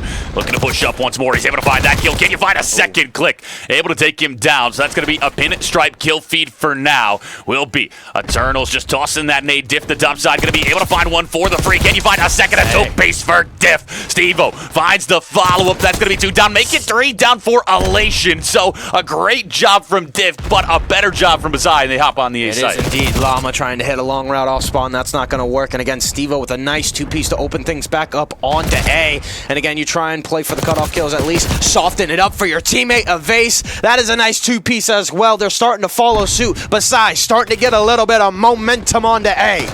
Llama looking to cut off these players on A. He's able to find 2. Diff finds 1. That segment not going to be secured, and so you don't get the 60 seconds added. Will be back to your spawn. Click going to fall. This is going to be all even in the life count. A minute left to play with, so you still got some time to think about how you want to push this out. But that spawn trap looming for Elation. It is indeed, and Cal providing the information. However, it does not work. Click still wins his respective one. Cal now getting into the action, has to turn around a couple of ways, and this is interesting. B Street is open, so you're going to get there, but the response is going to be there head on for Elation.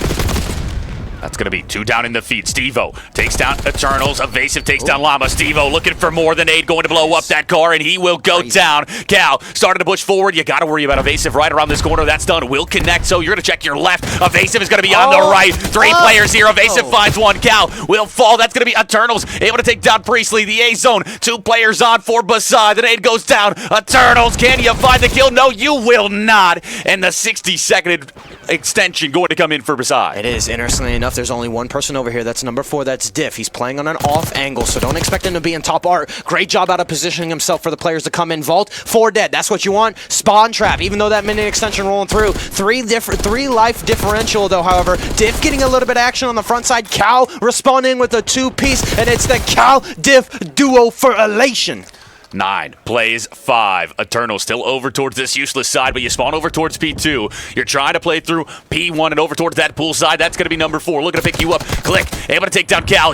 Llama takes down Evasive. 8 plays 4. No respawns remaining for Basai. Perfect Call of Duty needed, and they're all falling down. It's all up to Evasive and Clicked to try to win this round. It is indeed. Click falls, your partner is dead, a 1v7. I mean, good luck. Everybody knows that from Elation. They're just going to fly. They're going to follow suit. Evasive not even able to bring down 1. So, Elation able to take the first round. Good response on a defensive round. Something we saw them kind of, well, sorry, that's, yeah, the first round of defense for them, something they struggled with against Rally Purple, and they're up 2-0 in the series. Honestly, for me, if you can win at control and you can win it 3-0, this is going to be huge for them. Don't sell. I mean, if it goes like 2, if you win at 3-1, that's cool and all too, but you make this a round 5 and you win it by a hair, you're like, boys, our respawn is so jocked. Yeah, and now you got to win 1 more for Elation. They're starting to come alive. A series might be a brewing between these 2 squads. Elation back on that offensive side. It's been Cal at 17 and 9. Diff 12 and 6. Double positive from him. Those 2 been the difference makers for this Elation squad, but everyone positive or even. And on that flip side, you've got all 4 players negative for Basai. Very interesting. Basai not sending anybody towards B again. This is going to be home free for Elation. Llama starts out the first. And what are we doing? We need to send somebody to B. This is something I talked about yesterday. One person, that's all it needs to be. Evasive is here, he finds one, but the pressure's already in through Art.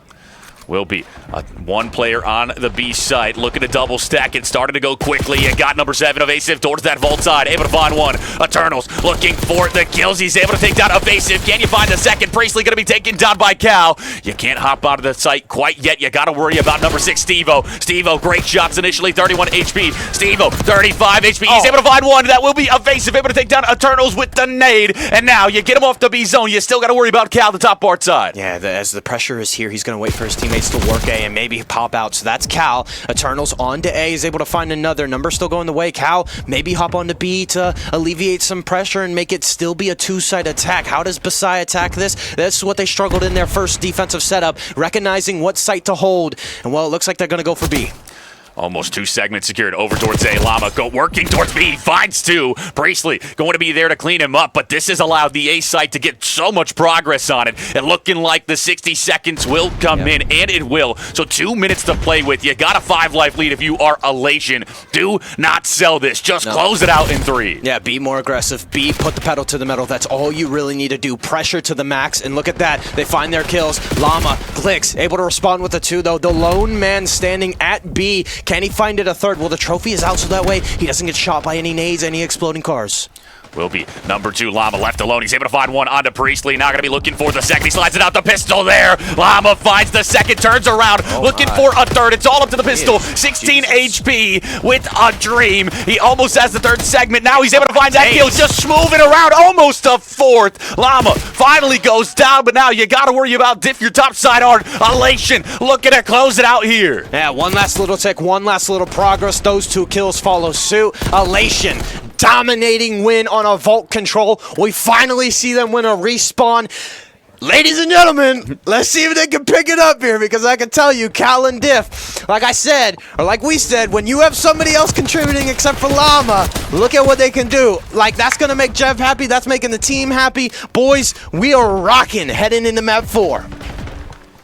Elation finding life here in this series. Map 4. Now, we have to go there. We might even see a map number 5 if Llama and Cal can keep shooting like that. Yeah. Diff as well. I mean, Eternals was the lowest KD at a 1.0. And on the flip side, everyone negative for Team Basai. You want to talk about a turnaround. The side of Elation there in that map number 3. I didn't have a lot of confidence in you, and you proved me right wrong. Right, exactly. And it may have just been like a map different as well, because like Hacienda is really kind of the least played control in my opinion. I think just because, again, the spawn trap is so deafening, and because of how long it takes to get to a zone, you only have 3-4 chances. And that's why maybe not a lot of teams like to play it. At BO6, everything is speed. You want to have a lot of chances. You want to have a lot of times to break it. You really want to rely sometimes on that luck of the mixiness, and that's where the vault, that's where the protocol comes into play. So, again, Hacienda control, not really the most played control map, and I think Vault is, so they've just had probably more reps on this Vault control, and they show why, as now it's 3-0. We're heading to that Hacienda hard point. Well, look at this, okay. So we look at Vault, it's kind of similar. There's a rotational, the money hills. Hacienda has that in a sense, except it's 2 different money hills. You got P4, which is known for a lot of like layering. The ARs have to be on their game. The ARs have to be finding a lot of information. You look at the P4 on Hacienda, that's hardball. That's where the subs come into play. Again, like P2, P3 is very similar to AR heavy, but my big thing is P2, P3 very similar in Hacienda to Red Card. And we saw the Elation squad played it against Rally Purple, and it was a closer match than their map 1. So, like, again, the stretching, the way you have to layer it, I feel like that's where Elation do such a good job of being like, okay, we're going to linger in the middle of the map. We're going to say, hey, let's set up, maybe not hop on the hill early on, so that way we can play for that 3-4 dead and then get that clean 10 seconds of time. Map 4 will be here very shortly, but before we go there, we're going to send you to a very brief break, so make sure you stay tuned, because the rest of the series coming at you very soon.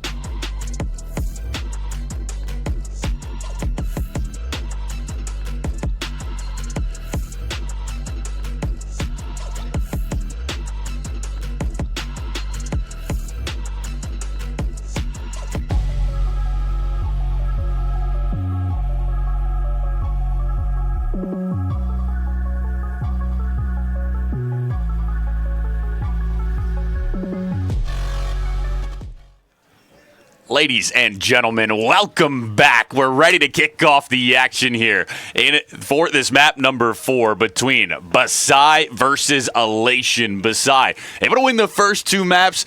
The first one very handily. The second one got a bit closer, and now Elation starting to come to life. They take map number 3.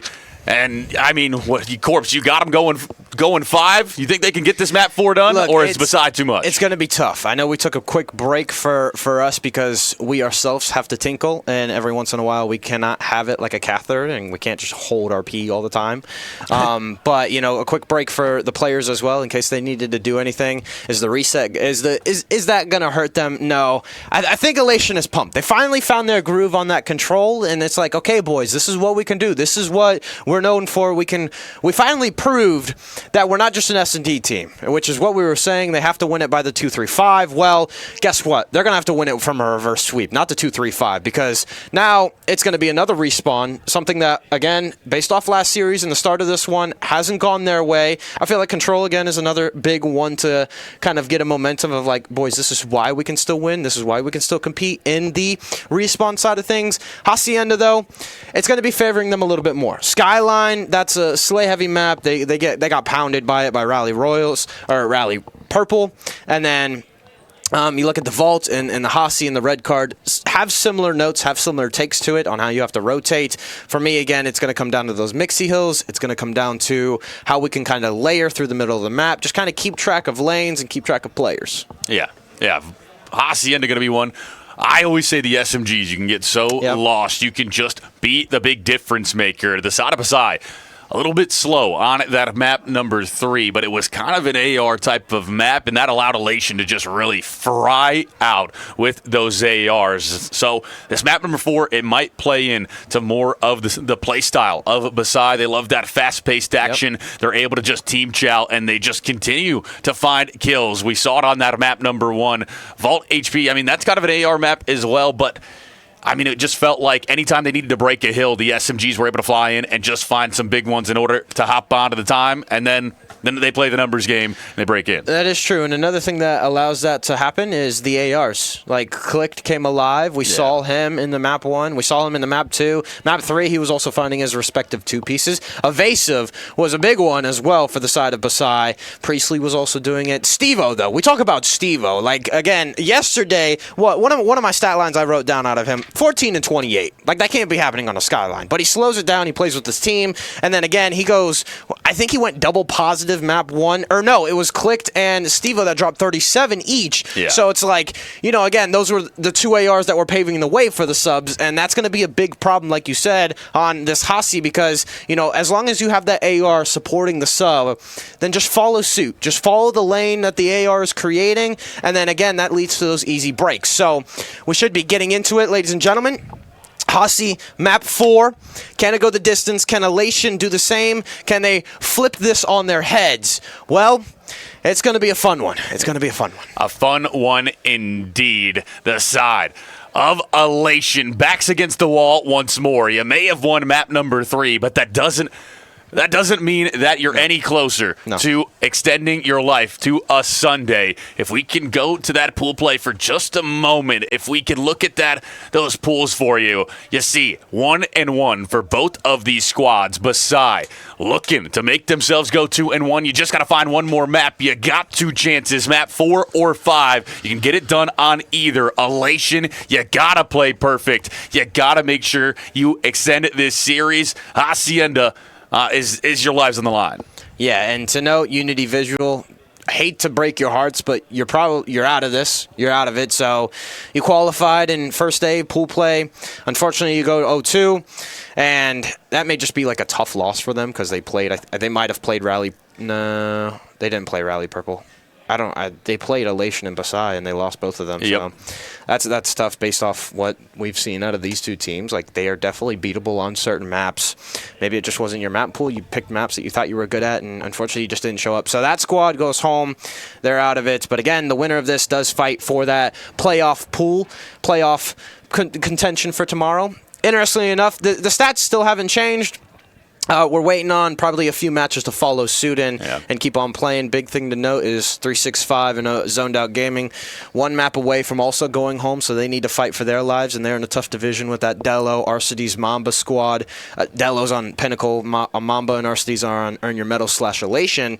I'm excited for the Demon Workshop because, again, we talk about it, Yin and Phantoms on Chaos. The Carolina Reapers are my big sleeper for that because they were the ones that fought their way in the qualifiers yesterday. They were the ones that honestly 3-0'd quite a plethora of teams, and even when the 3-0s were tough, well, they put their foot down and they backs against the wall, then they closed it out. It was like the one series I saw was a tough map 1, a tough map 2, and then obviously they had enough stamina just to say, like, boys, we're going to steamroll them map 3. So yeah, tried and tested for that Carolina Reapers gaming squad.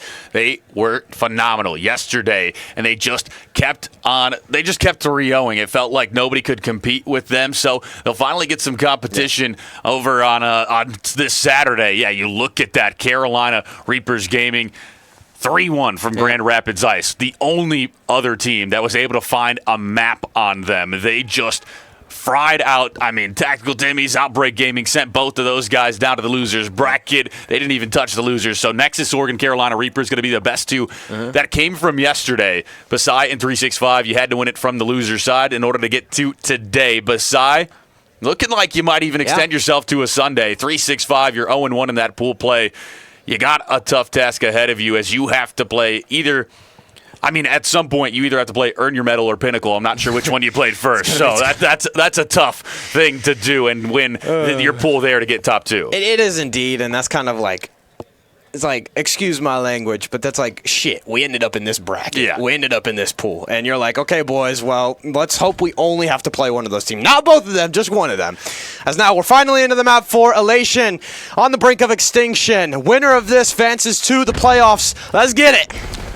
Will be Elation on top of the early time. Click able to find the initial blood onto Eternal. Steve-O going to be towards this outer side. Just going to hop up looking for where this player is at. He's going to go down. That's going to be 2 down in the feed. That's going to be 3 down. Elation continue their momentum into this map number 4. The break did not quell the passion that these boys have going. No, it did not. But Priestley and Steve-O, again, find their respective ones. The time's still a ticking of Elation. And we talk about this, playing for those scrappy hills. This is a good job out of them. 25 seconds already. We haven't really seen them get this much of time on any P1 in any series so far. So, hey, big confidence booster. Let's chain that in the P2. Starting to move forward. 12 seconds left to gain of the scrap time. Steve-O able to find the initial blood onto Cal. Priestley going to be over towards the P2 side. The fight's going to be over towards Lobby. Diff will fall. Steve-O, a great job to pick that up, but now going to be Llama towards the backside. Taken down. Priestley finds him. And so now you have to push this from the front side. If you are Elation, you are taking a route. If you are Cal, can you show up big for the squad in blue? This is what I was worried about. Besides, the ARs were phenomenal. Again, Steve-O, Click, they were shooting map 1. So once they can get to those headies, those power positions, it's going to be so hard to get them out, and the subs are just going to pick up every other lane. However, you find one, you have the person spawning out. There's 2. Llama and Cal win their respective ones. You get spawns, but however many times we've seen this team can also get put in a spawn trap on when they have him. Yeah, absolutely. And now you're on top of this P2 time. 26 seconds left to gain. Bazai trying to break in from the lobby and the front side. A 2-2 split. That's going to be Eternals. Able to take down Click. Now going to be Evasive falling as well. Diff on top of the time. Going to be chowing it out. That's going to be Cal. Able to find that kill. So time continues to tick blue, and this will go down to about a 40-point advantage, maybe a touch less, but Elation nonetheless on top. Yeah, something to note is Cal brought out an AR, so they're going to try and cover those lanes a little bit better. They're going to try and get to more power positions, and that's what you love to see. He's probably running the flex role, so look to him for P3, P4 to really get active and get mixy. Another thing to note about this Elation squad is I feel like they need to play time a little bit more. That was something on Rally Purple. It was really just a one-man squad. They need to hit these hills. They need to get more active inside of them.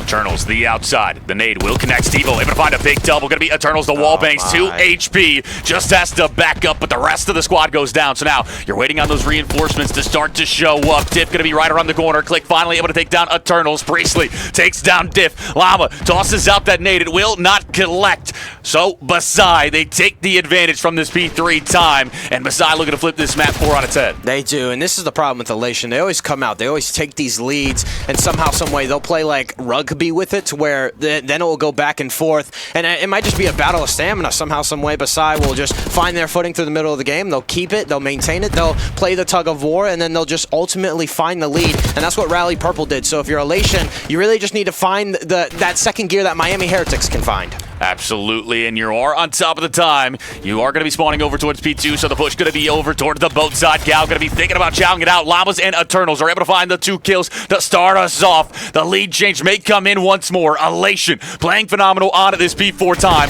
Let's go in and listen to a listening with the squad in blue as Elation try to hold it once more. They can pinch you, James. They can No. Front. I'm gonna swing. I'm sorry for matter. On the heady. Priest is on the heady. Priest is on the heady. Priest is on the heady. Priest is on the heady. Front once. I All front. Two more. Lambo after. The other for Priestley and E-Bus. Nice. Lambo. I spawned boat. I spawned over you. Nice, James. Go open. Full sun front. Getting on. I'm big enter. Nice. Front Lambo. Priestley front. Open. Priestley and Saber both there. I'm not zebra. I'm going close. I spawn office. Land too close. You can be open. Yeah. I'm gonna slide open. I didn't want to. I'm going close. Okay, our side open. Our side open. Dead. Nice shot. One close. I left you. Open right now. He's sitting open hop open. One more zebra. That timing's insane. Zebra, click that. One shot top open. Challenge. Priestley. Get there. I'm dark. Use their side open. They're me zebra. Get I'm helping you rock. I'm laying close. Look for Priestley open. Go secret. Close. Evos rock. Nice. Look for Priestley. Top open. Close on me. Click. They're both there on you. Click close. Weak. Yeah, they could close. Lane down close. There's 2 close. Give me a second. I go open. Give me rock door on you. I spawn rock.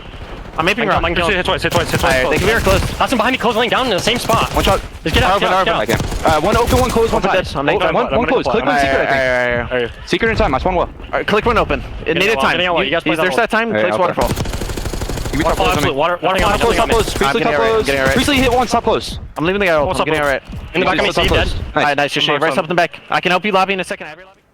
Honestly, better comms from that map one. We talk about them being the motor mouse, everybody's saying. I feel like the person on the time was being more of an IGL, recognizing, hey, like, I just need you guys to do this. He was softening them up with nades, but also it was more or less calling out, just play together for certain gunfights or just play your life in certain scenarios, and that is why Elation is looking a whole lot better this map. Yeah, all evened up once more. Elation just firing in those comms. You hear the passion that they have. They do not want to go home. They're able to find this kill. That's going to be a 2-for-2 exchange. Cal still going to be on the time. Great shots there, but not going to be enough to take down Priestley, the front side. He's just going to have to try to play his life. He's able to spot out Cal. The shot's going to be good, but not good enough once more. Cal takes down Priestley. Click from that lobby side, though. Able to find 2. Cal, the pre-fire. Finds a triple on a 6-spree is Cal. 23 seconds left to gain here on P2. Honestly, in a time of moments, Basai, we went to listening with them map 1 when they had the lead, when they were coast clear. Let's hear how they're sounding in pressure moments. I'm going through secret to dark. Let's go. One's gonna be here probably. I see close. I just lag. Nothing close. Nothing dark. Let me flat. I have office. I spawned. I'm flanking. Two Only one on. 2 minute time. Nice. Where's outer? I'm outer. Go push up dark. One shot. I'm dark. Nice. I'm jumping up plat. I'm locking. I got office. I don't see anything, bro. One shot dead. Outer still. I'm holding time. Big kill. You're one safe. We're here. Just stay. I need your front. I have your front. 200. One weak. He's just laying down. Dead. We gotta start going there. I'm right now. They could be in the back. I got him. Well. One flipped. You talk about calm, cool, and collected for the side of Basai. Well, that might have been too calm in there. Yeah. That was like almost no comms coming out. They was like silent like mouses, and honestly, that's going to be hurting them here as the 30-point lead is going to be growing for the side of Elation. Will be Steve-O over towards this P2 side. Going to be starting to push in. Diff's able to take down Steve-O now. Your push going to be over towards the boat side. You read it out. Diff pops up. You don't find that one, but Eternals does. That's going to be a great kill from Priestley. Back and forth exchange out of the kill column, but the side of Elation hold on to this P4 time. Llama backs up. Can you find it? Oh, he does. Elation trying to get to that 200-point threshold. This is shocking. Diff is 7-17, and we're still winning by 40 points on a Hacienda. Yeah, I mean, and Cal is 22 and 14. He is trying to drag this Elation squad to a win. Click! Oh my goodness! A triple from Click breaks into that B4. Much needed, as 19 seconds of scrap time will go the way of Basai. Click says, I do not want to lose this. I do not want to go to a map 5. He's trying to turn up, as him and Priestley are the only two positive for the squad. I mean, that needs to be the energizer, right? That is like, boys, this is go time. We can close it out here. Elation has had our number all map, but if you're the boys from Elation, calm, cool, collected, right? They have never had really much of a lead in a lot of the respawns that they played, so this is huge for them.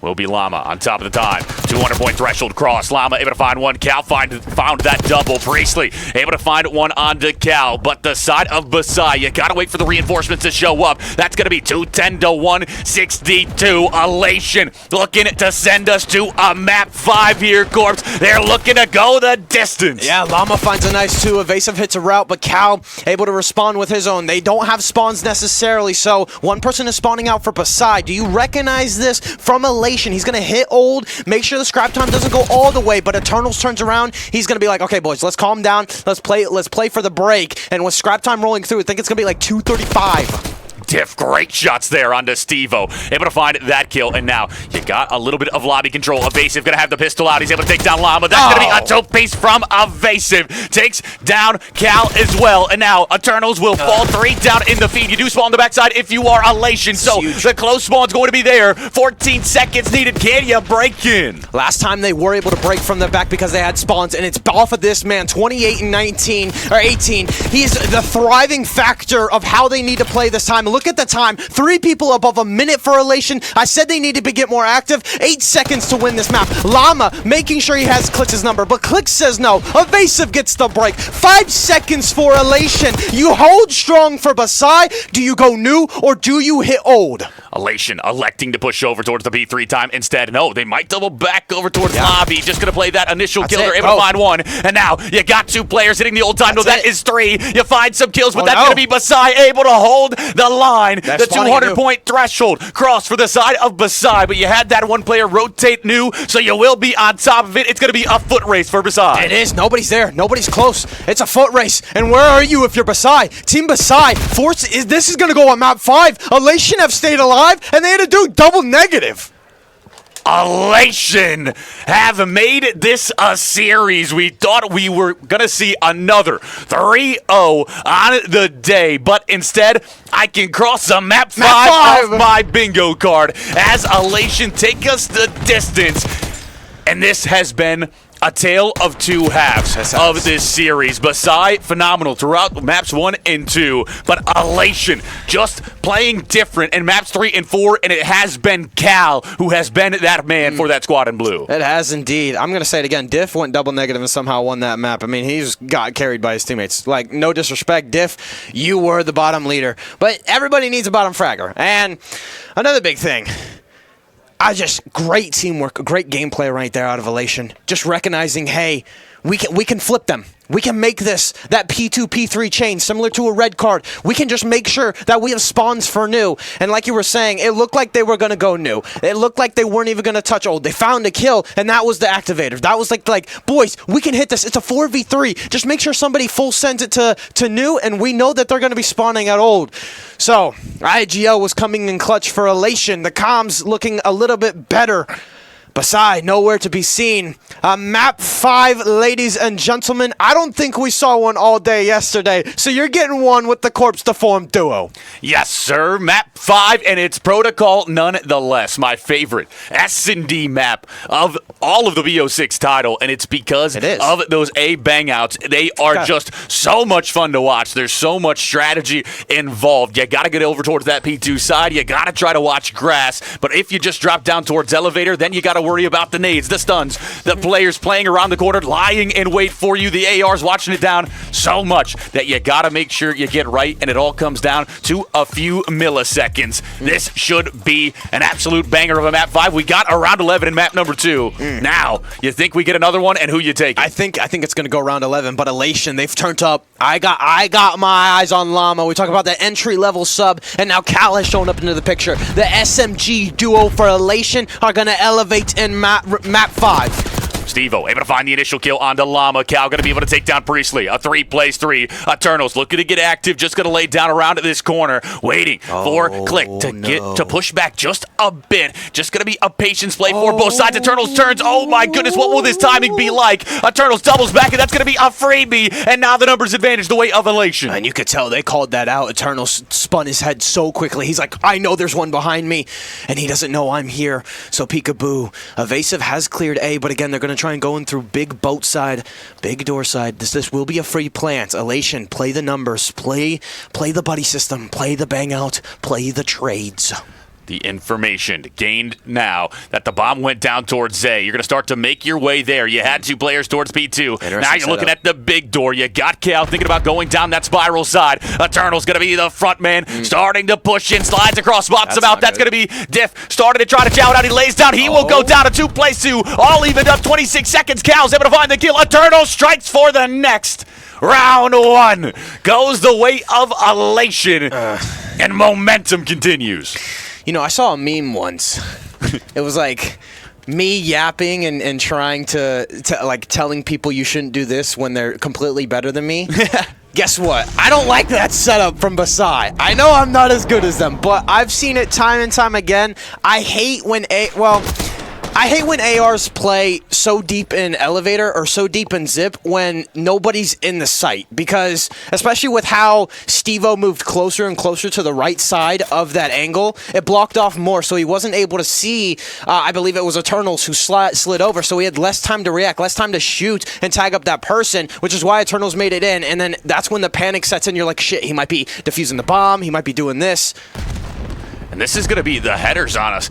Flipped around. Will be Basai on that left side. Going to be the Elation over onto the right side, I believe. Unless I have this wrong. But will be the kills coming through. Llama able to take down 1. Priestley takes down Eternal. So now just going to be a 3 plays 3. Going to be Diff able to take down 1. A trading of blows. It's going to be a 2 plays 2. Evasive and Stevo versus Cal and Diff. Stevo able to win his respective one. A 1v2 for Diff. What can he do? He's had a lackluster performance through this series, some may say. And now the young AR is going to take a route. So for those at home, go off the colors on the bottom right. They match the arrows.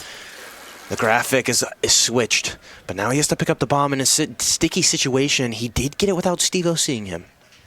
1v2 for Diff. Starting to push forward. Just going to put it. Oh, that's going to be a freebie onto Evasive. Diff. Can you get out with your life? It's going to be all up to Stevo. He spots him out. Stevo finds the kill. Team Basai takes 1-1. Makes it 1-1 on the series. It's all tied up once more. Or 1-1 on the map. All tied up once more. And 4-1 from Stevo. He's been the one who's been the difference maker for this squad of Basai. It is indeed. It is indeed. So now we're going to be hopping into this next round. This is how that Hacienda went. Back and forth, back and forth. Who will come out on top? Basai starting to push forward. Going to be posturing over towards that A site. No, you might go over towards B. Cal going to be the top side. Able to spot out 1. He takes down Stevo. Now the numbers advantage going to be over towards the side of Elation. Cal spots out another. Click going to be trying to get active. Can you get there? No, you'll just back up. Llama finds another. And now going to be a 2 plays 4. This is going to be huge. Cal winning that respective one, something we've seen time and time again on Protocol S&D. If your AR can stop that progress, stop that sub running through the middle of the map, that's going to be huge. Click wins a big one to make it a 2v3. Action number 1 and number 5 on the minimap may run into each other, but Diff holding his angle. Play a little ratty some more, brother. Click left in a 1v3. He spots 1. Just going to be trying to go around the corner. He will find the kill. That's going to be a 1 plays 2 now. Diff, great shots, but Click is able to get out with his life. 2 HP and a dream. He's able to get the regen in. Diff going to spot him out. Now you're going to have to drop back down. Diff not going to reach out. Click going to go up to Zip. And what will this timing be like? Well, 26 seconds. You don't spot him. Oh, no. Click 1v2. And you will not find it. That is just tough timing. But again, once he went after that kill, he probably didn't have enough time to go get the bomb and plant it somewhere. But he tried to go for the kills. And that's going to be Elation taking that next round. They're going to go up 2-1. This is huge for them. We saw them go down 5-3 in the Hossie. They don't want to get put in a situation like that. It seems to be when Elation are on, when they have the lead, it will be commanding, it will be smooth for them.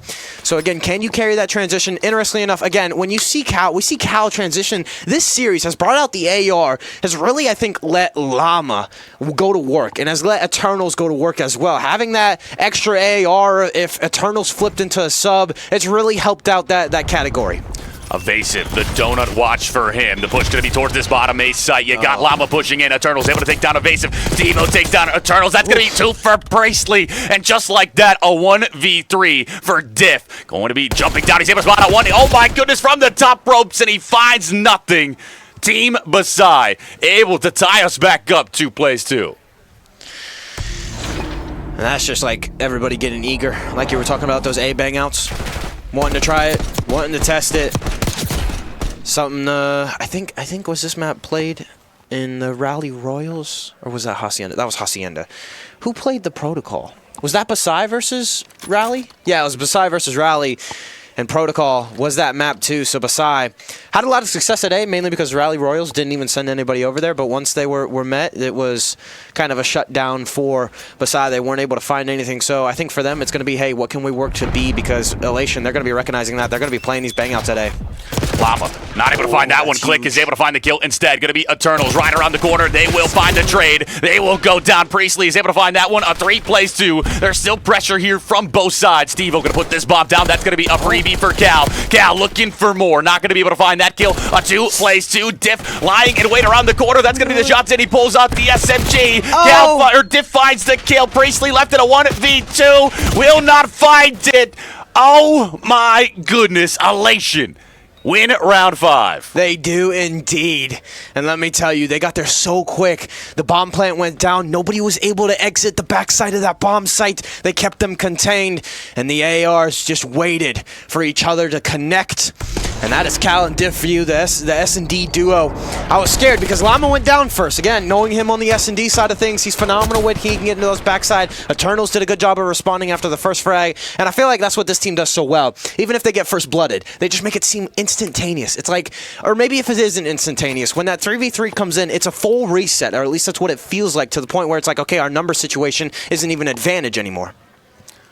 You look at the scoreboard, 0-5 for Evasive. 5-3 from Steve-O, 5-4 from Priestley, 4-4 from Click. Evasive, the glaring difference, but now going to be Steve-O able to take down Cal. Man advantage over towards that team Basai. And now, can you get the bomb down towards A if you are Elation? Header has been fixed, so team colors, team names are correct. It's now Llama pulling out an AR. It's going to be interesting unless he found it off a body. Eternals able to catch Steve-O in the act of trying to go around the backside, and now it looks like they're going to try and rotate this to the B side of things. The opening is here. There's only one person that's clicked. The AR, phenomenal at what he has shown in this series. Diff tries to make a move. He somehow gets away with his life. Llama going to try and provide some coverage, as now everything's a reset. Eternals, the top side trips, going to be pushing in. He's able to spot out one. That's going to be Click around the corner. Eternals able to take him down. Man advantage, the way of Elation. Evasive, going to be spotted out. Eternals finds a 2-piece. And just like that, Priestley left alone in a 1v3. He is able to find one. He almost finds the second. Llama trying to play his life. The help is here. Eternals can't find it. You'll slide it out, and Priestley will go down. Elation string 2 rounds together, and the reverse sweep. This is slowly starting to come to fruition. This is gonna be insane. Talk your shit, walk your walk. They've done it all. They have fought the gauntlet of Team Basai, the qualifying team that has been a showstopper so far in some of their performances. Not today. Elation saying we qualified for a reason in regular season. Evasive, where are you at, my brother? At Dunkin' Donuts. He's at Dunkin' Donuts. Round number 7 kicking off. Basai going to be on the offense, starting to push forward, looking like it might be an A push. All 3 going to drop down, posturing towards that side. No one going to be there for Elation this time. The stun will hit a teammate, but that's all right. Bomb going to be going down, and now it's going to be a 4 plays 4 retake for Elation. Yeah, you're not expecting it if you're Click. The bait and switch is there. However, Evasive finds his first. Steve-O wins his respective one, so it's a 3v2 and a post plant. 3 plays to Cal and Diff. The last 2 up for Elation. Evasive just going to be playing over towards this front side. Priestley going to be watching that elevator. You got the push from the big door for Elation. Diff just trying to see what he can find. Nothing going to happen quite yet. 19 seconds, low time situation. You got to get moving forward, Stevo. You got some shots into him, but you can't find the kill. That's going to be one. All tied up, 2 plays 2, 12 seconds, though. You got to hit the go button. Cal slides it out. He goes down. Diff's able to find one, but he will fall. Team Basai able to take a big round there to keep themselves within 1. What can you do? Good job in the 3v2. Playing time, playing patiently if you're Basai. And look at that, Evasive. You find a kill, your team's gonna win. We need you, buddy. We need you. Elation have fought. They took an early 4-2 lead. What is that going to be looking like? Stevo and Priestley have been the main benefactors in the side of Basai. Very similar. Diff, Cal, Eternals have been on one. Talk about Llama, big benefactor. I'm a big Llama guy, and somehow he's a little bit quiet here. Push going to be coming in towards that top side, over towards B. Looking like it might be a free bomb plant as 3 players went A for Basai. That's going to be Llama able to strike on the route. Route man gets paid. That's going to be 3 down in the feed. It's all up to Evasive. A 1v3 situation. You're going to be over towards the A site. The bomb's going to be going down. Evasive, great shots there. You just back up, and now a tall task ahead of you. I mean, this isn't Counter-Strike. You cannot save, buddy. Every round counts. Evasive gonna make a move, heard the glass break on one, but in this situation, he's going up against a couple ARs. Well, he has both weapons in his back pocket. He's been 1-6, ice cold. The stun connects. He's been tagged. The regen, Eternals, getting aggressive, hunts him down. A few little love taps. Elation, 1 round away from a reverse sweep. Elation magic is in the air for you. Looking to secure yourself to a Sunday. Basai, it's your first time with your lives on the line today. And now, can you find a way to stand back up, to stand tall, to find your way to a round 11? It all comes down to this as it's round number 9 kicking off. Oh, Elation, the 5-3 curse, do not let it exist. Close it out here. It's always on the back of a player's mind. It's 5-3, boys. Sometimes I joke about it. I'm like, what if we lose right here and then we end up losing? But now they're going to meet them head on at A. A little bit of a mid-presence break-off for Basai. They want to play for these overextensions on P2. Early action in Zip, and this is huge. If Basai go try A, this is going to be huge because the players are here from Elation. Priestley pushing over towards that outer castle side. Eternals able to find the first blood. Eternals finds a two-face. Evasive able to take down Eternals, but Llama will strike. That's going to be all 4 down for Basai. The reverse sweep comes to fruition. Elation have cemented themselves to a Sunday, and you don't see it often, but Elation magic out of this Saturday. Let me tell you, led by Llama on the comeback, and the respawns saying Minecraft unfair trades are about to come down. And just like that, he walks into the village and says, reverse sweep Eternals 11-6, 6 non-traded. First Bloods, 6 of them going the way of Elation.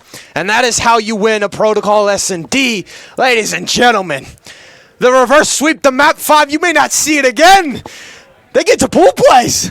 Insanity. They make their way out of pool play for Elation. You make yourself to that bracket Sunday. You stay alive on your weekend. They do it. Basai, unfortunately, you will go home. You see how it went down. A dominant map number 1 from Basai. Map number 2. Yeah. We thought the 5-3 curse might come to fruition. Basai hold the line. And then on the drop of a dime, Map 3, a 3-0 from Elation. They just come out swinging. Map 2, 250-203. Both of those, I felt like Cal, was the one that was just showing up, showing out, always positive, just dragging his boys forward. And then once the rest of the squad was able to start really getting it going, Elation came alive, and that's what allowed them to win this series. I wholeheartedly agree with you. And again, that control, just a 3-0, a staple momentum for them just to be like, boys, again, our respawn isn't chalked. We're not just going to be this team that relies on the 2-3-5 or the 2-4-5. We're going to be the squad that can win it in the respawns. carve out our name into existence so that way we can make it into that bracket play on Sunday. And let me tell you, yeah, Rally Purple may have had their number. It was a little bit of an early matchup. We go back-to-back for Elation on stream, and they want their get-back. They say, Team Basai, you played in quals, but you're a qualifying team for a reason. A breakdown like that happens, and you just got to eat it. Basai go home. We see that this first bracket is now set. Team Rally Royals Purple and Team Elation will be moving on. Those are the two teams from that, I believe, 0 route in. We're updating brackets as we speak, but my God, we wouldn't even be here without some people, though, would we? We wouldn't be here without some people. We would not. A big shout out to Demon Workshop. It's a controller company suited for being the best in the game with their custom designs, instant input, and paddle/buttons to help hand placement. So a big shout out to them for their support. Yes. We go over towards this pool play now. You see the side of Earn Your Medal 3-0 in that 14K resonance pool. The only other one to secure themselves to that Sunday, along with Rally Purple and Elation. 3-0 from Rally Purple. 3-0 from Earn Your Medal. Those two going to be the big ones to watch out for tomorrow. But Elation nonetheless, you give yourself a chance at a Sunday. You do indeed. And you do indeed. That's all you can ask for. The question is, who are we going to be going up against? Because it's 8 teams. Whoever wins this, it's going to be a battle of the best. And interestingly enough, 365 won a matchup, so that's going to be interesting for if 365 plays Pinnacle. Zoned Out Gaming, unfortunately, you're going home today. You're not going to be making it, so Tricky sending a team out here. Unfortunately, they weren't able to put up a fight. No harm, Tricky. I don't mean that in any disregards. Now, the biggest thing is Luxuria Exotics able to go 2-0. Nexus Org able to go 2-0. And I know I talked about before we went into one of those maps. Who's Nexus Org again? KJ Johnson. KJ Johnson. No, Miss Passion Motion KJ Johnson, or however that's said. Yeah. I forget what Tanner says. Guys got motion. Schmotion. Nexus Org 2-0. Luxuria 2-1. They update. We're updating on this on the fly, so you're going to be seeing it real time. Rally Red in some dangerous territory. I think if they have one more matchup against Nexus Org, we'll see how that plays out. That is going to be Rally Red versus Nexus. So we're probably going to get that on mainstream. Winner of that is going to cement themselves in the playoffs. It's happening on the Bravo stream as we speak, so go over to that stream, check that out, because if Rally Royal Red winning a 3-0, map count's going to be tied. We'll see how the headers head up, and that's going to be amazing to see whoever advances into the playoffs from there. So that's a stacked division in its own. But ladies and gentlemen, I mean, it's been a fun matchup. Again, I wouldn't be here. We're Ohio locals. Shout out the Bucks are playing today. I know they're up. Last time I checked, it was 7-0. I don't know what the score is right now. Texas shouldn't be ranked number 1. That's all I got to say. And now, yeah, the horns down.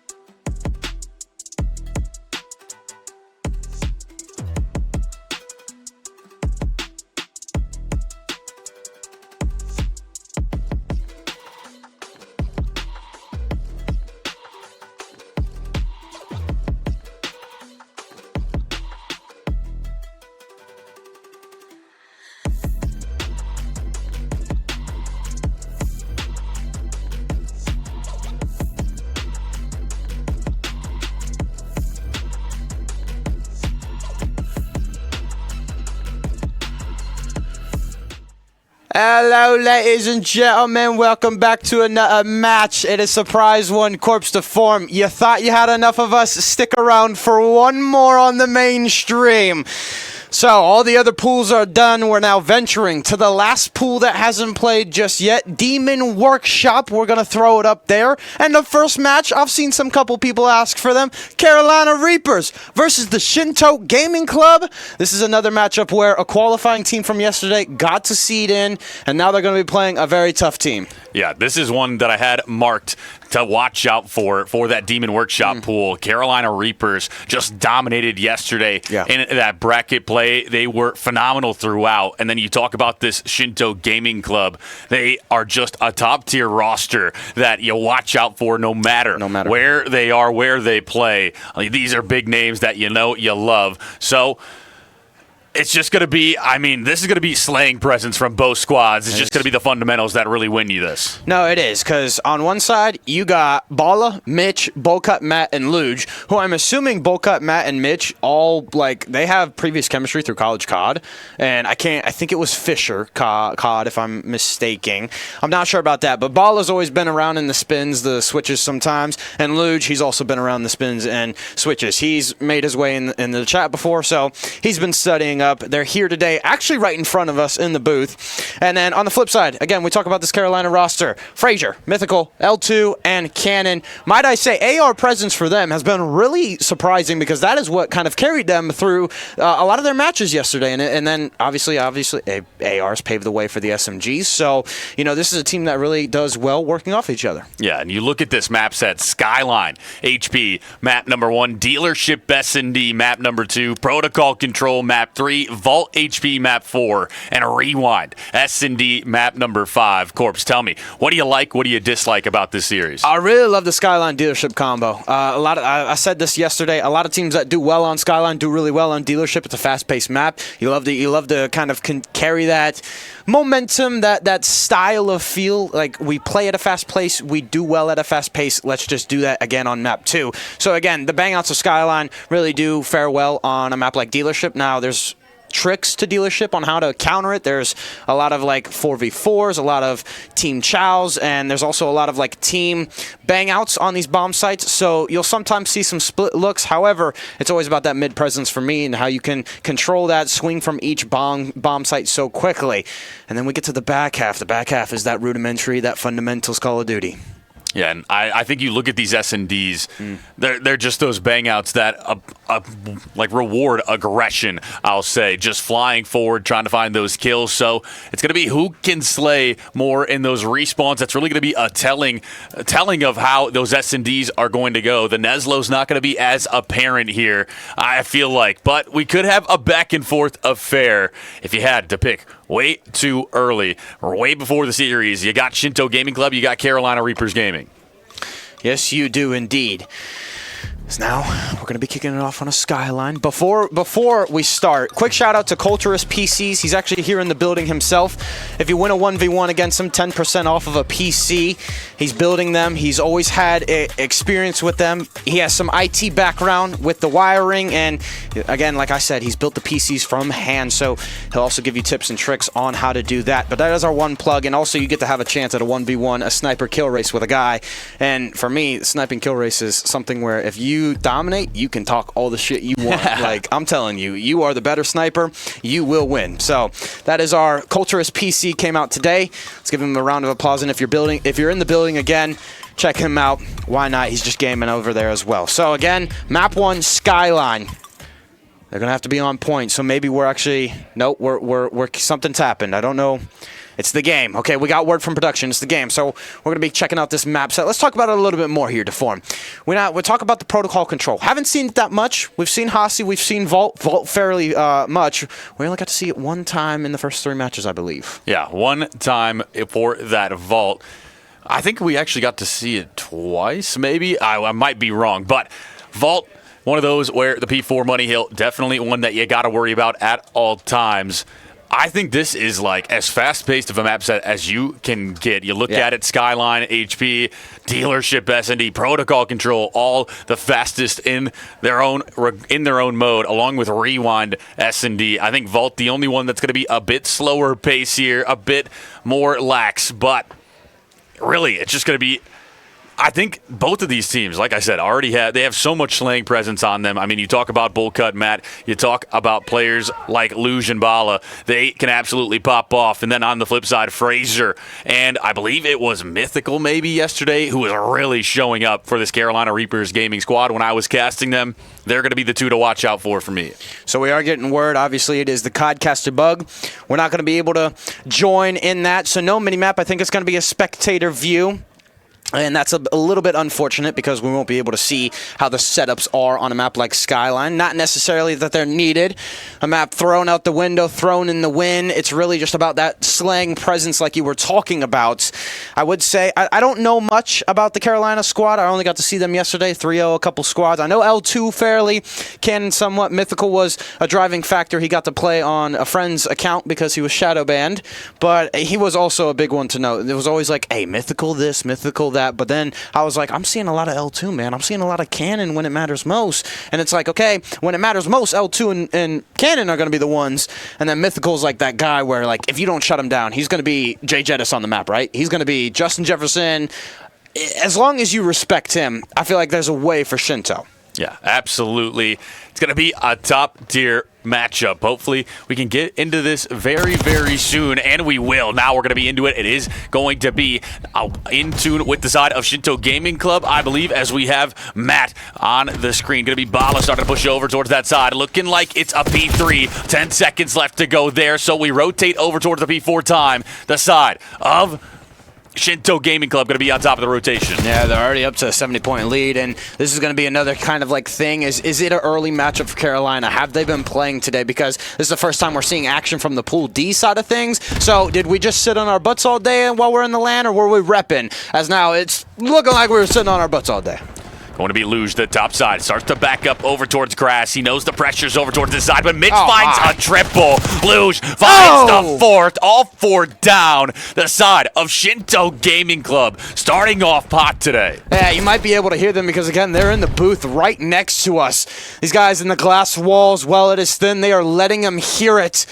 And at the venue today in Columbus, you love to see the aggression, the passion. If you don't have that on Skyline, then you won't succeed. And right now, Boltcut and Matt, they're doing wonders. 120-point advantage. The push started to come in once more for the side of the Carolina Reapers Gaming. You're able to break in. 7 seconds of time will go your way. Luge thinking about trying to play those X's. He's just going to go over towards the top side. Bala going to be over towards the P3 to make sure you can't get out towards grass. And the time will be over towards the side of Carolina Reapers Gaming. Starting to chain some hills together, but still a hill to climb. Yeah, as Matt and Luge find their own ones, Bala as well. And again, it's just so much pressure for the side of Carolina Reapers. They have this kind of like stigma about them, this underdog team. You know, they made it out of qualifiers. What can they do? And your first matchup is against 3, maybe 4 members of the COD community that are really represented in switches and everything else like that. So it's looking embarrassing right now. You're down 100 on Skyline. Anything can happen, though, once you get a full 60.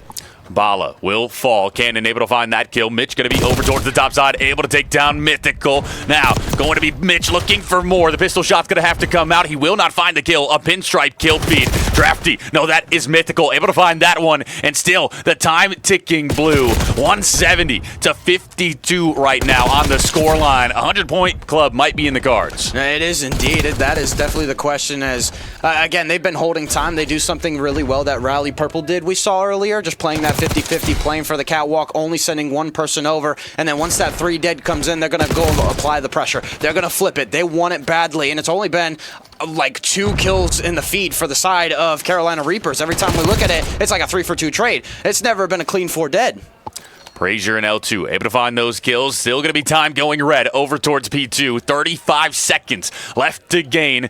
Will you start push this out? Well, Bala going to be over towards the white step sides. That's going to be Mythical able to find a big double. L2 finds one. Bala finally finds a kill, but he will go down. So now that's going to be 4 down from the side of Shinto Gaming Club. 20 seconds left to gain. You'll push this out one more time, but you need to make sure you don't give up that P3 rotation. You don't indeed. So again, this is the most decent hill that the side of Carolina have had. That's a 4 dead, so they can chain this. They can get into kitchen, maybe one get over to his hot tub. Matt is here first. Where's the presence for Carolina? No, they decided, okay, he was hiding behind the table. I was wondering where the player from Carolina was, and he's still there. They're starting to chain it like you said. They're coming alive, clawing their way back. Luge on the time, going to fall. L2 able to find that kill. Bala looking to respond, but no, L2 finds the double. The sliding jowl from L2. Phenomenal there. And now, 117 to 184. That advantage slowly ticking away. Mythical able to find a double. Mitch just going to have to wait and play his life. Wait for the reinforcements to show up. Mitch goes over towards the gym side. Spots out one in cannon, not able to find the kill. This is 28 seconds left to vie for the side of Shinto Gaming Club. Might have just broken in, and it looks like they have. No, great job out of the side of Shinto Gaming just to play that map on a parallel side. You had people hitting all types of routes. You had Mitch going through mid, people going through top cobble. Again, trying to get that flank, that pinch on this P3. Cannon with a nice 2-piece is going to keep this P3 understable for the side of Carolina. This rotation, though, is going to be clutch. It's looking like Mitch locking it down. Mitch will fall. Mythical able to find that one. The time going to pop over towards the P4 side. Great job recognizing there's a player in the corner for Matt. He's able to find that kill. That's going to be Luge for a double. The Hellstorm comes in. Not sure who called that in, but might be enough to break in. No, that's not going to be the case as Mitch is cutting you down towards the kitchen, making sure you don't have free reign to run over towards that grass side. The 200-point threshold crossed for Shinto Gaming Club. Yeah, and this is the problem with Shinto. Once they get their hold, right, it is like Kawhi Leonard defense. They will not let go of the ball because that man's grip is insane, and they have a grip on this map. They have a handle of it. That's a 3 dead right there, but again, you leave the lurker. That is Matt. He just comes out of his hiding hole, and you have to make him. He almost lines him up for 3, but again, Carolina, what can you find here? 150 to 214. Bala able to find that one. You hop onto the B4 time. 13 seconds left to gain. You can hit that 230-point mark if you collect all of it, but you will not. That's going to be the Reapers, making sure you go off the time, and they'll get the 5 seconds to scrap. Matt going to hit that flank route. He's able to find one. That's going to be the top side. Control for the side of Shinto Gaming Club. You'll be on the time as well, and Matt finds a second. 28 seconds needed, and you will get map 1 done. Indeed it is, as now Bala trying to find something on top cat.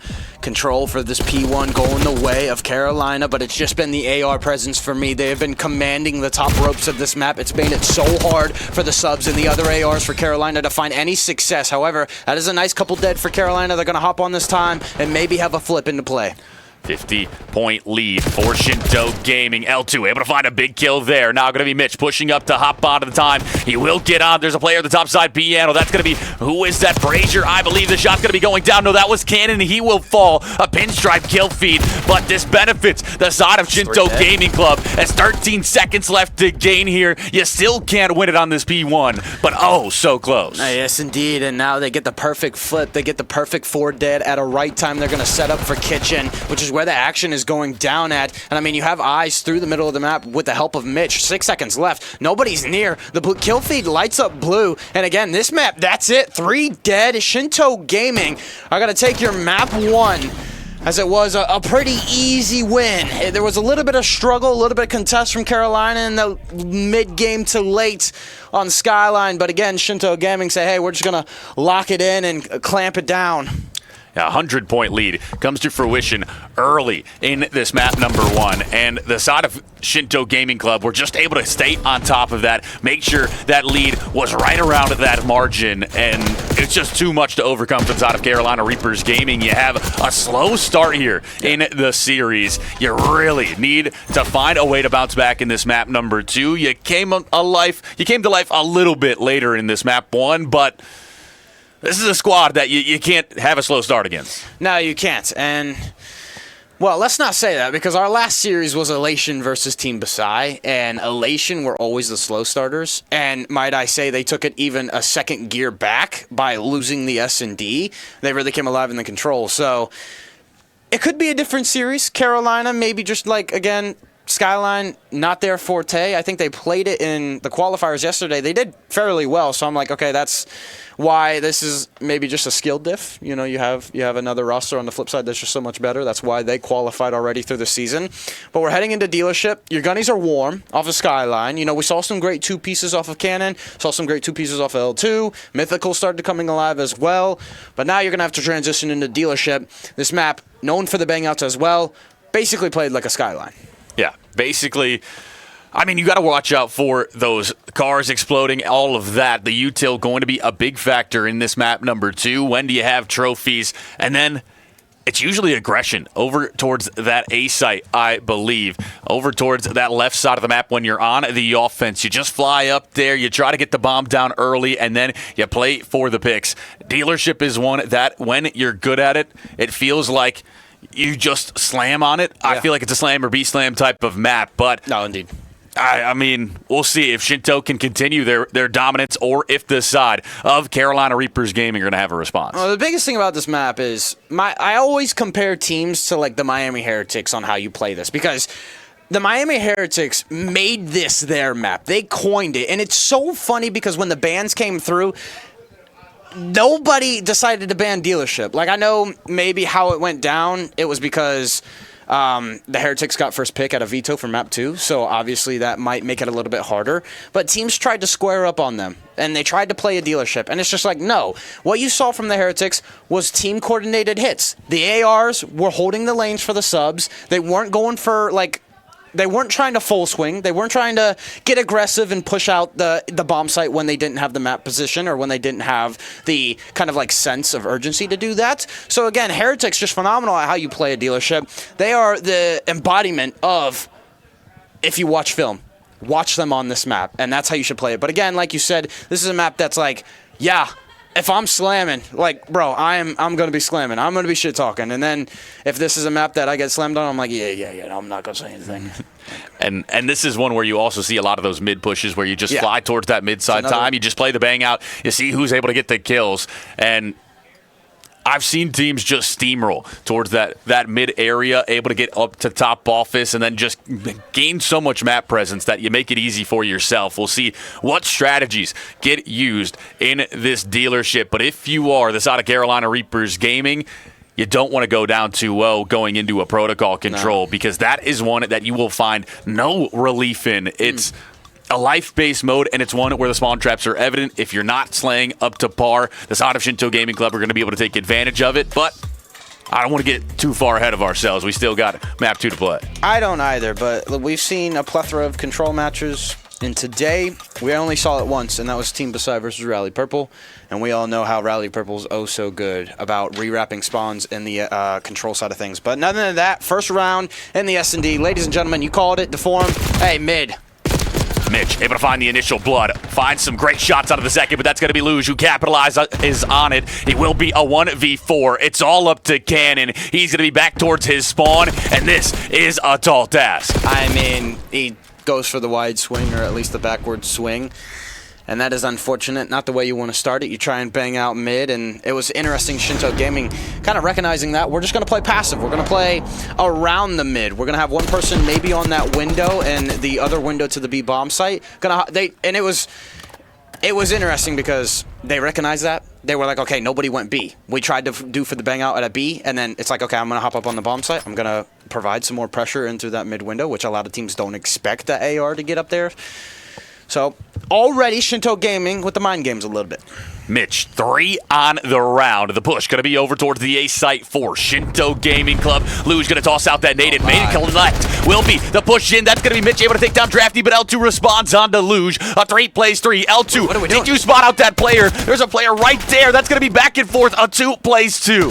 I mean, L2 just sold his teammate. Mitch was able to find a kill because I swear he shouldered it. He did a double take and was like, okay, nothing there to see. As now it's going to be a fake for Shinto Gaming. Looks like they're going to slow things up. And this is the thing about dealership. Because of how fast you can rotate, sometimes checks people out. It's like, okay, we cleared A, or there's nothing here anymore. We're just going to go ahead. And sometimes that affects teams because they'll go back and forth, and the timings may not go your way. You're able to get a player up into the middle of the map. And now it's going to be a passive setup for Carolina. A split from Carolina Reapers Gaming. 1B, 1A. Cannon, great shots there. Not quite able to take down Mitch. Bala, there for the support. Not going to be able to find anything. Started to put the bomb down. You will have somebody top off as he might hit that vent route if you are L2. Looking like he will. He's going to capitalize. He gets one. L2 gets the double. Carolina Reapers Gaming respond in round number 2. That's how you start it. He's on a 4 streak. RCXD is earned the XP. Cannon. All right, buddy. Tell him what's up, bro. Tell him what's up. It's not almost a teabag, you know? It's not almost a teabag, but it's close enough.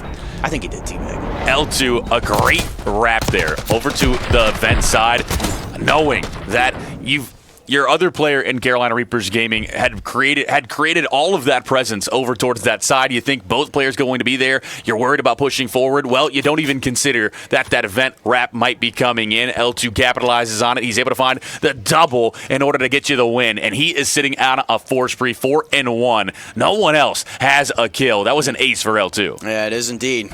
Great stuff out of that young blood, and he's the carrier. I look to him for the impact, the SMG plays, and he's almost at a hellstorm because of that defusal as well. A lot of information is now the trophies are in play. Looks like they want to go A. I think all the trophies were dealt with. Bala finds a kill. Matt responds. Nades are essential on dealership. Sign the check. Your credit is bad. Carolina, no Bugatti for you. Brazier left in a 1v4. A Herculean effort going to be needed in order to try to win this round. Brazier checking the mid side. He spots out one. That's going to be Mitch. The shot's in. Mitch almost turned on him. 57 HP. You just got to play your life. Bala's able to spot you out. The shot's going to be in as well. 31 HP. Matt knows you're here, and he will cut you down. Shinto Gaming Club. You get the numbers advantage from blowing up those cars. You're just able...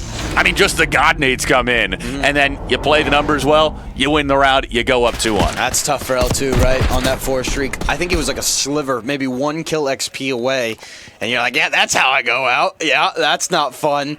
I think they had a trophy, but because of how many nades were thrown off rip, it got destroyed because it can only handle 4. Can't take any more. So, Carolina has their work cut out for them as they go down 1 round, and you got 2 people on donut cams. You're looking at Mythical. He's 0-3. It's a big star for Carolina. Like, boys, where's he at?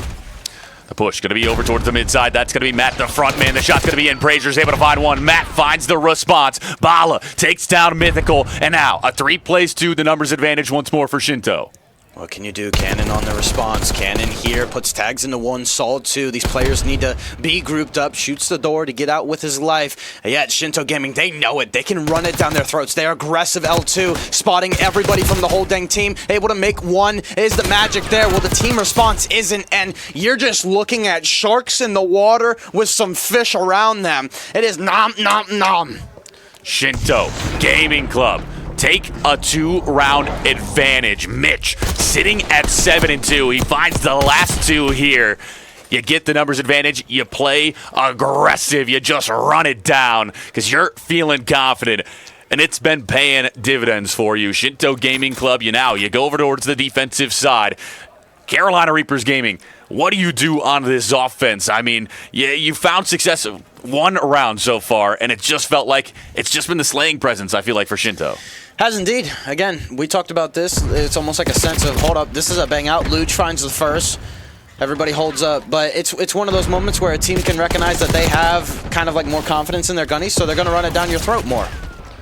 3 plays 2. The side of Carolina Reapers Gaming with the numbers advantage this time. You will have a flank in from Matt. You got Mitch, the front side. Started to push over. Bomb thinking about going down towards this A site. Cannon going to be playing a karate angle onto that car to see if he can spot any information. Bomb finally goes down now.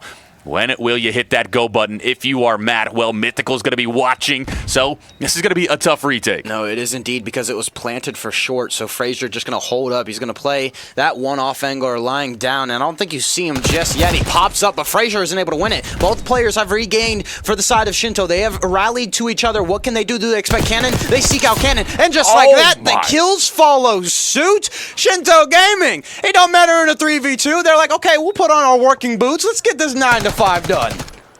Oh my goodness, Shinto Gaming Club. They just it's a 2v3. You're playing like you got the numbers advantage. You just fly forward. You find kill after kill. Nobody drops for you. And talk about a perfect way to clear a site. They check all of their credit angles. They find all of the kills. And like you said, just looked too easy for them. Clock in, clock out. They're like, okay, we like to be in these 3v2s. We like that. And look at Mitch, 9-2. I mean, like, his other teammates are also positive, but you look at Mitch, he's carrying them. He's doing a good job. He's got the RCXD, might have doubled up on it already, and he's going to invest in that now. The RC car going to be coming in from Mitch. Starting to make its way over towards this A site. No one going to be there for the side of the Carolina Reapers Gaming. Will you read it? Around here, Cannon looking to double back. That's going to be L2 able to find the initial kill. Drafty will go down. Bala finds the shots. And now a 3 plays 3. You will have bomb going down today, though, so that's going to be the information gained from Carolina. Now this is a spread look for Carolina. They have one person on every side of the map. If you fall here, this is going to make the numbers a little bit more easier. Shinto has won every single round that they have had the numbers scenarios. These post plants are made for these boys. And let me tell you, they're going to work. Cannon starting to push forward. L2 here as well. The util going to be used. We'll just have to back up if you are Shinto. The shot's going to be down. L2 finds one, but that's going to be the kills. Cannon finds 2, actually. So that's going to be a 1v1. Cannon versus Bala. 10 seconds left. You got to play for the kill. Well, Bala finally strikes, and he will find it. Shinto Gaming Club put another round on the board. They've hit map point, and this looks like it's going to be in the map 2 done and dusted. It is indeed, but that is what you love to see out of the side of Shinto. It's still disciplined Call of Duty. A 3v2, well, we know that obviously because they chowed us, Bala was able to take that long route through mid, but it's just like he was already thinking of that. They were already playing for that. The bomb was planted for the backside, or at least the front side, however you see it fit. And again, just remarkable team gameplay of just like, hey, I know when to hit this route. Go ahead and hit it. We're going to be the distraction. And again, Carolina Reapers, they try and find that last kill. Doesn't follow through. Backs against the wall for Carolina Reapers Gaming in this map number 2. You're looking going down 2-0, down the barrel. So now, can you find anything? Well, the shot's going to be coming in. Nothing quite yet. The flank is in, though. Matt's going to be here. That's going to be Brazier and Cannon able to pick it up. So now the numbers advantage over towards the side of Carolina Reapers Gaming. 4 plays 2. Last time we saw a 3v2, it was Mitch and Bala, I'm pretty sure. So they're in another situation. Both split, both going to try the work the map. L2 has been the benefactor for Carolina. If you take him out here, this is looking very, very huge. And he does. L2 goes down, so now it's players. Sorry, this is a 4v2. Now, going to be the shots in from Bala. He will fall. It's all up to Mitch. He's able to find one. Makes it a 1v2. 30 seconds. You still got time, but it is ticking away quickly. The SMG in hand. The shot's going to be in, but that will be Mythical. Able to find that kill for Carolina Reapers, and they stay alive here. A little bit of fight left, but you need 5 rounds in a row. That's one. You need to pull a rabbit out of a hat here, something magical for the side of Carolina Reapers Gaming. You do indeed. But hey, First Bloods, when they're able to find them and get that bomb down, they have at least won most of these scenarios. Just that 3v2 that you're looking back on, if you're Carolina, you're like, oh, we could have had that round. It could have been 4-3. It could have been a whole different ball game. But again, it seems to be stick to those bang-outs. You know, live for them. Try and trade out that First Blood if you go down. But now this is a very tried-and-true bang-out. Nades are going to be out. Matt with the first one, the follow-through from L2. He's able to find a nice 2-piece. Gets taken down, but the trade is there, and we're already into a 1v2. Matt versus Mythical and Brazier. Brazier going to be pushing over towards the P1 side. Will be both players playing together for the side of Carolina Reapers Gaming. As you should. The side of Matt just going to be trying to collect that bomb, I believe. He's just going to be playing towards the mid side. Nothing going to come through yet, so patience, but the chase is on. Like a lion smelling the tracks in the Sahara Desert. What can he do? Frazier, knowing the bomb is down, they're going to play these angles. They're going to play these corners. Matt, maybe knowing this, but he's going to go in through the window side. Not going to break the gas. He saw the one that's huge. Does he know the second is close? I think he did. Oh. Comms didn't come through. He picked up the bomb, but his player is running right around him in Carolina. Able to stay alive. 5-3. What is it? Can't make a 3-round comeback if you ain't down 3 rounds. That's right. The famous Tantrums says that. But that COD timing was terrible for Matt there. He was looking through that door, and as soon as he turned his his player over towards the side just a little bit, that's exactly when the side of Carolina Reapers came through that doorway. And, well, I mean, it plays out for you. That's great for you, and you're able to get the round win. So you stay alive once more. Yeah. 2 rounds in a row. Can you find a third?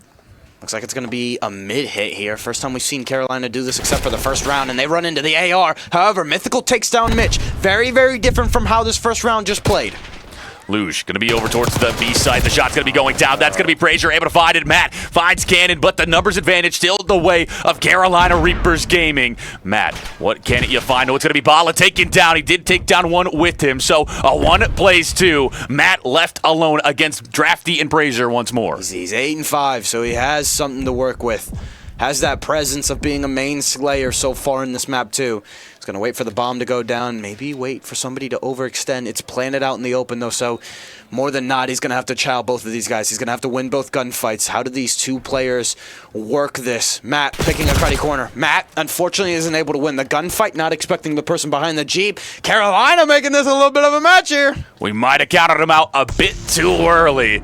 The side of Carolina Reapers Gaming starting to come to life here in this map number 2. They've taken us to around number 10, I believe, and that is, you just need one more in order to get to that round 11. You have fought your way back. Do you have it in you to get 2 more rounds in a row? Well, we've started seeing Mythical enter the kill feed, and it looks like Mythical, Frazier, Dewar are doing a lot of work. L2 has been the steady, consistent rock, but you need him to pick up, and now in the late game as well.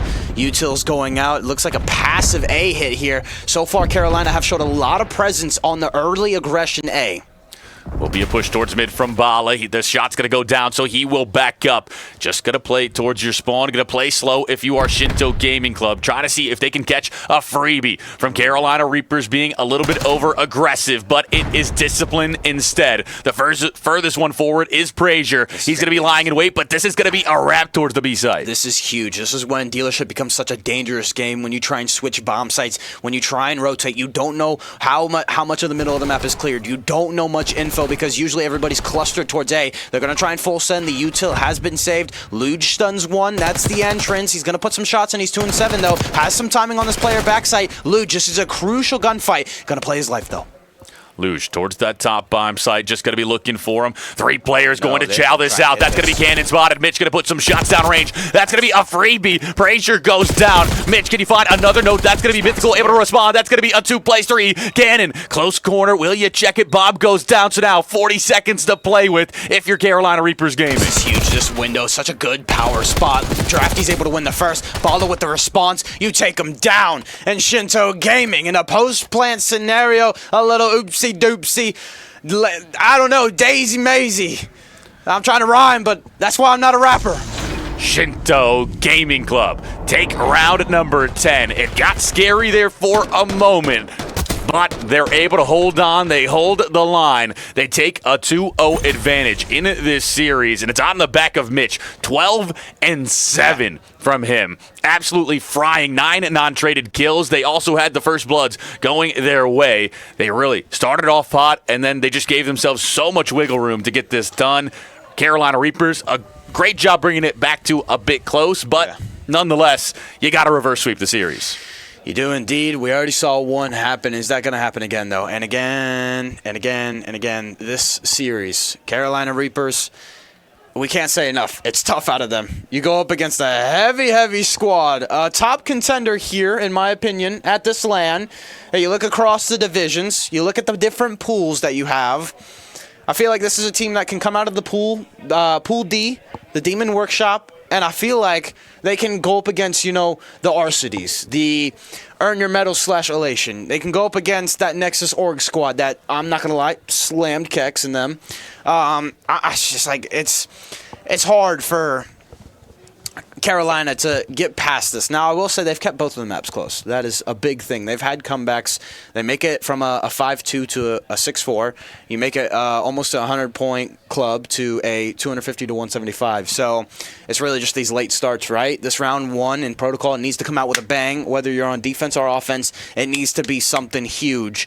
And then honestly, that's going to be the tone setter for this map 3. If you go down pretty early, if your round 1 is pretty depressing, it's probably going to be depressing for the rest of the map. Yeah, the side of Carolina Reapers Gaming, I mean, this is only your first one in the pool play, but you don't want to lose it here and go to 0-1, and then you have to win the rest in order to make sure you get onto Sunday. This is a big one for you. Shinto Gaming Club looking to make themselves known in this Demon Workshop pool play, and they have shown out so far, 250 to 175, 6-4. I mean, it's been dominance early for Shinto, and then the side of Carolina Reapers, it's been late game heroics that have even made it semi-close. But, I mean, like you said, this is one that you really need to start hot if you're Carolina Reapers Gaming. But before we hop into the map number 3, we want to shout out Pit EU, the hub of European Call of Duty, specializing in content and coverage around Call of Duty EU challengers with an in-depth look into the personalities and brands. We appreciate your support here over at the Premier Circuit and for everyone else that has supported it so far. Yeah, and a huge shout out there for them. I think they loaned a couple casters to us. Mark Zeps, Mark Zeps, I think is how you say it, or it's Zeps Caps. It's Zeps Cast and Mark C's or something like that. Mark of G. I'm not sure hey, which look, of the two. I apologize. You're across the seas, okay, boys? Look, I'll figure it out sometimes. But again, they do a lot of work in the EU side, and they're following in the footsteps of Pit EU. And shout out to them. They're phenomenal at what they do on the mic tonight. Also, shout out the other casters, man. Big Rich was in there with Shake on, I think, the Charlie or Bravo one. And on the flip side, man, it's us here on main stage, us Columbus boys. Yeah, you thought you thought we were done for a while, but no, we stay for one more. You get us for another series, and it might be a quick one here, Corpse. The side of Shinto Gaming Club have just been showing out here in map number 1 and 2 early in this series. Carolina Reapers Gaming, you had a hot day 1, but day 2 starting out with a whimper. Indeed it is. Indeed it was. We got that last series out of Elation, a reverse sweep. We're getting new code now. I think the game kicked us out, so that's always fun. But again, the control side of things, wishy-washy, always emotional. Box of chocolates, some may say. We're going to go ahead and kick it to a break. But ladies and gentlemen, stay tuned. Map 3, Protocol Control, in a short bit.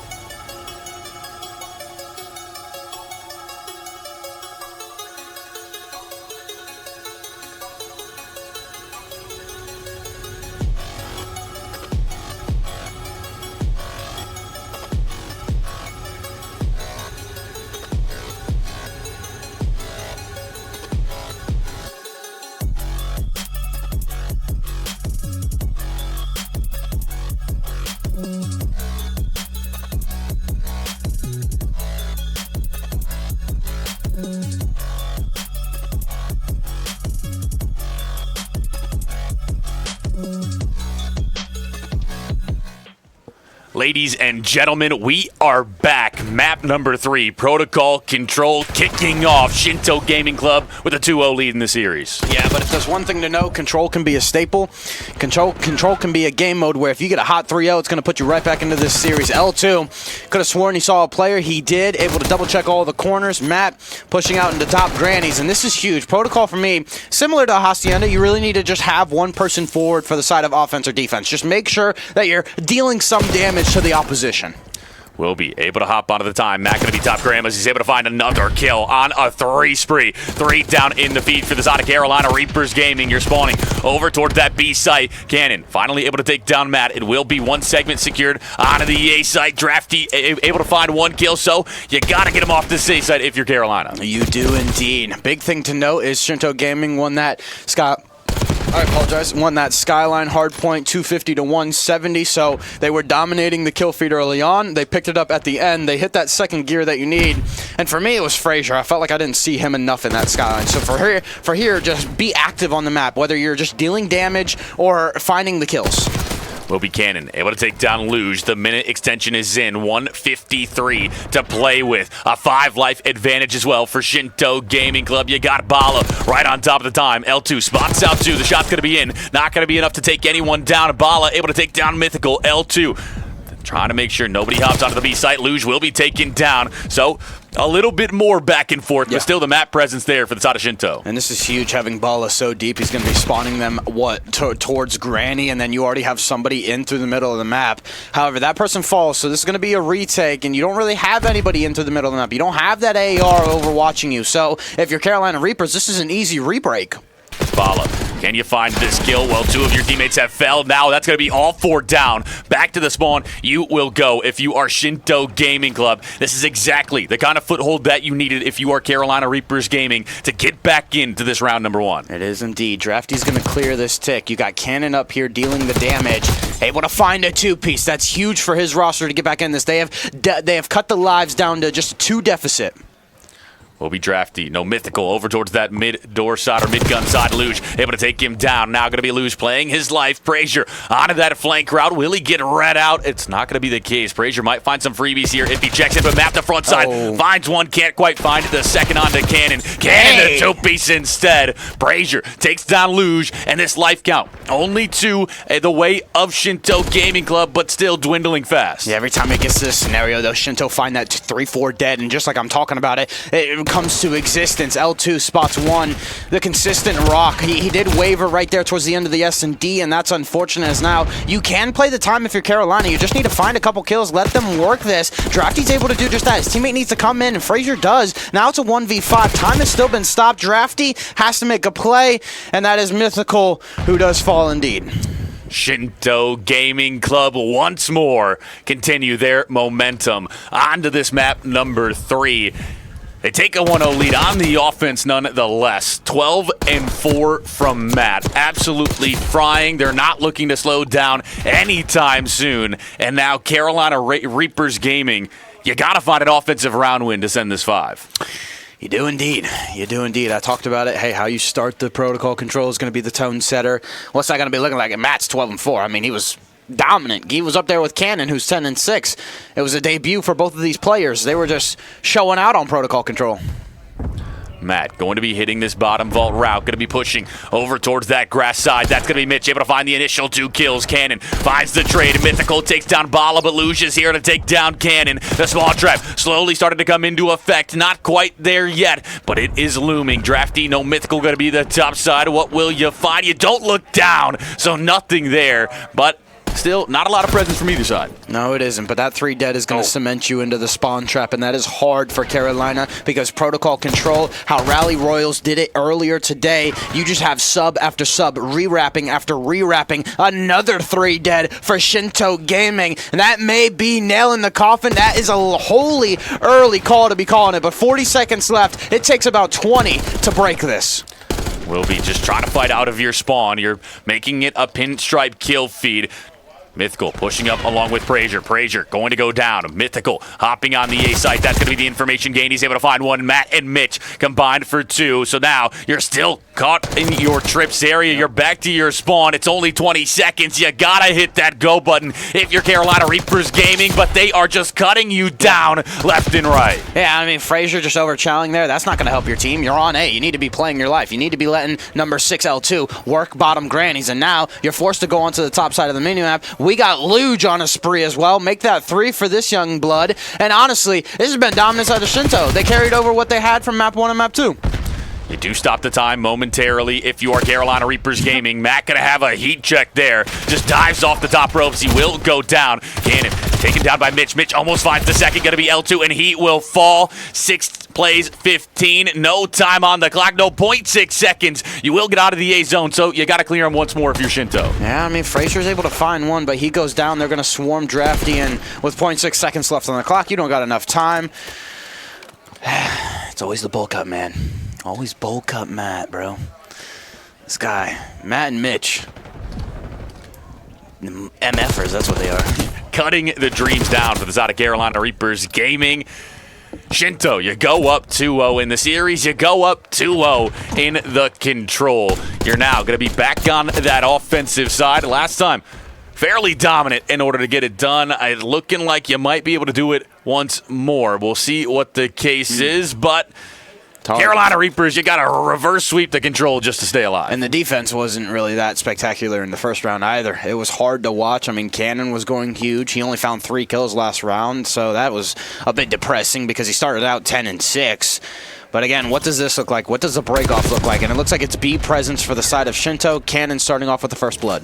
L2 finds one as well, goes towards the top trips. Matt is able to take down Frazier. Matt just going to be lying in wait towards that bottom vault. Bala going to be spotted out. That's going to be Mythical, able to strike on it to Mitch. Bala just going to try to play his life, wait for the reinforcements to show up, and then you can play together to get out of this. That's going to be Mythical falling. L2 still forward, still looking to put you there, but he will go down. 3 in the feed. Shinto Gaming Club strike. Cannon's the last one here, though, so mid-presence still for the side of Carolina. Oh, he shot a little bit too late. That's going to be huge. He's going to try and overextend. Cannon falls, and look at this. Shinto Gaming playing out of their spawn perfectly. That's what you got to do. Deal with every little cruddy sub to find some sort of success, and then somebody will make a mistake from Carolina.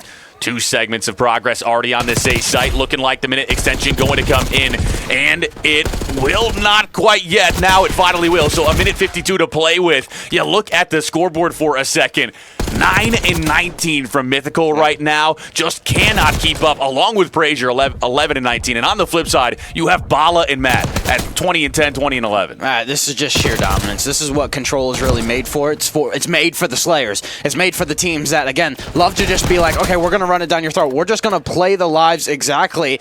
And speaking of lives, it's however long this kill feed has been going red, I mean, they're only down 2. So Carolina, you get a clean 4 dead. There's room to work with. Absolutely. You can still fight here. You just got to find a 4 down or just keep it scrappy. Frazier, a great job reading it, but it doesn't matter. Luge finds 2. L2 finally able to take him down, but that's going to be the collapse in. L2 finds a second. Matt finds the trade. Mitch towards the front side, not able to take down Mythical. Matt going to try his hand at it. Now he starts to push forward. He finds the kill, and that will be a 2 life advantage still there for the side of Shinto. I mean, good job out of L2 just to find that 2-piece in bottom P4. What that does is it allows these players to take these long routes for Carolina to set up a little bit of a spawn trap or be a nuisance in there. And now he's going to activate. That's number 5, Cannon, but he's taking his time, and Shinto know this. They know that somebody's missing.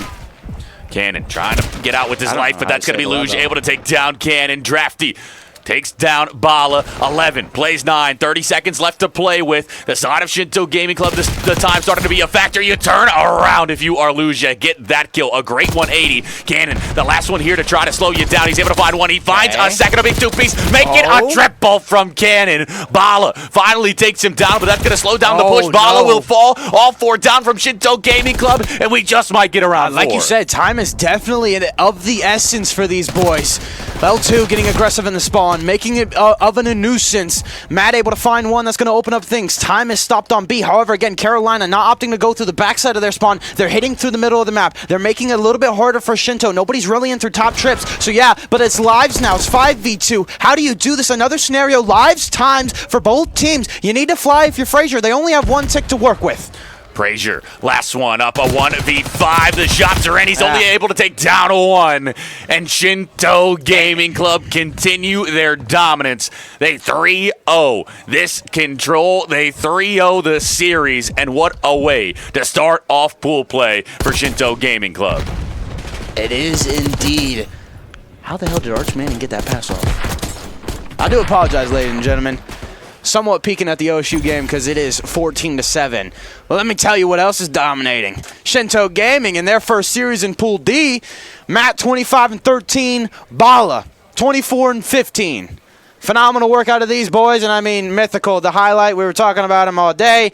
12-24. L2, I can't say enough. I like him personally. He's a good guy. He's also one that can find a two-piece regularly. Cannon was phenomenal this series. Better luck next time. Yeah. L2 was the one trying to drag this Carolina Reapers gaming squad to a win. Not going to be enough, though. 250-175 for Shinto Gaming Club on that map number 1. 6-4 victory and a 3-0. Resilience throughout map 1 and 2. Map 3 went out with a whimper. And now you go down 0-1 in your pool play, and you have to find a way to put together 2-3 games in a row in order to try to make it to Sunday. Shinto Gaming Club, you've just made it that much easier for yourselves. You did indeed. Villainous and Chaos, two squads that are also in this group. Chaos has my eyes because Yin, now parting ways from Kex, says, hey, I'll do it with Phantoms. Which, by the way, Phantoms has an average placement of 2.4. His best is a first. 7 events for that young man and the TPC scene. So he has plethora of experience. Look for him to be like maybe the IGL or that leadership role. And Yin is also a phenomenal guy. Now, I don't know the other 2 players on the roster because I couldn't get that information. But Villainous having, I think his name is Hate, Mr. Mayhem, 22 offs, and Dolks. Those are members I have not heard of myself, so they can make a splash here, maybe cause some chaos in the mix of things. But other than that, Demon Workshop, it's going to be all their action later this afternoon. Yeah, and right after we get done with the Demon Workshop pool, we go into that women's bracket, I believe. So that's going to be one that you need to stay tuned for as well. Still a lot more Call of Duty action to go on this Saturday. But for now, we are going to send you to a break while we get the next one set up.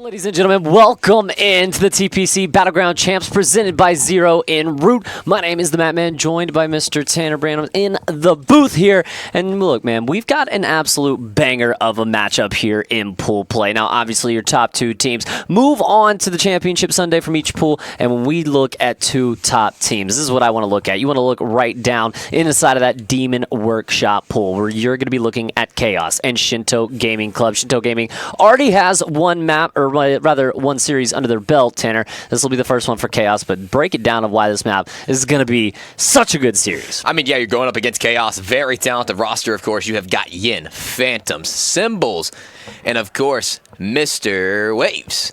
And, I mean, you look at the side of Shinto. Very balanced, very talented roster. Of course, you got Balla, Bulk-Up, Matt, Mitch, and then you have the last-second sub from the 5'5" phenom, Mr. Luge. Some would say he is the mini-simp down in the amateur scene for sure. But this one's going to be a good one, of course. You know, you look at our maps here, Matt, and it's going to be a Vault Hardpoint, a Hacienda Search, a Hacienda Control, and guess what? It doesn't stop there. A Hacienda Hardpoint, and the Rewind Search and Destroy. No, absolutely. I mean, this is a Hacienda sandwich with a little bit of Rewind and Vault as your bread here coming into this one. And I mean, look, when we were kind of talking about these teams earlier and throughout the day in LAN, this kind of, banning and pick system was very, very thought out from both the teams, okay? You get Skyline out of there, which is obviously the best maps from the side of Bowl-Cut, Matt, and Bali. That fast squad. They love to play aggressive. That map's immediately out of there. Vault still sneaks in, though, which could be a map that they seem very comfortable with. It's fast-paced. You know that P4 is kind of the name of the game there, and even if you kind of, mess up on a few of the first hills, you could save your ass a little bit on P4. No, for sure, for sure. And you said it best on the cast yesterday. Sometimes you can just lose a little bit, have some stagger breaks on and on. But hey, if you hold P4 down the most in the game, you're going to win no matter what. And what it's going to take is your subs getting active on the map. Of course, your ARs really, sure, you win your gunfights as long as you're watching over your subs doing their thing and, of course, getting the rotations, anchoring those spawns, Matt. You're going to set your team up for success. But, I mean, this is, we've seen a lot of Vault hardpoints. It's just been mostly blowouts this weekend on Vault. But this one, I expect to be a little bit closer. I'm thinking 250, maybe 250 to 211. I got Chaos taking map number 1. No, 100%. I mean, not only do we have, just a challenger star-studded matchup. I mean, this feels like the all-star match of locals, sure. right? I mean, you've got Balla, you've got Bowl-Cut, Matt, you've got Mitch, and then on the other side, you got Mitch's brother, Timmy Phantoms. I mean, these guys, it's big brother versus little brother fighting out on here. Timmy Phantoms also dueling up with Bowl-Cut, Matt throughout the CCL, throughout the 1v1 League as well. You've got Symbols thrown in the mix. You've got Yin thrown in the mix. You've got Jace Waves thrown in the mix. This is almost, like I said, it's an all-star challengers matchup that we have here. And the fact that we're going to be seeing a triple dose of Hasi, potentially, if we do need that fourth map. I mean, this kind of map set, I don't know if it necessarily throws me off or excites me, but I tell you one thing. You look up and you see this rosters and you see these teams, you get excited, and we're just a few moments away from getting into this Vault hardpoint, man. Not much control, really, from each of these sides. I feel like it's just going to be mostly trades back and forth. Maybe rare if we ever even see a three-piece, but there's just so much talent. There's so much gunny on each side. A highlight play will definitely be there, of course, and a lot of what's the word? Enthusiastic casting, if I pronounce that right. had a Tito shot before I hopped in the booth, chat.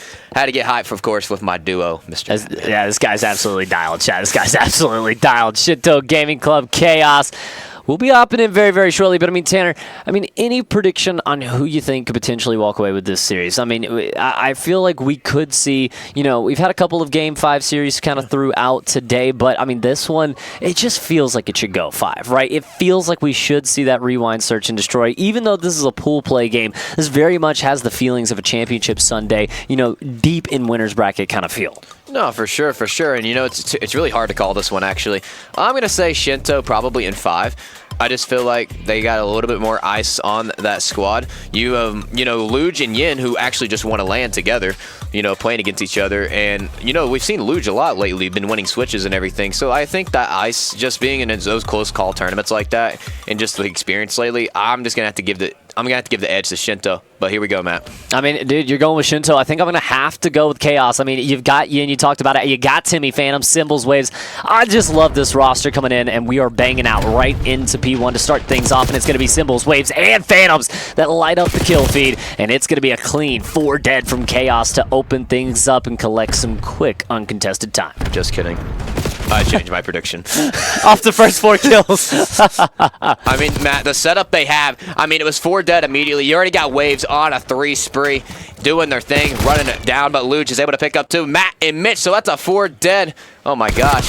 I'm scamming out here. I might be faded. I don't know. I mean, look, this is going to be a back and forth game. When you have 2 really good rosters like this, you're going to see it. You're going to see the 3 pieces. You're going to see the 4 pieces. It's going to go back and forth because the teams play so well together. You see it. Another 3 dead in the feed there from Chaos Gaming as it's able to lock them down and try as they work their way on over to P2. The problem is they don't have any of the spawns secured. It's Shinto Gaming that's fully solidified themselves over towards P2. Can Chaos find an early break? Yeah, number 1's got to be the man but gonna fall down. You have 2 on the backside now. You got Chaos going to be able to control the hill, but number 4 just fighting them off. That's going to be Balla doing his thing. A slide and a fire and a gliding on into the hard point, picking up the time now. Going to take that lead, but a lot of time still to be played on this hill. No, still a lot of time. You have Chaos, a little bit of back pressure here as they try to make their way in, but I mean, Shinto Gaming doing such a good job right now at kind of turning as a team, right? They're reading the spawns together. The IGLs are doing their job. The Yin trying to get a little bit of a noise from the back, but it won't be able to do much. It's still 30 seconds left to work with. Chaos seemingly wants a bit of this here as they're going to go back in for the contest. Yeah, and Balla's going to be able to get that trade. And Balla, I know, I mean, he's been in the hill all day, all game right now. Should be getting closer to a Hellstorm missile. Not going to be able to obtain that. Now you got Luge picking up scrap as well. Going to go up by 30 points here. And now you got to look to P3. And it's really not P3 you're looking at to where, Matt. You're looking at getting that art side rotation so you can get a big money hill on 4. Yeah, and I mean, the biggest thing here, especially if you're bowl cut Matt, is just making sure that the hill stays white, right? You've got a little bit of a lead here. You got a little bit of a buffer that you can kind of play off of this. If your team's able to claim some time, that's great. But again, you mentioned it. You want to get over towards this P4 side. So far, doing a good job of that. But Chaos does have a couple of kills in the feed, but not running through the mid areas. Luge will be able to pop for 1, but no more. Chaos, early time on this hill. Still a long way left to go. But look at where Symbols has made his way in. Yeah, Symbols trying to break through this front R side, and it's just back and forth action. Try to pick up 1, gets 1. Mitch instantly with the trade though, but you still have that top R control from both cut Matt. But it doesn't matter at the moment because Chaos is saying, hey, we're just gonna play Hill Kitten. We're just gonna soak up all that time and retake the lead. Yeah, and I mean, you're gonna retake the lead, but again, you look up at the clock. Only 20 seconds left for you to gain off of this hill, and you are still spawning out Narnia right now as for the moment. But as I say it, you're trying to get into the hill. The knives come through, the TKs come through as well, and it's a mixy barrage of kills, but it leaves Shinto Gaming still in an advantage position here. They have 3 players working their way already over towards New, and Chaos Gaming, they're going to be behind here on this money hill. Yeah, you got Baba keeping it down with the AR on that B bomb site though, and you got number 2 on the hard point. You got they're all 3 spread right now. You got 1 top arc gonna be able to fall, and here comes the push from Chaos. They should be able to break on in. 5 gonna be able to get this back spawn control as well, spawning out the side of Shinto. A scrappy hill coming up right now. Yeah, I was about to say, you should be able to get the control if you're able to get the kills, and that's what Phantoms and Symbols are able to do, and now you're going to have Yin to pop for 1 more. Matt's going to have to wait for the reinforcements or just kind of throw his life on forward. Ryanade will be able to take out Yin, but immediate trade does come through, so Chaos stabilizing ever so slightly at Shinto, makes the hit right back through the front, and stabilization no longer. Balla, Mitch, able to find 2 around the outside, and now with 17 seconds, they will garner a little bit of scrap, and I mean, look, Tanner, mixing first set of rotations here throughout 1. 4 hard points down, and we are almost dead even. And it's the brothers leading the way for each side. You got Mitch at 12 kills. You've got Phantoms at 11. Ooh. So it's just a hardcore brotherly battle right now. You would have thought this was the fight, and Step Brothers, they're going absolutely at it right now. Symbols able to pick up 1. Phantoms able to pick up 1 as well. Luge trying to break on into the hill. Picks up 1, gets another one as well. Shinto Gaming trying to get control of this P1. No, I mean, you get a couple of kills here. White Hill time for both teams is 100 plays 98. Very even matchup between both of these teams. And you talk about it. You're looking for potentially that player, right, to make a stand here, to really kind of pop off in this match and maybe earn his team the victory. Because right now, these teams dead even as far as matched. But you see Yin on a 5-3. Could it be the player that turns things around here for Chaos? Could be the play. You might be able to get a streak off of it as well. You know, we've seen Yin go on many sprees before, and when that happens, it gets nasty. But Mr. Bull Cut Matt, the Fisher esports man himself, shutting that on down, and now on a 3 spree of his own. Yeah, and about 10 seconds left here at Shinto Gaming. They don't have a lot of players over towards New. It's going to be Chaos that does have kind of that lockdown side, and this could be a big game-changing moment. Can we go with Listen in here potentially with Chaos to see how those comms are sounding? Side. I'm trusting me. They're all gonna be front. Out of left. I still out of left. I'm nading it. Yo, money, yo. Cat. He's out of left still. Casters, top casters. Casters. Yo, front end. No, that's not Two pump. Alright, two outer left pump. Both one shot. Two outer left. Yeah, there's two outer left pump. I'm seeing on. Just playing front. I'm re-repping rear front. One's gonna be front.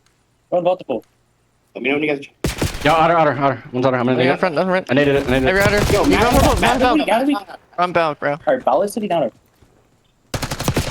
All is dead. Matt's one back here. I'm gonna play this. I need to. Rear front Holding your pump. cat. Laying down outer. Dead. Front time. Take that down. Dead. One shot, absolute. Nice down. Play new. Just play from front. Got a pump. I said, just play from front. I'm blocking him out. Just play from front. I have your. Cat. One shot. Middle. To middle. Maybe vault. Symbols. Get in front of me. Yeah. Watch your front. And I mean, look, Tanner, how do we feel like the comms are sounding there from the side of Chaos Game? I mean, not too confident, but also confident at the same time. No one really getting loud, no one really getting passionate in the comms. Kind of almost calm, cool, and collective. But in a moment like this, I mean, I'm trying to get loud, I'm trying to get energetic, I'm trying to get the spark going because you're down in the game right now. You're down by 10, Matt. Yeah, but that's the thing. You're not down by a lot. I don't think that you want to really get chaotic in a game like this because the game is already so chaotic. Vault Hardpoint is one of those maps that it is already so frantic. There's so much chaos. If you have that in the comms as well, that's how you're going to be playing. You need to be stabilized. You need to be calm, especially in a map that's this close, Tanner, as we now hit 150. Chaos going to get back into the leader, but only for a second as a contested P3 will lead right back to Shinto Gaming. Yeah, but Ball is able to find two. He's able to get one inside the top art. Matt with two in the feed as well. And you go ahead and take a look at this P4. You already got Shinto Gaming on the rotation. And you know the last time Chaos was able to break on in, but my God, when you have Mr. Timmy Phantoms ripping like that, just going to help your team edge onto that P4. Yeah, and I mean, you look at the leaderboards right now, and almost everybody, I mean, 19, 18, 18, 13, 16, 17, 18, 14. I mean, it is almost dead even across the board right now. You're looking for that one player still here, Tanner. I do think, and could it be Bala with this AR, at least doing the God's work towards the back lines to lock down these spawns. Timmy Phantom still trying to knock on the front door, but he's not going to be able to fight them all. And here is the moment where Shinto Gaming has kind of extended themselves further. One of the biggest leads that we've seen so far in the game. Yeah, I mean, you're up by 35 points here. Matt going huge on this hill on a 3 spree as well. And Bala, he's just being very annoying on this hill. You know, he's getting on that back side, making sure, watching the art side, watching the side door side as well. I mean, there's so many sides to cover, Matt. And that's a big reason why Shinto Gaming's about to get over that 200-point threshold and get closer to that game point. And this is the biggest lead we've seen. Shinto Gaming 50 points up as we now head into the third set of rotations. It is Chaos who lays in wait, but now the kills on the top side is Mitch, now going to gain cat control. Could allow for Shinto Gaming an easy break on in as the players start to slide on in, but where is Phantom's timing? It's good enough. 3-for-1 trade. Chaos will stabilize with the 4 dead. Yeah, and it goes 4 dead, Matt, and they're going to be able to secure those ammo side spawns as well. 40 seconds of building in a hill. You really don't see much time gathered on here. If you're the side of Shinto Gaming, you have got to get on in. And even if you're in the scenario, right, if Shinto goes down or gets tied up, you got Luge with the Hellstorm missile for that late game scenario as well.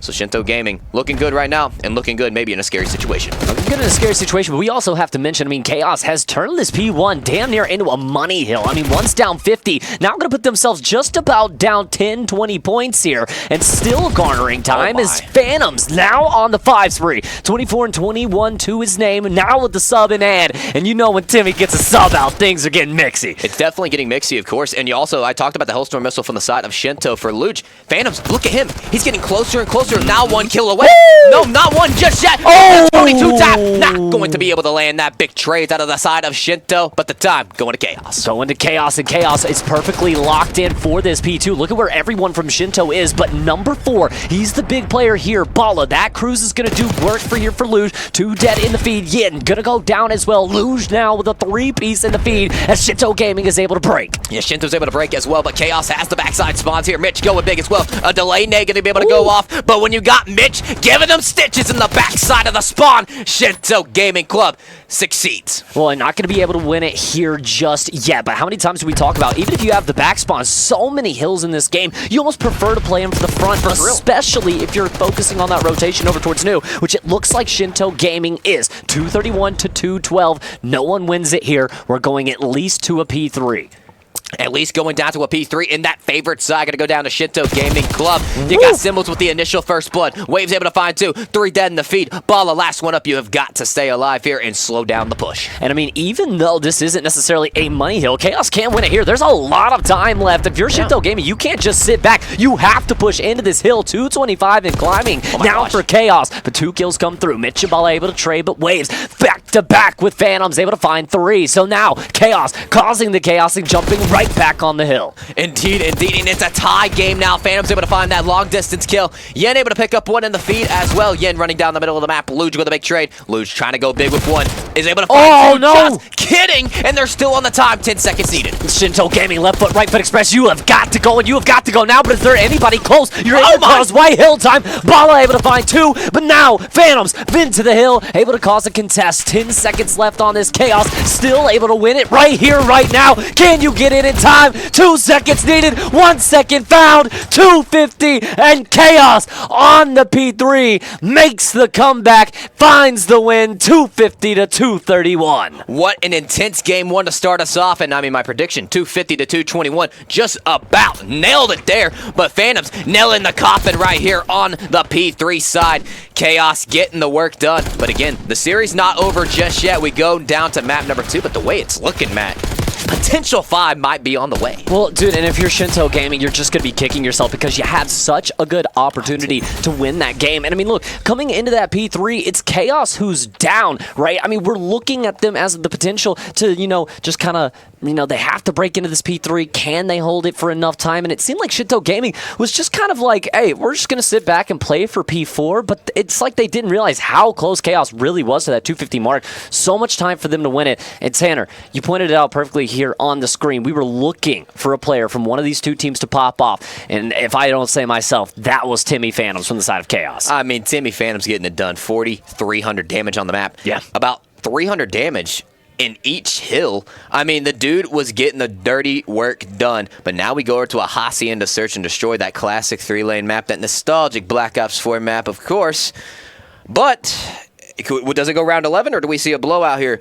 Sometimes you see these map 1s super close, and in map 2, just belt-to-ass type of performance. Yeah, and I mean, when we look at both of these rosters and you look at Chaos, and yeah, I mean, at least to me, on paper, just a little bit stronger. I think you have a little bit more kind of challengers talent throughout that roster. Yeah, I mean, obviously, Timmy Phantoms kind of really brings in that veteran presence. And I think also in a map that comes like Hacienda, BO4 type map, where you talk about this is Timmy Phantoms' playground, right? As an AR player, he's going to be able to go top and absolutely lock down the middle portion of this map. If Timmy Phantoms is able to have, close to a performance that he had in that map 1 here in that map 2, not only could he be the player that we were looking for in that map 1 to kind of start turning things around for his team, it might be the player in this series that we're looking at that may kind of propel his team forward and over the finish line. And coming into this Hacienda Search and Destroy, I'm a little bit worried for Shinto Gaming because I think the S&D prize lies with Chaos. No, for sure. I mean, you got talented players like Yin. You've got Phantoms, of course, who's on 1v1 me. I mean, just always playing Search no matter when it is, if it's tournaments, if it's league matches, hell, if it's scrims, hell, even if it's for fun. The man is always on it and doing his thing. I feel like the veteran leadership from him is what's going to help boost this team's success on a map like this.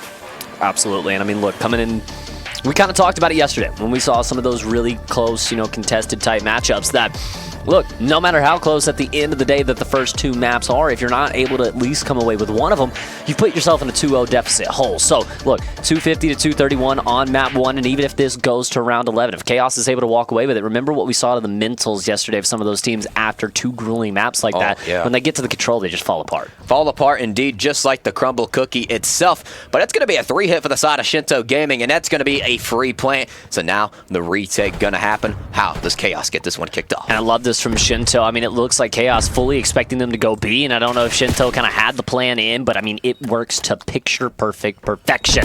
Now, the gunfight start to ensue. Symbols able to find the first one on to Luge. A couple of tags go back and forth. The trades will come through, but Yin able to stabilize and able to find one to get the man advantage. Waves finds the next, and it's a 1v3 and a none v3 as Waves cleans the last one up. It's almost a 4-up, 4-down scenario. You got Waves kicking us off 2-0 start, but for a moment, though, Symbols gets the first blood, and that's really what initiates that push to come on through. Now, the side of Shinto, when that first blood happened, they started panicking. It's like, oh crap, now we gotta watch this, we gotta watch this, we gotta watch this. And they just started getting picked one by one. Mitch gets in the 1v3, falls to his knees, and they have not just 20, like, you know, usually it goes down to 7.5. No time was wasted. 25 seconds was still left on the clock for that defuse.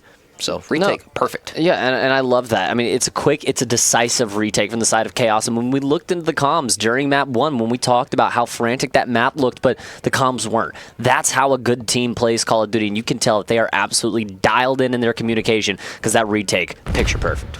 Picture perfect indeed, but they're just going to play their time here just for a moment. Dissect what site they're going to be able to hit here. You got 6 already pushed up on the top open side on each side here. A pinch could come in if they go through the door, but not just yet. Still playing their life and playing for the first pick. Mitch, he's none the wiser. He doesn't know the symbols right under him right now in this gunfight. Could potentially get very awkward, but Symbols looks to regress towards mid, and now if you look towards the back side of the map as well, you've got a 3-hit coming through well, potentially, as now multiples for Shinto Gaming. They are perfectly ready for this. Oh no, but you think Bala has a free pick, doesn't hit the last shots. Timmy Phantom's able to draw that first blood, and A is looking like the site to get down. And they have a pinch coming through. It's developed here for Shinto Gaming, but can they get the kills to justify it? The answer is no. Waves immediately able to take out 2. Mitch, last one alive. 1v4. Able to find the first, but still a lot of work to be done. A lot of work to be done indeed, but the bomb not going to be put down just yet. Here comes the pinch. You thought for a second we were seeing someone get taken from behind in 10 this weekend. Not going to happen just yet. Chaos up 2-0. And I mean, look, coming off the back of how that last hard point ended, I mean, this is an absolutely demoralizing start for the side of Shinto Gaming. These have been quick, these have been decisive rounds, and you have not even been close. Multiple rounds now with 3 players still left alive for the side of Chaos in both. And coming into this third round, I'm not going to say it's do or die, but it definitely feels like a moment that if they want to start, you know, getting into this series, this has to be a round win right here. I mean, it's the patience. I mean, Matt, you see how long they took to actually pick a bomb set. Like I said, dissecting where they need to go with this bomb, taking their time, getting the angles, and getting that map position. You know, people talk about, you need to rush here, you need to rush here, you need to win this gunfight. Take a positioning on the map, and that's exactly what they do, and that's how you win it. But all 4 players, no one near anybody at the moment here. Yeah, and it looks like Shinto Gaming kind of taking the page out of Chaos book, right? They're going to patient play this, but look at how patient the side of Chaos is. Number 5, that is Waves, all the way out in Boathouse right now. He is the perfect overwatch of where this bomb is looking like it wants to go. So even though this has been slow from Shinto Gaming, they're going to get read into here if the information is able to come through, and I think it has. Waves should have been able to spot, and now here comes the nade. Good nade out of Waves, should be able to connect with something. Does so indeed. Gets Matt down to 35 health. Delays that bomb plant for just a moment. The guns are starting to fire, but blood has now been drawn either way. Trade for trade. 3v3. But 34 seconds left, and that delayed plant that you talked about has really stunted Shinto in their tracks. But Luge looking to get them back into the map. Big kill there, gives them the man advantage. Can Symbols get on that high horse and get over towards the other bomb site as Waves is able to find a kill that turns it into a 2v2, and Waves now going to get a little bit of help from his teammate as Symbols turns it into a 1v2, and no, hold on. Luge in the 1v1, 10 seconds left on the clock. You know where it's going to be. Makes the read bottom U. Chaos up 3-0, and it's not just any type of 3-0. It's a very convincing 3-0 right now, man. No, and I mean, that was the closest round there. I mean, they did have the man advantage, but you had that one player that was kind of out in no man's land there. Yeah. Once Waves is able to trade that kill out, Symbols comes in and kills the planner, and then the whole round kind of falls apart for Shinto Gaming there. So you're kind of kicking yourself if you're Shinto, but I think that play really gets stunted by Waves in the beginning, right? That patient Boathouse play. You talked about it, delaying the initial plant over towards B that forced the rotation and forced that round into Chaos. Yeah, and I mean, like I said, positioning as well. You get that positioning, you gather that nade. If your players are in the position they're going to be, you're setting your players up for success, and that's exactly what Chaos does. They cause chaos on the other side. And this is what I talked about, the S&D prowess from the side of this Chaos roster, just looking absolutely tip-top shape right now as 3-0 up. But yet, in a bit of a difficult position here, does get tagged up, but Phantom's going to give him a little bit of overwatch, and now Mitch has a lot on his plate to deal with, but he's able to eat up the first blood. You have to look over towards your minimap number 2. He's making a wrap right now. Could Luge potentially pay off here? What can Luge do? Going through the secret side might have just... No, okay, that's his teammate. For a second, it gets a little scary. I was about to say, does he just get turned on? I mean, back and forth kills will come through. Chaos will be a man down, but for the moment, will be safe on the plant. This looks like a good read from Timmy Phantoms, but it's not, as both players get taken down, and Shinto Gaming finally able to stop the bleeding and finally able to find their first round. Hey, yeah, sometimes it takes a while, but I casted a match yesterday where the other team wins 2 convincing rounds, and then the Carolina Reapers won 6 straight. Could that just be what we're seeing here? Could it be 3 convincing rounds like that? Shinto's like, okay, like they did. We're gonna dissect what they did, and now we're gonna take it into a play, and we're gonna put all of our right here into this game now. But still 0-4. Matt, maybe he's able to get a kill. Want him to get a kill. Of course, breadstick's always better than a donut. Breadstick is always better than a donut, and for the moment, though, Shinto Gaming, looking at Matt right now, sitting on a donut, 0-4. Got to pick it up a little bit. Waves immediately going to get a lot of information, but they're going to be perfectly prepared for this. Symbols and Yin will trade on out, but Matt, get us the donut, 2-2, and now 1v2. Here for Waves, as he just watches all of his team get obliterated off towards the B site. Indeed, but you got number 5 playing this plat side here. Has to have an idea. This bomb is getting put down at B. Now pushing through their backside spawn here. And my goodness, we have crazy scores everywhere right now. I don't want to talk about it. I don't want to talk about it. Look, college football going on. We've had some crazy things happen today. Some crazy things happening in pool play today as well. A couple of teams we didn't think would go home. Oh my gosh. Oh, Waves, hold on. Timing may work out. Oh! Okay, never mind. Timing's not going to work for you if you can't hit the shots. Almost made Tanner fall off his chair in the booth here, as now 2 rounds in a row from the side of Shinto Gaming, and not only stopping the bleeding, but now getting a little bit of life back in them. You can't make an 0-3 comeback unless you're down 0-3, Matt. That's all I'm going to say. And that's exactly what Shinto's doing. Like I said, take the game, take what they're doing, and now put it into your game. Hey, there's a word steal for a reason. And that's what you're supposed to do. You got to steal some strats from the other side if you're going to win. Well, and, making some adjustments. If the other team wants to play slow, let's play slow. Let's not just bait in. Let's not just rush into their traps. Let's play it slow, and let's force them out of those hidey holes. And I love the way that Shinto Gaming is adjusted in this. Can they adjust further, though, as now Chaos looks to get aggressive. They try to push on forward, and it'll be Symbols that opens things up for a 2-piece and gives them the man advantage in the round. But look at the dirty work from Matt as he's up, down, all around. But not going to be enough as Chaos double kills across the map, and now a 2-round lead once again. Give them 2 in a row, but they put one right back up. Chaos now up 4-2. Yin going to be able to get that final blood, but Symbols getting it done that round, getting the initiative 3 to kick us off and help the side of Chaos edge out that round. 2 rounds needed, and they'll go up 2-0 map count, Matt. Yeah, and look, we talked about it. Both these maps, they've been competitive, they've been back and forth, but the problem being is Chaos is just still finding a way to win. And right now, still finding a way to lead. Let's not count Shinto Gaming out. 2-4, still a very, very close matchup. But they've got to cut something together pretty quick here.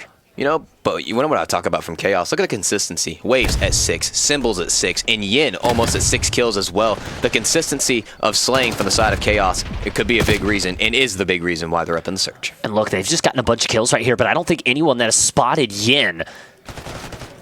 Oh, wow, Yin not going to be able to make the play here. Matt reads into it perfect, and oh well, okay, Yin's position absolutely gives him nothing, and now Waves all alone in a 1v3 to avoid Shinto getting their 3rd round on the board. Yeah, but this is going to be such a hard take from this bottom mid side. Going to have to hit Secret. Puts the shots down on Mitch. This should be a pickup, though. Down to 50 health. The pinch going to come on in. Getting collapsed like a hamburger. Yeah, he's absolutely cooked. Yeah, nothing you're going to be able to do there. 1v3 on Hasi. We've seen some crazy things before, but especially with the positioning, with how much time he has left to defuse, just not a lot going his way. But Mitch starting to pick things up here in the search. 8-4 to his name. As now, Shinto Gaming has made things interesting here, getting themselves just 1 round away from the tie. But the problem being, remember what we talked about, if Chaos is able to respond, put another one right back up on the board, it's match point, Chaos up 5-3. So, Shinto, they really, they found these kind of sporadic rounds, but they need to start finding those consistent rounds. Exactly. Yeah, consistency is the thing that wins you search and destroy. You would love to tie this one up 4-4 here, but you got an A-side push, and Chaos going to be read out by Shinto. Stuns come on through, and now you have to play patient. And Luge needed to play patient there, and Phantoms will take advantage of the over-aggression. Sets him down. Bala tries to initiate the trade, but all tagged up, all sat down. Mitch able to slide through for 1. Hold on, able to slide through for 2. Trade does come through, but it's a 1v2. Matt's able to find 1. 1v1. Oh, and the trades. Back and forth we go as Chaos back into the match point. and looking to put this map away after one of the mixiest rounds of search you'll see all day. I mean, the cake is what costed him right there. Look, just pokes out just a little bit too much. Buddy got a little bit too much of an implant. Shout out Kim Kardashian. But Shinto Gaming Club now down 3-5. 1 round away from Chaos taking this one and sending us to another game mode, but same map. Yeah, and I was about to say, for the side of Chaos here, I mean, you're literally 1 round away. You get 3 shots at it now for Shinto Gaming. It's got to be clean. It's got to be 3 perfect rounds of S&D in a row, and it looks like it's going to be a quick hit here towards the B site, but Chaos perfectly lays in wait, but they're not able to find the kills. 2 again, finds 1. Not going to be able to find any more than that as Luge going to go huge, and it's going to be Shinto Gaming quickly getting their 4th round on the board. I mean, Tanner, these rounds are you blink, you miss it, they're done. A quick response from the side of Shinto. 12-5 performance right now from Mitch. And the way it's looking now, a little bit more balanced, not as one-sided as we thought, Matt. This is a potential, just a potential, because, you know, we're not there yet. Round 11 could be on the way. And we talked about it. It just feels like one of those series where we're going to get those close, tight, contested matchups. But, again, for Shinto, it has to be 3 straight rounds of perfection. That's just 1. You've done the hard job. Can you find 2 more? Chaos, strike 1. You get 2 more in the batter's box. As now the bomb looking to make its way over towards A. Yeah, nades come on out. Not going to be able to connect with anything, though. A site should be open. You have number 4 watching it down from the blast side. That's going to be Bala. 3 just gets on through. He is just playing that spiral side. And gunfights are going, but nobody going to drop just yet. And everybody, you can tell, a little bit hesitant to make that first mistake, as now look at where Luge has found himself. Over towards this top side, but he's been read into here. And now if you're Shinto, how do you make this retake on through? The thing you have going for you is Chaos has not tried to plant this bomb. And Shinto not wanting it to get too over-aggressive and give away that first blood. And Symbol just playing that bottom secret side, just waiting for someone to just poke out. But you have 40 seconds left on the clock. You got to make a move here. Is the bomb going down, or are we going to B? And it does look like the bomb getting planted here towards the A site, and now the guaranteed information is Shinto Gaming should be able to react off of it. Luge not able to catch the planter out now.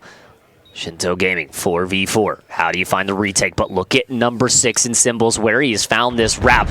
The wrap of the wraps, and he's got a lot of players that he's walking up behind. Yeah, but I don't even know if he saw that player bottom you. However, able to find 1, able to find 2, looking for the other 2 for the ace to call game. Will he find is going to be the question. Mitch on this bottom U side, able to even it out. 1v2 now for Symbols. And there's not a lot of time, though. Symbols, he's already found 2 in the round, 13 seconds left. Tries to jump around, but won't be able to do it. The defuse comes in just the nick of time, and Shinto Gaming will send us to a round 11. 2 rounds in a row. Can they find the ultimate third? Yeah, and here we go. What we wanted all series long. You know, like they say in SpongeBob, that's what we wanted. Finally, we get it, chat. Round 11. Put your predictions down in the chat. Who's taking this one? Shinto Gaming tying it up at 1 apiece, or is it going to be Chaos edging this one out and going up 2-0? And the problem for me right now is that it's just eerily similar to that game with the Carolina Reapers yesterday, where we had so close of a map number 1 and a map number 2, but it still was the team with a 2-0 lead going into control that was able to close things out. Chaos, are they able to find the ice when they need it most, or can Shinto make the 5-3 curse come true? Well, a little bit more patient, taking a little bit of a note from round number 2. Just going to dissect up a little bit, but number 2 and number 4 just getting a little bit aggressive, pushing on up. 7 catch him. Just time. Phantoms trying to play it slow.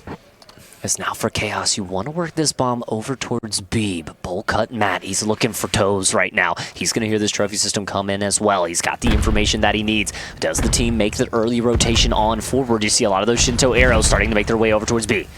And the play from Phantoms, just watching the flank, sitting in a corner, wanting to help his team. But the first blood initiative comes from the toe shooter himself. Bowl Cut Matt, 4v3, 35 seconds. You got to get this bomb down somehow. And you talked about it. It delays the plant. It makes this so awkward. Luge is able to collapse and find 1 more. Yin able to trade that out. 2v3 now, but you're still a man down, and you still don't have the bomb and able to plant. 26 seconds left. No Chaos to go through for you as Shinto Gaming is crashing down. Bala now has the information as Symbols makes his way back on into the side, but Bala's already taken out. Yin, this round is over. Symbols, the last one alive, but there's not enough time. Not enough time. If you're Shinto, you just got to play your life. Don't give up. Easy challenge. Simple. Now in the 1v1, 8 seconds left. He finds the player, but Mitch gonna be able to put him down. Shinto Gaming take your round 11, and you hear the boys from Shinto getting loud, Mr. Matt. And that guarantees us seeing that Hacienda Hardpoint map number 4 as this series is tied up at 1 apiece. These guys getting absolutely rowdy in the booth.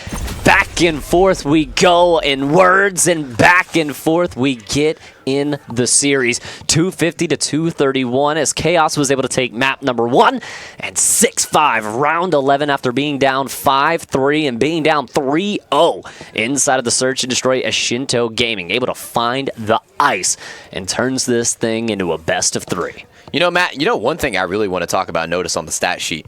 You see a lot of search and destroys where people don't even hit that 1K damage mark. There were 3 players on each team that had 1,000 damage. If that just tells you how much people were engaging, not even going for bomb plants, not even going for bomb defusals, just absolutely gunning. But you thought at first Chaos was just going to walk away with a 6-0, maybe a 6-1. But Shinto, the composure, the regain. Yeah. After that map 1, they come in, they stay composed, and they take your map number 2. Yeah, and I mean, you talk about the mental. It's not only coming back from that map 1, right? It's then going down 3-0 immediately to start out the Hacienda search and destroy. I mean, it looked over. I mean, we were writing their obituary. They're able to kind of bounce things back. They're able to kind of keep things close, but it's still Chaos Gaming that's able to find match point on 5-3, and then it's 3 straight rounds in a row from the side of Shinto Gaming to be able to lock that map in and sends us into a very, very mixy swing map now of Hacienda control. Swing map is the best way to state it, Matt. I mean, really, who takes this map just might take the series. Yeah. And I mean, do you think it's a blowout, or do you think it's another close one? I mean, by the lay of the look of the 2 maps, it's been super close, but guess what? We're not leaving to go to a different control map. We're staying right on the Hacienda. Yeah, and I mean, I think the good thing here for the side of Shinto Gaming, even though it is 3 different game modes, right? You're playing it all on the same map. It's a lot of the same headies. It's a lot of the same gunfights. A lot of the same places that you're checking for your opponents to be. If you can get yourself into a role here on this control and then parlay that right on into the next respawn in the Hacienda hardpoint, that's where this could turn dangerous for the side of Chaos if Shinto Gaming is able to create a little bit of momentum here on this Hacienda control. Especially because then, Tanner, not only would it be, them creating momentum, you go back to the first map. Who's in the lead as we head into that last P3 there? And, Shinto Gaming had an opportunity to win that map, right? I mean, if they kind of maybe press the action a little bit more on towards that P3, I mean, they kind of were a little bit hesitant sitting back towards P4 a little bit too long. I mean, they have an opportunity to win that map. We could easily see Shinto Gaming up 2-0 right here. And, I mean, it's a smart play from Chaos, so they just hopped the time on that P1. Yeah. I mean, that map number 1, and that's really what cost them. And, I mean, sometimes you think sometimes ahead of your own tunnel vision, You think, hey, P4. This is what we do usually. We got to sit here in top part. But you're in a different scenario. They need 20 points. You don't push, guess what? They're just going to get the time. They're not going for gunfights. They're just going to wait for you. You come out and you don't play, and that's why you lose map number 1. And this should be, honestly, the way it should be right now is Shinto Gaming up 2-0. Yeah, I mean, well, we could say that. I mean, but then you go to the Hacienda Search and Destroy, and you look at Chaos, you had a 3-0 lead, you had a 5-3 lead, and you don't be able to put the game away. So, this is just one of those games where you have so many good players that when it comes down to it, it's really going to be who makes less mistakes, right? And so far, we're seeing some very, very costly mistakes on both sides, right? It was the initial Shinto Gaming mistake in the map 1 hardpoint that allowed Chaos to win, and then it was Chaos throwing the 3-0 lead and the 5-3 lead away to give the win to Shinto Gaming. So, I mean, kind of costly mistakes on both sides, allowing this to be a 1-1. You look into the control, I think the team that just makes less mistakes, right? Because both these teams can gun. Both these teams know how to play the game right, but it's those few key mistakes that, between good teams, changes the game and, affects the outcome. You said it best there, Matt, but we'll have to find out soon. Before we get into that chat, we're going to send you guys to a short intermission. We'll be back here in just a moment for map number 3 of Shinto Gaming versus Chaos.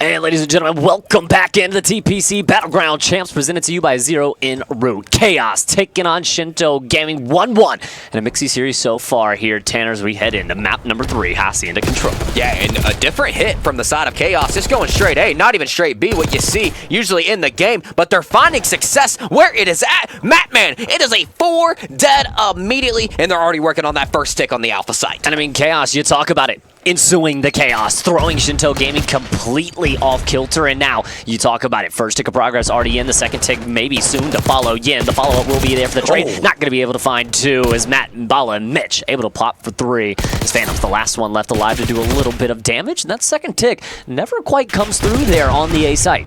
Yeah, it doesn't come through just yet. Number 6 going to get a little bit aggro, pushing up through the spiral side here. Symbol's just going to play his life, able to find another one as well. Should be able to get this 2. Not going to be able to get it. That's a 2-for-2 exchange. Lude's going to be able to find the edge. 3-2 advantage favoring now Shinto. Yeah, and that's beautiful from the side of Shinto to stabilize, get the life advantage back to almost dead even, and start getting yourself some map control. And now for the side of Chaos. That 6 starting to get depleted over towards A, and despite what felt like a really good round, is just amounted in 1 tick. Yeah, and now you find one if your Symbols here. Baller going to be able to find one as well. Lude's not going to be able to get out with his life. Phantom's able to get that trade. And now you're on the side of Chaos. You have 30 seconds left in the round, Matt, and you only got 1 tick on the A site. You have got to do something now. 20 seconds left. Can you find it? Left foot, right foot express to try to make your way onto one of these 2 sites. As Shinto Gaming will just lay in wait, patiently waiting for the kills to come through. Phantoms will get shut down. It'll be a trade for trade, but hold on. Yin and Symbols able to combine for 2. And with 8 seconds left, you're able to find your way onto the site. Mitch gets taken down as well, but look at where Bullcut Matt, right from behind, is only able to find 1. And now with a mixy barrage of kills, 4 seconds left on the feed, and you're able to get back on into the site. Yeah, you got one player coming up through that top open window side. That's going to be Mitch pushing up through the open side now, looking down the hall. Matt Luge find it, 2.7 the time. It's still top, popping off, stopping, and Luge with a big 2 to call round number 1. And you can hear him getting a little bit loud here, and I kind of like this from the side of Shinto Gaming.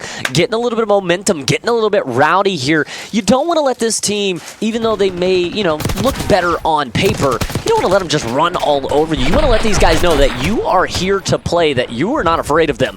And that is what Shinto Gaming has really done throughout this past control round and that S&D. Interesting to see now how things shake out. And round number 2 is it'll be Chaos that goes on towards the defensive side. Yeah, round number 2, Shinto able to play the defense and get it done for a moment, Matt. I mean, really, I thought Chaos was going to be able to take A just like that in the snap of a finger. But hey, you now look at Chaos going to be on the defensive side. You get that favorite side here, and you got Shinto moving right up through the closed hall. And a little bit more of a stock standard hit as Shinto will just be able to bully their way on forward. But Waves is able to find 1. Yin finds the 2nd, and the 3rd. 2 in the feed, pop from Yin, and that'll be 3 dead as Chaos will find an early barrage of kills and leave Bala really by his lonesome until the reinforcements were able to come on through. Yeah, but here comes the spawn kills. Waves able to find 2 on the spiral side. Symbols able to find 1 as well. Mitch fighting for his life on the Bravo site, and you got these players now spawning Lambo. You would think an A side hit comes in, or a full wraparound through the map. Yeah, and I mean, for Shinto Gaming, you just really have to get out of this spawn trap. You see number 6 and number 8 doing a good job of that, hitting towards that top open side. It's Luge now going to be able to find his way behind the defense, ever so to speak, hopefully turning over a few heads. You do have to look towards Waves, though, who's on the 5 spree right now. Could potentially put something in here. Yes, Symbol's looking for more, but Luge going to be able to shut that down. And here comes Shinto making some progress on that Bravo site. Yin with the top plat sub, making it happen, throws the nade. That's a 2-for-2 exchange. And now a big come fight. Bala has to play his life, get the regen. Gonna fall to Waves, and Waves pops a 3 on B. Yeah, that's really the only tick that comes through here for the side of Shinto Gaming. 30 seconds left, and you're down 8 lives. You have got to go, and you've got to go now, but you just keep continuously getting put in the blender. As now over towards the A site, only for a moment to touch, and now taken off in time, continuing to tick away again as Shinto Gaming just cannot find their way onto either of these 2 sites. Yeah, but you say that, able to find 1 up top, close the end, putting the shots on in. Bala has to play his life. Looking for the 2 tick. If you're able to get it, it's absolutely huge, but when you have to deal with the sub presence of Symbols, it's going to be very hard to approach that site. Mitch, not done just yet. 20 playing 11. 10 seconds left to Shinto have one last-ditch effort in them. They just have to touch, at least for a moment. It seems like it's always falling on Bala's shoulders, but he just can't do it all. 1 second left to go, and with 0.4 on, number 5 able to touch over towards A. Matt's going to get on over towards B, and now the side of Chaos, you're going to be a little bit off kilter.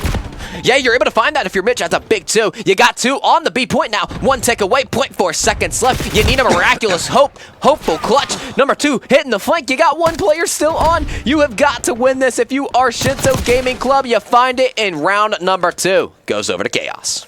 And a little bit mixier than Chaos would have liked towards the end of that. They're able to get an additional tick towards that B site. Almost got the extra minute secured, but like you said, just not enough lives to play with there inside of the round. So we all tied up 1-1 apiece as the defensive holds strong here for both teams. And now Shinto back on the favorable side and looking to get once again back in the driver's seat. Yeah, and I mean, I can see, honestly, Chaos taking this offensive round. I mean, you really looked at it starting round number 1. They make the 8 hit happen, and you would have thought it's a 4 dead. You got 2 on. You maybe get a cap immediately. You have the spawn set up. Doesn't work out in their favor, but honestly, I could see them making it work this time. We'll have to see. Right now, again, both teams feel evenly matched throughout this one, as both teams now going to be going right for the bang out. And Symbols, who's able to open things up with the 2. Yin finds the 3rd, and all of a sudden, Chaos opens this round up with an absolute dominating break. Yeah, but they go right through mid, and they go to B immediately. You got these 2 players on the 10 side, and it's 10, Yin. Yin hitting the 10 flank, able to find 1, looking for the final 2. Luge going to be able to put the shots down. Yin and Phantoms getting it done, and almost about to cap that B zone. Oh my lord. Able gets the 2nd tick of progress in. 3rd tick should be sure to follow, but Shinto Gaming gonna go up and over the top, and Mitch gonna be at least able to contest for now. So shots going back and forth. Luge able to find 1, still a contested hill. Is now Shinto Gaming will be able to clear and will be able to stabilize at least for a moment.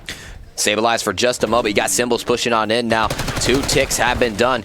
You slide, you glide, you fry on in, but it's 2 dead, 2 in the feed. Phantom Symbols goes down. You look at the life count. Chaos favored 3, and there are 2 ticks on that Bravo site. 53 seconds left in the round now here, as Chaos starting to feel a little bit of pressure here, as the life advantage they once had has started to dwindle on them, and Shinto in the defense starting to hold strong. Bala trying to go for a little bit of a chase, but he's going to get cut down in his prime. As Symbols able to find the 1st, able to find the 2nd, and it's another 3 dead, 4 dead, as Yin able to find another. 4 dead in the feed. They're getting that side presence up immediately. B zone should be capped. No one near the zone. You throw the nades top office. You have 7 hitting the rock side as well. Number 5 just holding this iron. But the ticks on A starting to begin, Matt.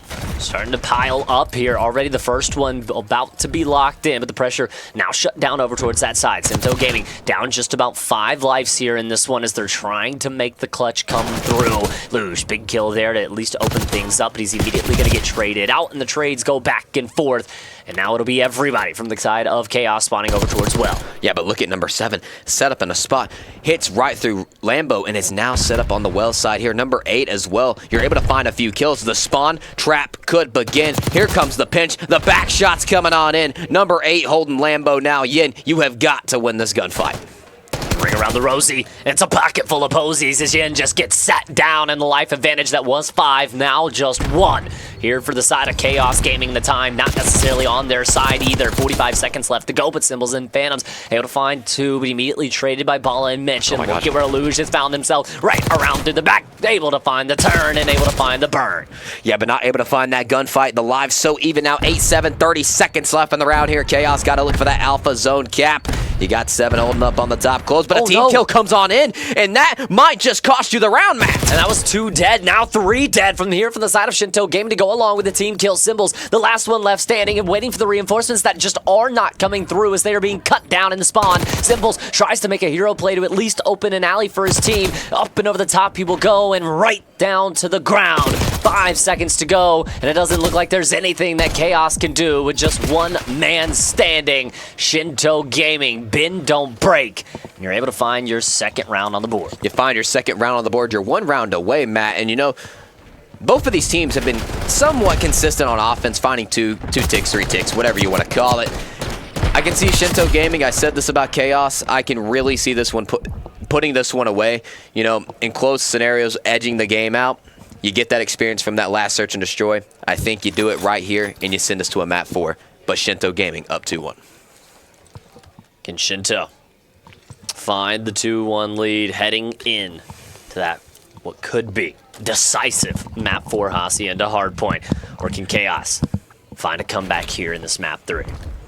We'll have to see what happens here. 1:20 left in the round. Time is a ticking, or we're going to a round 5. Luge able to find 2. Waves able to find 2 as well. Symbols with a big one. Symbols looking for more at 22 and 16. 44 combined from the duo of Waves and Symbols. Look at Volcut Matt perfectly laying in wait, but only able to be good for one. As now the pressure starts to amount from this plat side as the multitude of players here for Chaos will be able to rain down a couple of Hellfire bullets. Won't be able to do a lot of damage though, as now finally they will come through and Chaos able to light up the feed. Able to light up the feed indeed. Matt pushing up to that top close side. You got Bala on the well side as well. Gonna have to deal with that player bottom you. Not gonna be able to spot it out. Not gonna be able to hit the shots just yet. Plays their life for a moment. 45 seconds. Not much progress on both zones, Matt. Just one tick, Tanner. Shinto Gaming starting to run out of time. Starting to run out of alleyways. His Symbol's looking to cut you off, and he will be able to do so up and over the top. Looking to go for more, but Yin going to be able to help him out as the 2-for-1 trade comes through. And now Shinto Gaming, it's another reset. It's another weight on the reinforcements, and Waves is just going to add insult to injury as Chaos has absolutely dominated here in this defensive round. There has been nothing open for Shinto Gaming, as it looks like midnight, everything closed. Yeah, but Luigi able to find that kill on the open side. Now capping that A zone. Look at number 5 and look at number 7. The support role. 4 come on in. This might just be a 4-stack, Matt. It could just be a 4-stack progress, and A comes through. Second tick almost in. Phantoms is able to do at least a little bit of damage, but not before the second tick does come. Symbols up and over the top, able to find one. No more than that, but all of a sudden Shinto Gaming, now they're over at B. Ring around the rosy, dragging you across the map. Woo! Yeah, no. We'll put a little dampener on that as he goes up and over the top, but still, Shinto, with 8 seconds, has to knock on the door. The Swanton bomb coming in from Manny. Yin, you have got Phantoms on the point as well up top. Putting the shots down, but Logan Johnson able to hop on right before the time expires. And Luge able to find his way on over towards A. The contestant just come through. Phantom's able to do the dirty work from the top side, and now all of a sudden, again, you have to turn your attention over towards the B site. There's a little bit of pressure there, but Chaos continues to just lace everything in their sight, and they are able to send this to a round 5. So, ladies and gentlemen, throughout your first 3 maps, you have had a 250, 231, a 6-5, and now a 3-2. We don't know which way yet, but guaranteed here heading into this round 5, as close as a series could possibly get, and one of the best that we've seen so far here on Lane. I mean, Matt, I have no nails. I have no nails. They're gone. Because it's been such a nail-biter of a series, and we're not even on map 4 yet. Everything has just been so close, inch to inch, not to give, and both of these squads are just firing on all cylinders. It's literally, like, so equal on both sides right now. I don't know how to call it. Here the problem, though, lies in for Shinto Gaming, as you are on the offensive side here in this last round, and you just got absolutely trounced in that last round. So now, what can you change up? What can you find? That's a good opening. Oh! We're dead in the feed. That's Bullcut Matt getting a little bit mixy. Yeah, you're not going to be able to find that trade, though. Phantom's now pushing through the 10 side. He got a 3-stack on B, and number 8 is making the play. Matt, look at Mr. Bala. Bala with the AR. He doesn't care. He'll treat it like a sub as he works his way all the way around the outside. 4 dead once again, and there's no way you can get back over to the B site in time. And look at Luge already up and over towards A. B site, done and dusted. A site, first tick of progress is almost in, and Chaos hasn't even come off the respawn. Yeah, you don't even know where to go. Bala is in your spawn. He's shooting you in the back. He's shooting you in the front. These boys from Shinto are everywhere. Symbol's able to pick up 2 in the feed, but Matt with a big trade onto Phantoms. Bala still putting the shots down, and that man Bala is going off from Splitgate Pro back to Call of Duty now. He's still getting it done. Mama, there goes that man. Second tick of progress trying to be locked in, but it'll be shut down as Chaos finally able to settle and find a 3 dead in the feed. They're still down about 4 lives. You only have 2 ticks of progress to work with here to give up if you're Chaos, and it's still Shinto Gaming looking to apply the pressure and looking to gun you down. Number 8 has got to find this win. Bala just goes right back to his spot. He says, hey man, you get me off it, I'm going right back to it, putting the shots down. Bala trying to put the executive order to send us to the map number 4, able to find one, but Yin with the instant trade. And I mean, Yin, although his team has been getting a little bit trounced in this one, has been able to find a 5 spree here. Potential Hellstorm in for him, and he's going to be able to get a few free kills here. Oh. No! Luge! A little bit of a turn, and Bala's able to find the second. All of a sudden, Phantoms, the last one alive here for Chaos, pushing his way up forward, trying to slow down Shinto, but just not able to do so. 10 playing 15, and now 9 playing 15. And right now, the thing that Shinto's doing is they're forcing Chaos into battles that they just cannot afford. Cannot afford, indeed. Symbol's able to find that onto Luge, and that's 2 dead in the feed. 2 for 1, 3 for 1 exchange. Last one up, gonna be Waves. And that's it. I mean, Waves, the last man here, he has to go, and he has to go now. He's immediately gonna get shut down, and the 3-stack is too much. Shinto Gaming clutches up up in the offense, round number 5, and is able to take a 2-1 series lead heading into the Hacienda Hardpoint. Ice in the last 2 maps as they have dominated and flipped this series on their heads, and now they are letting them fucking know.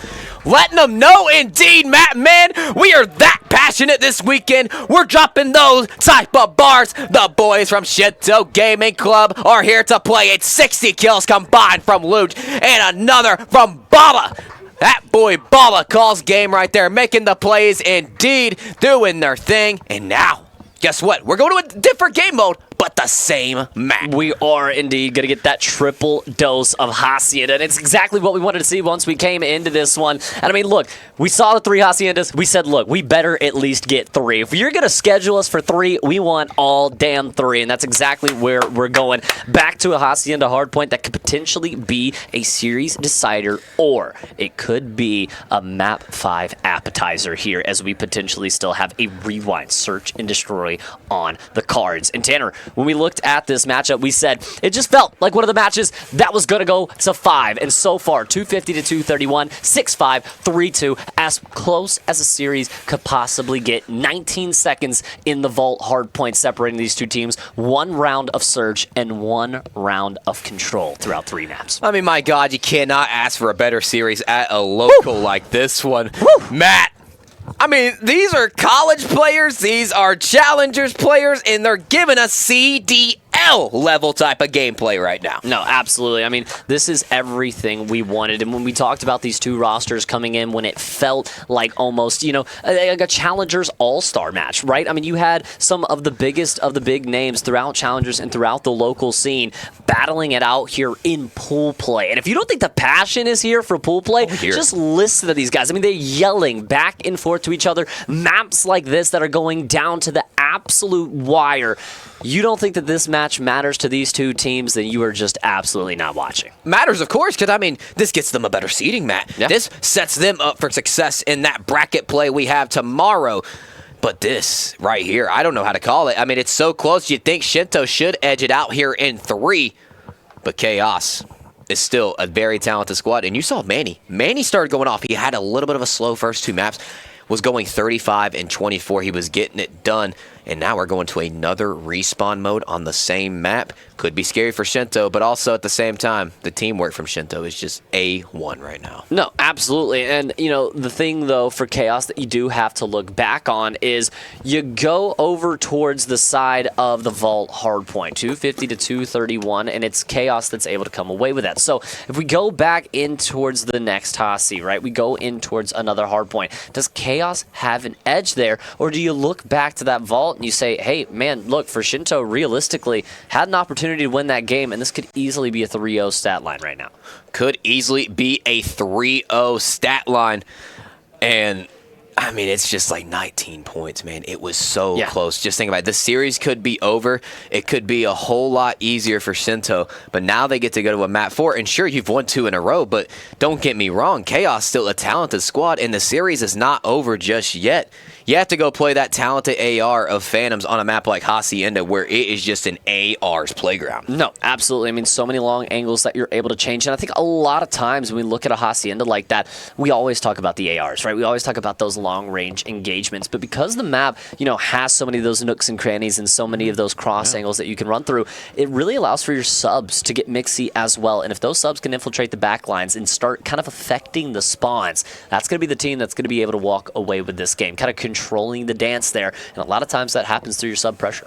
And speaking of subs right now, you know somebody was really heating it up that match. Bowl cut Matt. Absolutely. We said it a lot in a most passionate way because that boy right there was just frying. I mean, he was absolutely zapping and a crapping on people. It didn't matter if it was a 2-piece, didn't matter if it was a 3-piece. That boy was frying. But the question is, can they do it on the Hacienda hardpoint? Well, before we answer that, we'll have to take a quick break, ladies and gentlemen. We'll let you grab a little bit of water, quick snack, and you'll have to keep it locked right here because when we come back, it'll be Hacienda hardpoint here between the Shinto Gaming Club and Chaos Gaming.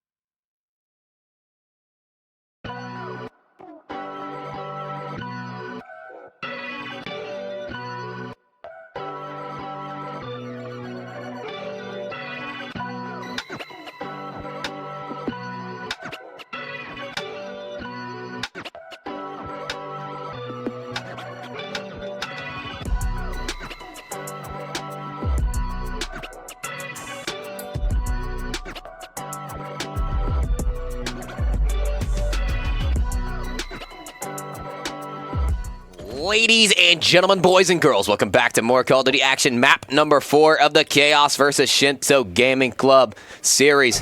And if you weren't here for map number 3, absolute bang out, edge it out to round 5. But now we are here, same map, different mode. Here we go, Map Man. And the opening exchange going to allow for a little bit of a 3v3 trade, and now the respawns will come back through as the Shinto Gaming taking a little bit of that early initiative time and able to find a few of those early kills. Back and forth, though, we still will play as really you're looking for the P2 spawn, you're looking for some P2 time and rotations. Yeah, and they're doing exactly just that. Shinto Gaming able to find 10 points already on the P1 side, and they're getting very active. Just the movement, the way they're moving as a team, shooting as a team as well. They're getting it done. Ball the slide, and glide, and fire, and on into the hard point. Going to get traded out immediately by Symbols, though. But Shinto, with their already P2 rotations. Yeah, and this is exactly what Shinto wanted to do here. You gain a few seconds off this P1, you give yourself a little bit of a buffer, so it'll be essentially all zeros when you head over to P2, and you lock this down with a 3-for-1 trade. You end the last one up, and we'll be able to find a kill. So at least still going to make some noise over towards that backside. He's going to give his team some pretty decent well-side spawns, so they're going to be able to re-hit this fairly quick here. The hit comes through, it's 1, it's 2, and Mitch will set him down, and now on the 5-spree for Mitch. And Mitch running that AR, already opening it up on a 5 spree, 6-1, getting it done, saying, hey, I know I'm little bro here, but I'm acting like the big bro myself. However, Phantom's going to be able to win that 1-3 dead. The boys from Chaos getting right back on the point. And Luz tries to make his name heard, but he'll be shut down after 1. So still 24 seconds of scrap to go the way of Chaos potentially here. And Shinto Gaming now proposed with the question, do you cut your losses and rotate towards P3, or do you hit this one more time? Well, it looks like they want to make some noise heard, but 2 shut down, already Symbols on the rotate. Did you just give up P3 if Symbols is able to find a few kills? Symbols has got to find this kill, but bull cut Matt. Move, a swoop, and a doove, and a shoot. And that boy is indeed has the P3 rotation, but has a big gunfight coming up with Phantoms right through the wall. Luge with the instant trade. And back and forth. 40 playing 34. All knotted almost here heading into this P3, but it is Chaos that has a little bit of pressure here towards top plat. Bala able to find it with the pistol, will shut things down for the moment, and Luge giving out some help from the front. So now just 2 people standing from the side of Chaos before the reinforcements come through. And now for Shinto, 2 men on the hill and starting to garner a nice lead. Garner a nice lead indeed. Yin, Waves, Phantoms, all 3 in the feed, and it's all 4 in the feed. Chaos, causing some chaos on that P3. 25 seconds left to retake this lead. And of course, get yourselves right back into the game. But hey, this hill's important, but this next hill map, very important. No, absolutely. Bala getting mixy. 3 spree for him as he's able to take up some scrap, and for Shinto Gaming, this just feels exactly how that vault did. Back and forth where you were holding a slight lead almost all the way through, and it was Chaos able to kind of take the rug out from under your feet. But can Shinto make a nice rotation here and a nice opening break to find the time here on P4? Yeah, but before we hop back into that second set of rotations, I just want to hear the comms from Shinto Gaming. The boys have won 2 maps in a row. Let's hear what they have going in the chat. Open. Dead! Stay. They're spawning boat. I got a trophy. Yo, I need him front. Yeah, they're spawning boat on you. Office, 1 shot, Manny. Manny's hitting open. Manny's hitting open. I'm trying to open. I'm only open. I want to be close. I'm low. Open. Left corner open. No, open, yeah. I go open. One more. On deep back, on right, on me. Naded. Shut on. Nice. I spawned secret. Nice. I'm pinching fire. I'm blocking. You're good. They might spawn mid, though. Hit me front. Close, Symbols. Dead. You went office in you, promise 1. Alright, listen, I'm giving up the line boat. I'm giving up the line boat block, okay? Yep. Yo, open window. 2 open. Jason weak. Yeah, one's close Office. to me. I'm chowing him. Yo, secret. He's gonna be open. Yo, jump up, top close. Challenge to me, ready? Give me top close. Open weak, Jason. They're open then. No one open, Yin dead. Jason. Nice, Matt. I spawned plat. R closed. Let's go. He might go secret. He's close still. No, he's prone. He's close, Timmy. He's one shot. You're good. Okay, I'm rocking now. I spawned well. Behind me, Dark. Open. Listen, we're all gonna spawn. We're all gonna spawn fucking I'm gonna get plat. this guy off time. One open. Okay? I'm backed up, I'm wrapping. Where's this guy? Yo, Timmy. And ladies and gentlemen, boys and girls, the side of Shinto Gaming absolutely frying in the comms and in-game. Matt, can they continue this to the 250-point mark threshold? I mean, look, right now it seems like Phantom's the only one shooting back 15-7. The next closest team, 10-15, 8-12, 5-10. Somebody got to give Timmy some help on the side of Chaos because Shinto Gaming starting to run away with it. 3 straight maps of absolute nail-biting action just for Shinto to get the belt out and start putting it to ass. 138 to 62. Can Chaos somehow work over towards this P2 and break this Shinto early setup? Indeed, Mabala going to be able to find this trade in the back spawn here, able to pick it up with the AR, and Bala, really, he started heating up on that last map. He's at 17 and 10. AR sub in his hand. It doesn't matter. No way in hell are you going to gun him out right now. The boys from Shinto Gaming are absolutely frying. Absolutely frying, and now looking to put up over 100-point lead. And what a turnaround from the first 3 maps that we saw, as now you are just running right into the blender as Luge trying to go huge. 4 dead in the feed from Shinto Gaming, lighting it up again and putting themselves up over 100 points on the board. 170 points. Matt, we are getting so close, and Bala might just be in final form. It's a 10 spree combined from the side of Shinto Gaming. And light it up now for 11. They will just continue to go on this team streak, as we have not seen anyone from the side of Chaos put together a kill in quite some time. Shinto Gaming not only running away with it, but running all over Chaos. And Luge, give him a few extra to take home with them. My gosh, delivering some food like the DoorDash of a hard point this has been. However, Chaos has the rotation. The question is, are you going to be able to handle this heavy artillery push from Shinto Gaming? And I mean, 77 points, even if you're able to handle it, is the game even reachable at this point? Shinto Gaming has just done absolutely everything right. Finally, a semblance of stabilization for the side of Chaos. Can they lock in, at least for this 30 seconds, or Luge just walk right in? His bolt cut, Nat walks in, finds 2. Can he find the 3rd? Back and forth with the pistol. Phantom's the last one up. Bala will give him some help, and that's all she wrote. 22 seconds shouldn't go the way of Shinto unless Timmy can make an absolute heroic play into this site, but it might be too late to matter. Waves with the big 2 in the feed. Yin able to find 2 as well. And the best hard point I would have to say Chaos has had on this map right here. P3 was a good hill from him, and now they're rotating for the P4 here, and the Hellstorm missile has been wasted, so now it's going to have to be pure gunny to break on here to call game. Cut Matt right into the feed, and it's 3 dead again. Seemingly like a button. Press it for 3. Anything Shinto wants, they can find, and now they can find the win right here, right now, off of this P4. Yeah, Matt in the hard point with a sub, and as well going to have Luge, the other sub.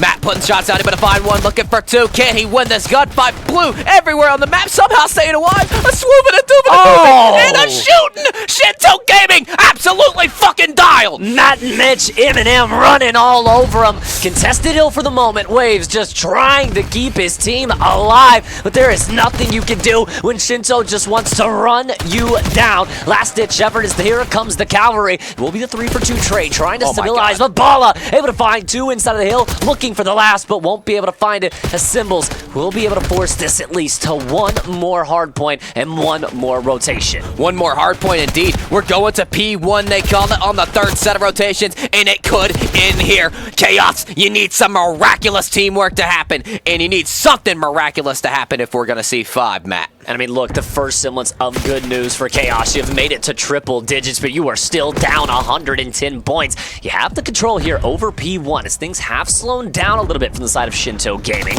And it will be Chaos that's starting to kind of feel their way into this map, but could it be a little bit too little too late?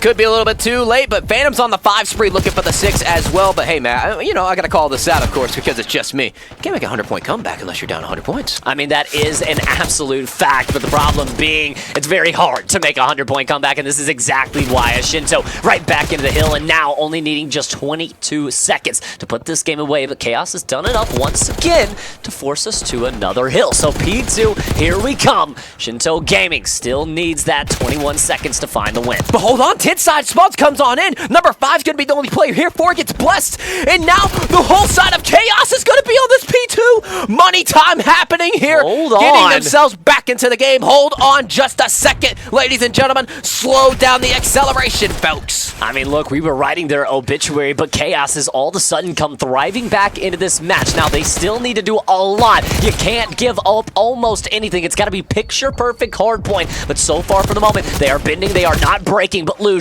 breaks his way on into that. Oh, and he sits him down, and he may have just called game. Mr. Luge, Mr. Switch, that's what they call him. He's on the 3-speed, 24 and 23. The side is so consistent right now. 5 seconds needed. And Shinto, it's all but over. 1 second up, 1 second down, and Shinto Gaming gonna start to let them know 3 straight maps after dropping the first hard point to come back, close things out, and win that matchup. My God, 102-point lead from the side of Shinto. You thought this one was going 5. They said, slow down, slow your boat. We're not getting this one close here. This is teammate on teammate violence from the side of the Fisher boys. Matt not having any thought, no damn at all. The boys from Shinto Gaming getting it done. Look, man, I mean, you've got the CCL ties, you've got the 1v1 me ties, you've got the challengers ties, and you've even got the family ties when you've got Phantoms taking on Mitch. But little brother gonna get the win over big brother here today, as it is Shinto that brings it all the way back after dropping the first hardpoint map to get 3 straight in a row. You look back at the series, it was Chaos winning the first map 250 to 231, but then Shinto starts finding a little bit of ice and a little bit of momentum as a round 11 win in Hacienda Search and Destroy, a round 5 win in Hacienda Control, and then handing out some belt to ass to close out the series on a Hacienda hardpoint 250 to 148. And Tanner, I tell you this, Shinto might just own that house on Hacienda. Hey, this was my series prediction, and then I said, just kidding. I just didn't want to, I didn't want to curse him. I didn't want to curse him. In my mind, I thought Chaos was going to win. But in my heart, I knew Shinto had it in the bag. Hey, look at it. Hey, look at it. His mind was telling him no, but his heart was telling him yes. And for Shinto, that is an absolutely massive dub that now puts them at 2-0 in the pool and virtually solidifies themselves of making the championship Sunday bracket. And now forces Chaos, even though that, yes, on paper, you should beat either of the 2 teams below you, it now puts you in a very awkward position where you have to beat the 2 teams below you now. Obviously already doing that for one, but their next match now becomes a must-win. It has to become a must-win, and it can't be just, you know, a must-win. I mean, you kind of got to come out there. You got to put some belt-to-ass type of performance. I mean, look, see, Matt, you got to get some good seeding here from this. I mean, there's a bunch of other teams. You want to have the better record. You don't want to get set up against a bad matchup here. I mean, look at this pool. There are so many teams in the different pools that can be dangerous. Nexus, that's my sleeper pick for the weekend. They are so damn good on the map. Of course, we talked about Rally Purple earlier as well. Yeah. That's Conva's squad, and they are so consistent. The teamwork is just absolutely perfection. And, I mean, you know that team up there, 14K residents. I mean, God, I think everybody knows who that is. Yeah, no, absolutely. And, I mean, look, you look at it as well. I mean, you've got Pinnacle, Adam Savage, D-Lo, TK. I mean, that's another kind of sleeper team there as well. I mean, Shinto Gaming, Chaos Club, Nexus, Luxury Exotics. I mean, our championship Sunday bracket setting up to be an absolute banger after banger day. But gentlemen, what a series we have had. 3-1 to the side of Shinto Gaming as they now improve to 2-0 inside of their pool and virtually solidify themselves a spot for Championship Sunday. Hey, they're going to be here on Sunday. And chat, if you want to come check it out, you can pay $20 to get here in Columbus, Ohio at the Game Arena. And Matt, tell them, I think they want to be here because this is the most electrifying amateur tournament I have been to in years. And that's my 1 year of casting. No, man, but look, I mean, you talk about the venue, full open bar and restaurant. You have the upper deck where all the PCs lining the top. You've got the pit outside. You've got the inner booths here. You've got the casting booth here. I mean, it's absolutely incredible venue all inside of Columbus, Ohio, right on the Ohio State campus. I mean, look, man, college football, Call of Duty, it doesn't get better than that. You won't get me to say go Buckeyes on that one. But Demon Workshop as well is here. You want to get a new controller. You want to get your controller fixed as well, right at the front door. And then, if you're thinking of getting a PC, not just for streaming, not just for gaming, but just lifestyle, the looks and everything, you need to hit up Colterius PCs. That boy has a cool PC built out there. Took him a day, man. I couldn't believe it. And he does IT services. I mean, there are so many businesses here. We also have Rally and Zero en Route. So many sponsors. So many businesses here. So many dope people, Matt. No. This tournament, 10 out of 10 so far. No, absolutely. We're only on Saturday. We haven't even got our Sunday solidified yet. We've still got women's action. There's still a co-ed switch going on later tonight. I mean, look, we are not even, it doesn't even feel like we're halfway done. We've got so much more Call of Duty action coming up for you guys, but that's why we got to toss it to a quick break so we can go ahead and get these matches set up. We can go ahead and get rolling right into the next high action match. So, ladies and gentlemen, don't go anywhere. Keep it locked right here, the TPC Battleground Champs, and we'll be right back with some more Call of Duty action.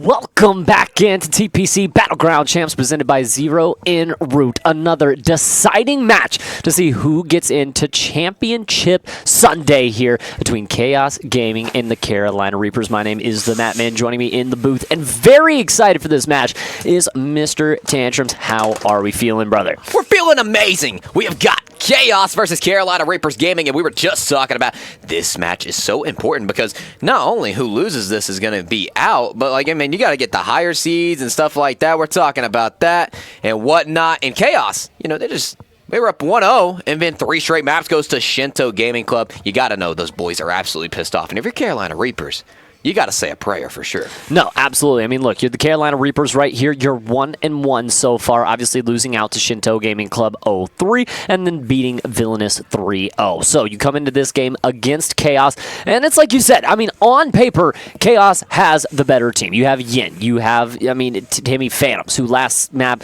really seemed to be the guy that was doing everything for the squad. And I think coming into this match, we need to see the supporting really step up, particularly for me in Symbols and Jace Waves. We saw Yin kind of doing his thing there throughout a couple of maps, but Timmy Phantoms was the main guy. You have to see Symbols and Jace Waves. And on the other side, you got Frazier, Mythical, Cannon, and L2. The ultimate Cinderella story here as the Carolina Reapers try to solidify themselves a Championship Sunday spot. No, for sure, Matt. And, you know, we casted last night. We casted this Carolina Reaper squad, and they were able. Remember, they took out the what was it? Outbreak. Outbreak. Sorry, there's so many whatever teams in the scene. It's insane. But Outbreak. You remember Carolina Reapers? They took that series. No, absolutely. And took that series in a 3-0 fashion. And kind of what we talked about, where no matter how close the first 2 maps are, if it's still a 2-0 lead, it's very hard to bring that back. And now, when we come into this map set on a Vault Hardpoint, followed by Red Card S&D, Vault Control. Now, that's kind of 3 maps that I want to look at, this little Vault sandwich that we have with Red Card in the middle. You're starting out with a very fast Hardpoint, right? Very quick to the pace, very kind of bang, bang, bang style play, and very, very dependent on that P4 rotation. Now, we saw Chaos able to win this game earlier. It was the only map they were able to take off of Shinto Gaming, but even in that map looked a little bit on the back foot. The P4s weren't necessarily the best, although they really made good on P2s and P3s. We're really looking for that P4 to seem a little bit better for Chaos here in this game, and if you're the Carolina Reapers, at the end of the day, no other hill matters than P4. If you can continuously get those full 60s off P4 throughout 2 sets of rotation, you can still have 120 seconds up on the board. So I think for the Carolina Reapers, P4 just has to be the main focus. Once P3 hits, it needs to be all about getting those P4 spots. Prioritize P4. P4, P4, P. Mother frickin' 4. But hey, going to this one, Carolina Reapers, you know, being known, of course, as the underdog in this series, a player that can pop off, L2. We seen it yesterday. And that's a player to watch for in this series. You know, against these high gunnies, these high talented players like Phantoms, who has been in the pros, who is a top challengers player. And then Yin, of course, the coach for the Omit women's team. And then also a player that can pop off at any moment. L2, going to be the one to watch for Carolina Reapers. But ladies and gentlemen, boys and girls, Chaos versus Carolina Reapers Gaming, map number 1. Underway, and here we go. It looks like Chaos Gaming with a lot of cat presence as they jump up and over the hills, but it's a 3-piece in the feed is Frazier and Mythical. Pop for 2 apiece, and Carolina Reapers immediately enters themselves into the map and into this P1 as it's a reset for Chaos as they have to bow on back and try to re-hit this on in. They do still hold the favorable side of the map though, Tanner. They hold the favorable side of the map, but it's still 30 seconds left. You never know, Carolina Reapers can break on through. And sure, hold the spawns all you want. We're just going to get the time. 18 seconds already up, and you saw Drafty. He has the Hellstorm missile, and it's not even been P1 finished yet. I mean, Mythical already 4-1 start and looking for it. Doesn't quite have that Hellstorm, still working on it right now. I was about to say, 4 seems a little low there, but it is Chaos that has kind of stabilized here over towards P1. But the problem is they lose out all in those P2 spawns. It's the Carolina Reapers that are starting to work their way over towards that map and starting to matriculate a little bit of control. Yeah, and they're starting to get some control, and that's going to be 2 dead in the feed. Carolina Reapers is starting to get on the time as well, and they have the spawns to work with. You got 2 coming up front, though, so you better get the gunfire. You better get the reinforcements ready, but it's L2. Iron it down, but it goes 3 dead for Carolina Reapers. And, you know, we talked about Chaos playing a little bit pissed off in this match, but something we have to wonder about as well is, are they a little bit checked? Because that series not only was a very, you know, grueling series as far as all of the maps going over towards the last second, but really right now for Chaos, it's testing the mental and it's testing the stamina, because right now the Carolina Reapers, you're having multiple people pop off, like Frazier, like L2, like Mythical, everybody starting to put together a stride. Yeah, and you see it in the feed. Cannon with a big 4, and you look at the time, 42-12. My lord, Carolina Reapers right off rip going off, but Yin going to be able to get the scrap time as well, going to give him over the 20-point mark. But you go ahead and take a look at number 8 and number 7, going to go ahead and get that P3 rotation. Of course, what I talk about the most, Matt, prioritizing that art side control. Yeah, and I mean, Carolina Reapers has done such a good job throughout the early goings of this. And remember, for Chaos, I mean, this is a series that determines if you are going to go on to Sunday or not. And right now, the Carolina Reapers look to take full advantage of this opportunity to put themselves in. Remember, they're the underdogs, but it doesn't mean that they are not confident. And right now, playing with the utmost moxie. And Carolina Reapers, you know, we counted them out. We gave them underdogs, and still the map isn't over, but definitely shooting better than I thought. And, you know, the one thing I do talk about this Carolina Reaper squad, sure, the talent, everything for the side of Chaos, probably a little bit more top tier. But the teamwork, the chemistry, that's exactly what Carolina Reapers has. And when teamwork happens, you'll make the motherfucking dream work. Yeah, because, I mean, you know, Chaos, you have a lot of heavy hitters on the squad, but not necessarily heavy hitters that play together constantly. And for now, the Carolina Reapers, you talk about it, the teamwork looking a little bit better here as they have the rotations on to P4. We talked about the prioritization of it. Cannon L2 going to go ahead and get 2 opening kills. You do have pressure mounting from that art side, and some weird spawns here as the rest of Chaos is going to be right out back. And I don't know if Carolina is going to be ready for it, but I am completely wrong, because it's 3 kills in the feed, make it a 4 dead, and the Carolina Reapers are doing work here over towards P4. Doing work indeed. Going to get over the 70-point mark. 40 seconds left on this P4 time, and Matt, you say it best. You hold P4, you win the game, and that's exactly what Carolina Reapers are doing, trying to get over the 100-point mark here. If they can do so, wanting to go down already, that's going to be L2. The good shot from Cannon up top on the Lion side, but Drafty with a big 2, and they should be able to get back on in. They do so, and Yin online is now about to be clawed. About to be clawed in here with 16 seconds left on the hill as the Carolina Reapers that continue to lock on down. It will be Chaos that gets them seconds, a few in for scrap. And heading over towards the P1 side, it's the Carolina Reapers now that will have to kind of reset here with the slight lead that they have built. Just 30 seconds, though, after all of that mixiness heading into the second set. I mean, Carolina Reapers are looking stronger than a Wonga shot right now. No joke, Matt. No joke at all. No joke at all. I mean, Carolina Reapers right now, I mean, trying to stabilize, but I mean, the problem being is that Chaos has kept this so close. No matter how much Carolina has really found success, Chaos now just knocking on the door to the lead change here, being just about 15 seconds down. So P1, again, starting to become a money hill that most teams not able to work with. And L2 almost got juked out of his shoes, but he's able to find the kills. Mythical up and over the top will be able to find 2. And now the Carolina Reapers back in for a little bit of scrap time on this P1. Carolina Reapers about to get over the 100-point mark. And also, look, they're maintaining this P2 side as well. Number 5, I love this play from number 5, just making sure nobody hits through P3. They have to force themselves now through catwalk or the pool side, and you got 8 spawning front ammo.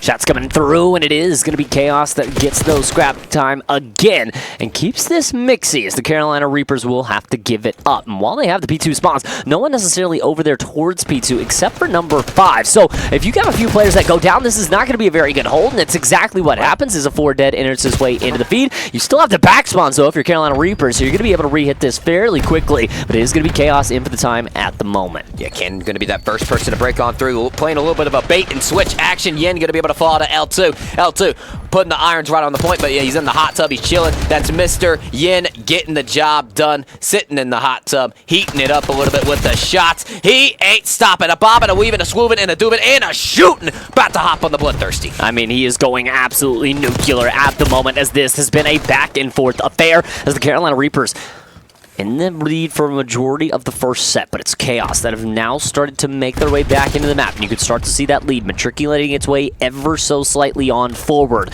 as we work on over towards P3. But you look all the way over at number 2, and that's Timmy Phantoms. He's found his way deep in towards the back lines of back art, and he could provide a very influential spot.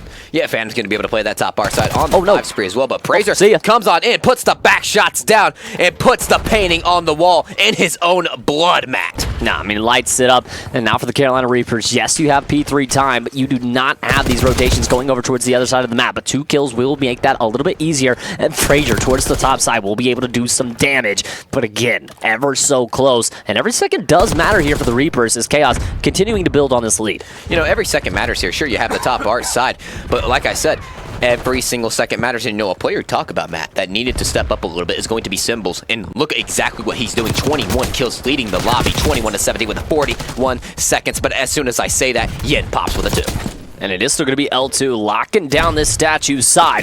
It's a 48-102 lead for the side of Chaos as they continue to lock things down. As Cannon will be able to make his way in towards that top side of P4, and Mythical able to lock down 2 kills towards the back. So now for Chaos, it has to be a very one-dimensional hit. And if you're not ready for Cannon, he could shut everything down. Pops up, is able to find the 1 towards the back. Yin now trying to get out of his life, but not going to be able to do so. Cannon lights it up for 2, not for 3 though, but the damage has been done. Symbols will get traded out effectively, and now for the Carolina Reapers trying to get in for a little bit more of this time. Yeah, and I mean, again, they're down by 40 now. You get this 40, you're right back into the game. You have the lead. You had the big lead at one point, but again, Chaos is sneaking their way, slipping through the cracks, right back on into this game. L2 able to find 1. Yin able to get that trade as well. That's actually going to be Symbols with the big 2-piece, looking for the 320 seconds of scrap. Might go in the way just of Chaos. And this is why we talked about it. Prioritize that P4, and right now it's just not happening from the side of the Carolina Reapers. It was good on the first set. It was not really that decent on the second set as it's Chaos that comes away with the majority of that 20 to 30 seconds of scrap. And now, not only that, but puts themselves up almost a full 60 heading into your third set of rotations. Third set of rotations right here. Chaos, if they're able to get some time on the P1, you prioritize that P2. You're going to end the game right here on this set of rotations, but Drafty with a big 2 in the feed.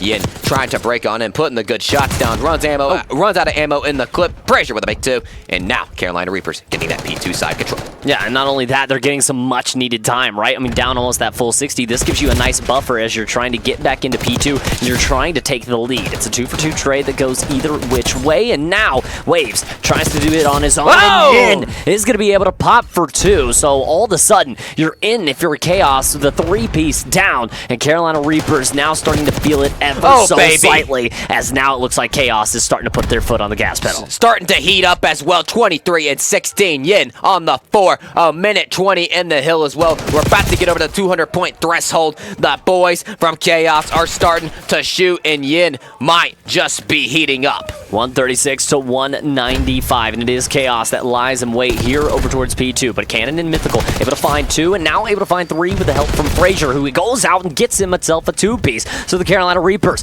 immediately just shut down everything Chaos had over towards this P2 side. It's a quick opening break, and it's the Reapers now garnering this time.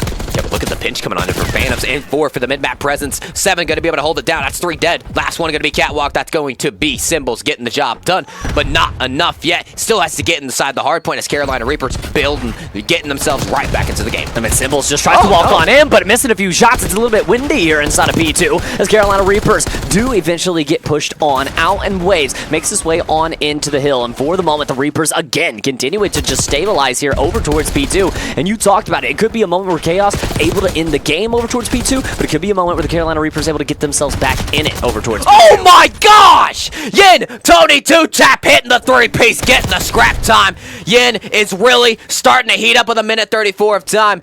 Matt, I think this is the last set of rotations. I mean, 206 to 170. You've still got 2 hills left to go. It very much could be here as the Carolina Reapers starting to work their way on forward. But Chaos right now perfectly holding towards P3. But Frazier gets himself into the action. Is able to find 1. It's the 3 dead in the feed. And the Carolina Reapers now taking a little bit of control and now starting to make their way action on forward. But Yin, he's the man that can, and he's the man that has to here over towards this side. Playing like the Statue of Liberty right now, playing so perfect as Chaos's icon symbol, getting it done, getting the art side control. But as I say that, number 5 gets the magic spawn in the back. And I mean, Cannon finds his way, but is he able to make anything happen off of it? Works his way towards, finds the first, finds the second, and lights up the feed. And all of a sudden, Carolina Reapers a big side from the side of Cannon as he continues to tear things up. But now you look towards the back, and Chaos has 3 men here. They still have control over towards P4, and that's just what Carolina Reapers was not prepared for. Is now Cannon all on his lonesome. A big job to do. Not going to be able to do it. 3 dead, and that may have just been the game. But hold on, Mythical here has found his way right in from the front, and he may have just turned things on its head.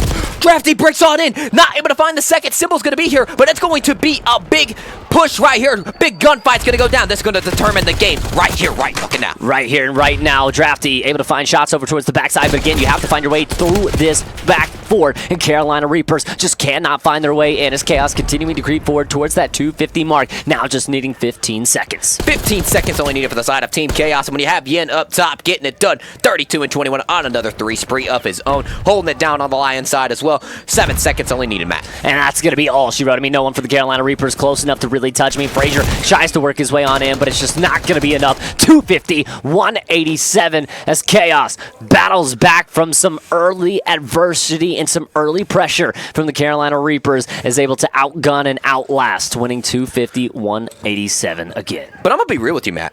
That's a little bit closer than I thought. No, 100%. I mean, I thought it was pissed off Chaoses. I thought they'd come out here and just absolutely belt to ass type of performance. But Carolina Reapers staying strong as a team. The chemistry showing why they could still win this series potentially. But now we go to S&D, a little bit of a slower game mode. But go ahead and take a look at the scoreboard. Of course, we talk about Timmy Phantoms. Here he is again, shining bright like the light. No, absolutely. 35 and 29, 4,400 damage, trumping almost everyone on his team by 1,000. 250 to 187 score line again throughout our map 1. As we now move in to the red card search and destroy, which very much pulls things back a little bit. If Vault Hard Point was the foot down on the gas pedal, red card is the foot down on the brakes, as we will switch things up and things become a little bit more technical, a little bit more fundamental. Now, there's still, that ability to kind of flow into the restaurant side, try to get the quick bomb plant down, and very much make this a bang out. We see a lot more teams now kind of taking the open avenues towards mid, trying to work their way over towards the outer side by stage, trying to implement a little bit of dynamacy inside of this hard point, or inside this Red card, search and destroy. Yeah, one of those maps wouldn't be the biggest map in the Black Ops 6 competitive set of maps. Red card went from once being a favorable B-side hit most of the time you see, because you love getting that post-plant setup and everything, but now most teams, like you said, Matt, they're just making their way on through mid-map. After they find the kills, they're like, well, either way, we can go A, or either way, we can go B.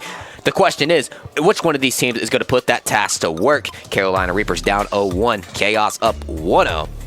I don't know who takes this map, Matt. I'm going to be honest. I feel like it's a must-win for the side of the Carolina Reapers. And after what we saw from Chaos in their last S&D, the ability to go up 3-0, the ability to go up 5-3, the only thing they were really missing in that map was a little bit of ice, right? I mean, they played some of those rounds absolutely perfect. I think the S&D prowess from Chaos going to be enough to get them the 2-0 lead. And if that's the case, I don't think the Carolina Reapers have it in them for the reverse sweep. Yeah, but here they go, starting it off on the defense here.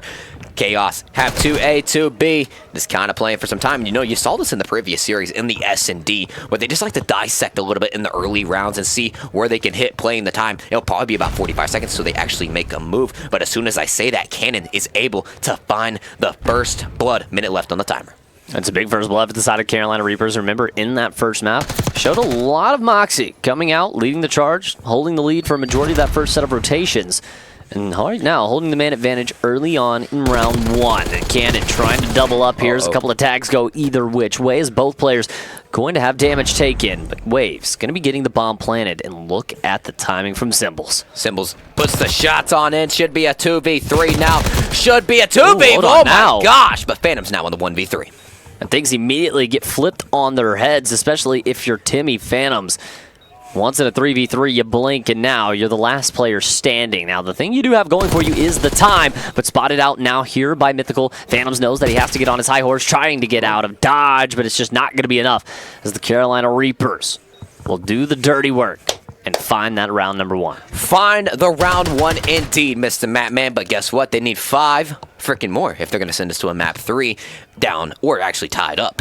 So Good defense out of them, but now you're on red card offense, and this is really where it shows where the teamwork actually succeeds. How are you guys going to make some successful hits, and how is your post-plant situations going to be? And I will say we did get, kind of a peek into how those post-plant situations are from, them getting the bomb down, kind of playing defense around that site, not allowing really chaos. I mean, any way on forward as the Carolina Reapers do a very good job at the retake. So can they actually find it here? 1-0 up as the Carolina Reapers now try to put the pressure on Chaos. Yeah, the pressure has been applied, but it looks like it's going to be in a side hit here. You have number 2, you have number 4 ready as well. 3 and 44 are set up. That bomb carrier just kind of playing back for a moment, Matt, dissecting really what the defense is doing. 7-2 might have a gunfight soon. They have a gunfight soon, and it comes through. L2, first blood in the back pocket, is now working their way over towards B very, very quickly. Now, Symbol still lays here in wait. Now, do they expect this positioning from him over towards this site, or does the bomb work its way right on into the Symbol's iron? 50 seconds left. Still a man up. But I'm sure this pinch is going to come in as soon as they move in. 8 should be able to help on out. You got 7 covering it down. 3 on an island. 3 has got to go absolutely immaculate. And they don't. And now 4v2 site. Retake. Yeah, I mean, and Symbol's right there. I mean, just trying to do anything he can, but in a 4v1 situation as they all bang out sight, it's very, very difficult. Yin now trying to make his way in, just trying to read the corners, is able to read the first. So you find 1, still a 2v3, and you still have to worry about the time as the bomb needs 7.5 to defuse. Carolina Reaper still in the advantageous position here. Yeah, you got Phantoms, and you have Yin trying to retake this site here. 23 seconds left, but Wave's able to find someone with the nades. That's actually going to be Yin. Yin able to find one. Hold on a minute. 1v1 against L2. 15 seconds left on the clock. Carolina Reapers now up 2-0. Yeah, and it's just the trade battles that come through here or towards that site. I mean, look, things get a little bit mixy. It does turn into a 1v1, but it's the trades that are the name of the game, and it's L2. 4-0 start. Potentially looking for an RC quite quickly into this match. But again, similar story, different mode as we saw throughout that first hardpoint game. Carolina Reapers, very good start, but it's the finish that's the question right now for us. Yeah, for sure. But starting out, we got a lot of people with 0 kills. I know it's been 2 rounds, but I don't want to see my brothers have the donuts. No. Get the kills eventually. But hey, Chaos now on the offensive side, making an approach to A very quick. They're saying, we'll put the jets on and we're running our ways down. And trying to run their way right down in towards bottom mid. Cannon early nade pressure on, may be able to delay this push ever so slightly for the Carolina Reapers. You have got the information. You know that they're trying to make their way quickly. And Symbols has done a very good job at tucking himself into a corner. Cannon gets a little bit of damage done. The bomb gets planted, and it's going to have to be a 4v4 retake. 4v4 retake, 55 seconds, now down to 45. You got 8 in the back spawn. You have Cannon up top. Can the heavy hitter hit? Fraser able to find the first, but the wall bang. X-ray vision, 4v2. Now, Chaos. You're in a little bit of chaos right now. No, I mean, the Carolina Reapers are showing you that they are here to play. The 1v3 and the no v3, as it's 3 straight rounds in a row from the Carolina Reapers to be able to lock in a dominant early lead. And right now, the Reapers running all over the side of Chaos. No, for sure. I mean, they're running it down. They're getting the job done. But again, Matt, you said similar situation. Chaos once went up 3-0, and then they choked again. And they choked. 2 leads in 1 game. Can Carolina Reapers repeat what Chaos did? Or can Chaos take a note or something out of the side of Shinto's script from last year's? I mean, going to have to here. Down 3-0. Dominant lead for the side of the Carolina Reapers. On the offensive side as well, looking to apply the pressure bomb. Now in the hands of L2 as these players make their way quickly towards the B bomb site. And if Symbols does get the information on forward, there should be a quick rotation coming through here for Chaos. But again, the Reapers, so fast, so decisive here over towards the B site. But look at the reinforcements that have now arrived for Chaos. Yeah, you got L2 getting first blooded by the side of Waves here. Now they're making their way on up to this Bravo site. Carolina Reapers having to regain that bomb, Matt. 55 seconds left. You have all 3 players from Chaos here Well, sorry, they have one still up, and they get the trade, and now 4v2. Yeah, and Symbol's able to double up here in the round and leaves things in towards the tour D2. Cannon, Frazier, last two alive as they try to make anything happen. Cannon is able to find one, so even things up ever so slightly. Still, a lot of pressure to deal with here, especially over towards this B site. Symbol's gonna give a few tags, finally gonna find the kill, and now Cannon, last one left alive, and the last one to fall. One round's all you need to get a rally started. You know what I mean? You can't make an 0-3 comeback unless you're down 0-3, Mr. Matt, man. Will the side of Chaos start to make it happen? You see Yin in the final kill cam getting the job done, putting the tough shots down on the heady. Here we go, man. Find your first round on the board. You stop the bleeding ever so slightly, but it's still the Carolina Reapers with a dominant hold on this map. 3-1 up and put themselves back on the defensive side. Are they able to find anything? Are they able to close down on this lead? Or can the Carolina Reapers do the opposite and extend themselves forward and go up 4-1? I mean, you're on defense. You're on a favored side here, Matt. And you hit B, and it's just going to be another A hit from the side of Chaos. But you saw this the last time. We saw how this movie goes. You planted A pretty quick, and then you got retake pretty quick. No, absolutely. The retakes coming in for the Carolina Reapers have been absolute class. But it is side of Chaos. It's found a lot of open avenue over towards this A site. And you talked about the wraps. Here comes Mythical all the way around. Up towards the stair side. Might get a kill for free. He's going to be able to hear Phantoms. He's going to be able to take out Phantoms. Chaos. Bomb does get planted over towards the A site. But the first blood comes through for the Reapers. And on that wrap, Matt, he finds a snack. And what's the combo of that? A mother-frickin' snack wrap finds it. Now has the 4v3, 30 seconds left on the clock, though. You have two players covering this A site. You have number 4 playing bottom. Here comes a long flank from the side here. You're hitting the stage. You're trying to have a performance and put this map away. 3v2, 15 seconds only needed, one person up. Yeah, and it's just a 1v3. Hold on. Nothing that you can really do if your Symbols. Maybe take out the planner. Hold on, you take out the diffuser. Things get very, very awkward. Can you get on the bomb in time? Yes, you can. Wait, no, you can't. And Cannon shooting some bodies here to go along with it. And just in the nick of time, you'll be able to find the defuse. Carolina Reapers going up 4-1. I'm sorry, chat. I start tweaking. I saw bodies getting shot after, and I was a little confused. I was like, usually they do that when they don't get the defuse. I take one look, and I look the other way. The bomb is getting defused. So the side of Carolina Reapers getting it done, Mr. Matt, man. And they're going up even more now. And they're 2 rounds away now from closing this one out. 4-1. Dominant lead for the side of the Carolina Reapers. Can they close things out? Can they put things on match point right here, right now? Or will it be the side of Chaos that starts ensuing some chaos and finds the ultimate comeback? Indeed, indeed. The comeback starts now. You're going to be on the defense. You know what they say, defense wins championships. We're not in the championship just yet. We're in the wild card. Who is going to win is going to be the question, though. 4v4 action going down at the Bravo side. Yeah, very much who can get themselves into playoffs, who can get themselves into that championship Sunday bracket. Is this a deciding game of group play between the Reapers and Chaos? As it does look like the Reapers showing a little bit of the early presence over towards B, and now going to be rotating fully here over towards the A bomb site. And this might go for free. I mean, Waves is here, but he's not going to really realize anything's happening until the bomb's already gone down, and it's a little bit too late. But the first blood does come through for Chaos. Yeah, Phantom's going to be able to find that first blood, but the bomb goes down in that scenario. 3v4 now you have to accomplish here. If you're Carolina Reapers, you got to take him off this heady, and it's such a tight heady. Bloods happen. Phantoms with 2. Ace cam on Phantoms. Symbols able to find 1 wave. Symbols light up the kill feed, and it's 3 dead in the feed, and it's 4 dead all around in the round. And Chaos able to find their second on the board here to eventually cut into this deficit, but still a 4-2 lead.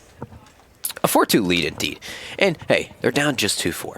We've seen this before. They're going to take a script. You can't make a 1-4 comeback unless you're down 1-4.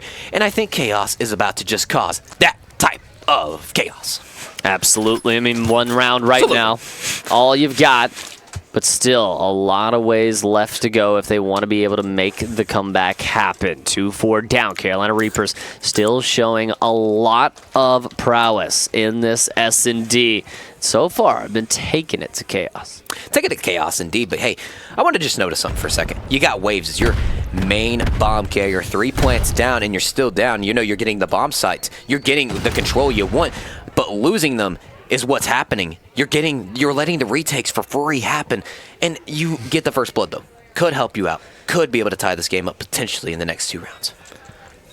First blood does come through for Chaos. So the Carolina Reapers not only going to be down a man, but the bomb plant going through as well. So the 3v4 retake as Symbols watching over towards the street side is able to spot one. Shots on is able to shoot on to the second. Shoots on to the third. And it's 2 dead in the feed. And the last one comes through as well as Chaos finding their way back into the game ever so slightly. 2 straight rounds in a row. And again, while these maps have been mixy, it's Chaos starting to find the comeback throughout the second half of both. Get the drums a-rolling, because Chaos is doing exactly what the team name is. They're down 3-4 now, and that was just a clean round. I mean, Yin, the duo from the side of Phantoms as well. You got a combined 8 spree from Chaos right now, and they're going to have a whole lot more going into this next round being on the defense. How does Carolina Reapers respond on offense? We'll have to see. L2 with the bomb in hand, and it does look like to be an all-out brawl over toward this kitchen side as 4 players from the Carolina Reapers start to make their way very, very quickly on into the site. And Waves, does he realize this? He's going to have a lot of pressure to deal with already out of the play, and now Symbols has to back on out, wait for reinforcements. Has to wait for reinforcements to happen. The first body goes down. That is going to be Waves. But look at Symbols hitting through, putting shots down. Nade should be able to connect onto something. The nade comes in for Phantoms as well. No blood's coming on through just yet. 55 seconds. All these players are around. Excuse me, I belched. Bomb in hand of Carolina. Can they make their way in towards the site with the man advantage? Bomb plant gonna try to go in, but Symbols able to take him down. And now 3v3, 40 seconds left. You have to try to recollect this bomb. Wave's gonna be able to find one. The trade immediately coming through. 2v2 now ensuing. And look at Symbols able to find his way in the backline. Finds one, but not the second. 1v1. Drafty. First is Yin. This is getting intense. The shoulders are coming in. The turn and the burn, but he gets spotted out. Yin gonna fall. Carolina Reapers 1 round away from tying this series up. And we've already seen 1 3-5 curse. Can we see another? Need it. I need it bad. Need it bad right here. Come on. Come on, Chaos. Absolutely, absolutely need it right here. But you know, the side of Chaos, they have got to steal something for the side of Shinto. You got to lock in. You got to compose yourselves. You got Symbols at 10-5 now. You're on offense. Honestly, you've been doing an A-hit map. I think it's time to take this thing Bravo. I mean, past few rounds, at least through the early goings of things, they were kind of going over towards B. They swapped it up, and they were able to go over towards A. I mean, I think this team's done a pretty good job of being a little bit dynamic throughout their offensive hits. It's just really been the post-plant scenarios that are really starting to let them down. Giving up too many first bloods, not playing the angles together, not putting yourself in tradable positions. It's really been the thing that's killed Chaos the most, especially here in the Search. You got Cannon up top, cameras here trying to hold it down here. Symbols putting the shots, not going to be able to find anything just away. They're just going right back to the A site. That's their bread. That's their butter. They love hitting it, and the bomb should be going down any moment. You're 3 seconds away. Symbols has the info. Cannon going to be able to drop him, but a trade instantly comes in and makes it a 3v3. 45 seconds left on the clock. 3v3, but Chaos does have the bomb planted, so they at least have the time working in their favor. And now the kill feed going that way as well as Cannon meets his demise. 3-5. Chaos. Tournament hopes on the line as Carolina Reapers tries to do everything that they can, but L2 gets sent down, and now all on to Mythical. 20 seconds left to defuse in a 1v3. Yeah, Waves with some good shots, and you hear the headshot sound at the end. Tapping the head, hitting the dome piece, breaking the cranium right through the skull. Chaos now down 4-5, looking to force the round 11. We've seen it once today. We talked about it. We've seen it once. Can we see it again as Chaos Gaming tries to bounce back? Still needs 1 more round to get it to the round 11. Still needs 2 more rounds to walk away with this map and a 2-0 lead in the series. Yeah, they're getting there. They are getting there, 1 round away. The question is, can Carolina Reapers finish this one up, tie it up? Or does Chaos force the round 11? You answered it, Matt, but I have to say it again. I think I'm seeing a round 11 here. Hey, I'd love to see a round 11. Chaos trying to force. Now on the defensive side, Carolina Reapers bomb in hand. You've got everybody out towards Stadium. And look at Symbols. He knows this play wants to make its way there, and he's going to use his RC, get it into the action, get some information, but his player is going to meet his demise. Drafty gets the first blood there. Frazier tagged up, backed up, but not able to go down. The Carolina Reapers will keep their man advantage, and now we'll work this bomb over towards A. Yeah, and then, you know, red card being the biggest map in the game, Talladega being the biggest race car map. Symbols has got to move this thing around like Talladega lights. This looks like Ricky Bobby on the map. The question is, will he finish first and not in last? Hey, if you ain't first, you're last. And right now, if you don't find this map, you're going to be in the second place as far as the map is concerned. 1 round needed from the Carolina Reapers. 2 from Chaos. 30 seconds left in the round, though, Tanner. And the bomb hasn't quite got planted. It's the fake rotation over towards A. Now it's the real rotation back over towards B. And Yin, I don't know if he's prepared for this. He's going to have his hands full. Going to have his hands full indeed. Number 2, number 3 need to get themselves over there. Hop and a bop and a do on the site. Waves has been started. Actually, that is Yin. Symbols 2v4. Able to find one, though. The bomb going to be planted, though. 40 seconds left. You would love to find another pick. Kind of play together for a moment. Matt, you have 35 seconds left. Yeah, I mean, Yin's positioning good enough to get him 1, but no more than that. And that being the main issue here is the time now going to start to tick away here on the side of Chaos. No one from the Carolina Reapers overextending, not giving you anything here inside of the restaurant. Frazier will take a couple of shots in. That'll be Symbols dealt with. 1 man up as Phantoms inside the 1v3 for the map. Child from the side, and the Carolina Reapers will pull off the upset here in the S&D and tie up the series at 1 apiece. What the hell? What the hell? What the hell? What the helly? What the heliante? What the heck's going on here? Carolina Reapers able to take the search in 6-4 fashion. And now we get to go to a vault control. And this is going to be interesting. You go from a big slow game mode. Now you get to go back to what you played map number 1. It was kind of close, you know. Carolina Reapers were doing great. Chaos closed out that map 1. And you take a look at the scoreboard here. 10-6 from Cannon. Yeah, 9-6 from Mythical as well. Both those players really popping off. 19-12 overall stat line as they're able to take the 6-4 victory. 250-187 win for Chaos inside of map 1, but bouncing back in map 2 to tie the series at 1-1 apiece, and essentially turning this into a best of 3 and guaranteeing us at least a Hasi into hardpoint. A Hasi into hardpoint indeed.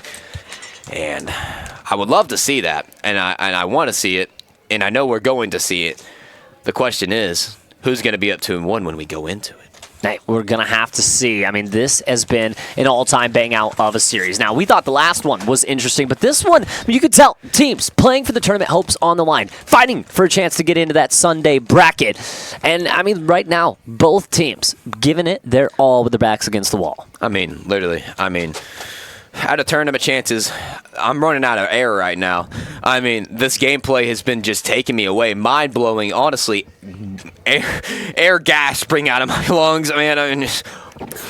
He's got him hitting the inhaler over here. I mean, this guy's tweaking out as these players hopefully not tweaking themselves, because still a lot of ice still needed here with the potential 3 maps still to go. Ladies and gentlemen, we will go to a quick break, and when we come back, we will have a vault control action between Chaos, between the Carolina Reapers, to see who will get the last spot in Pool D for the Championship Sunday bracket.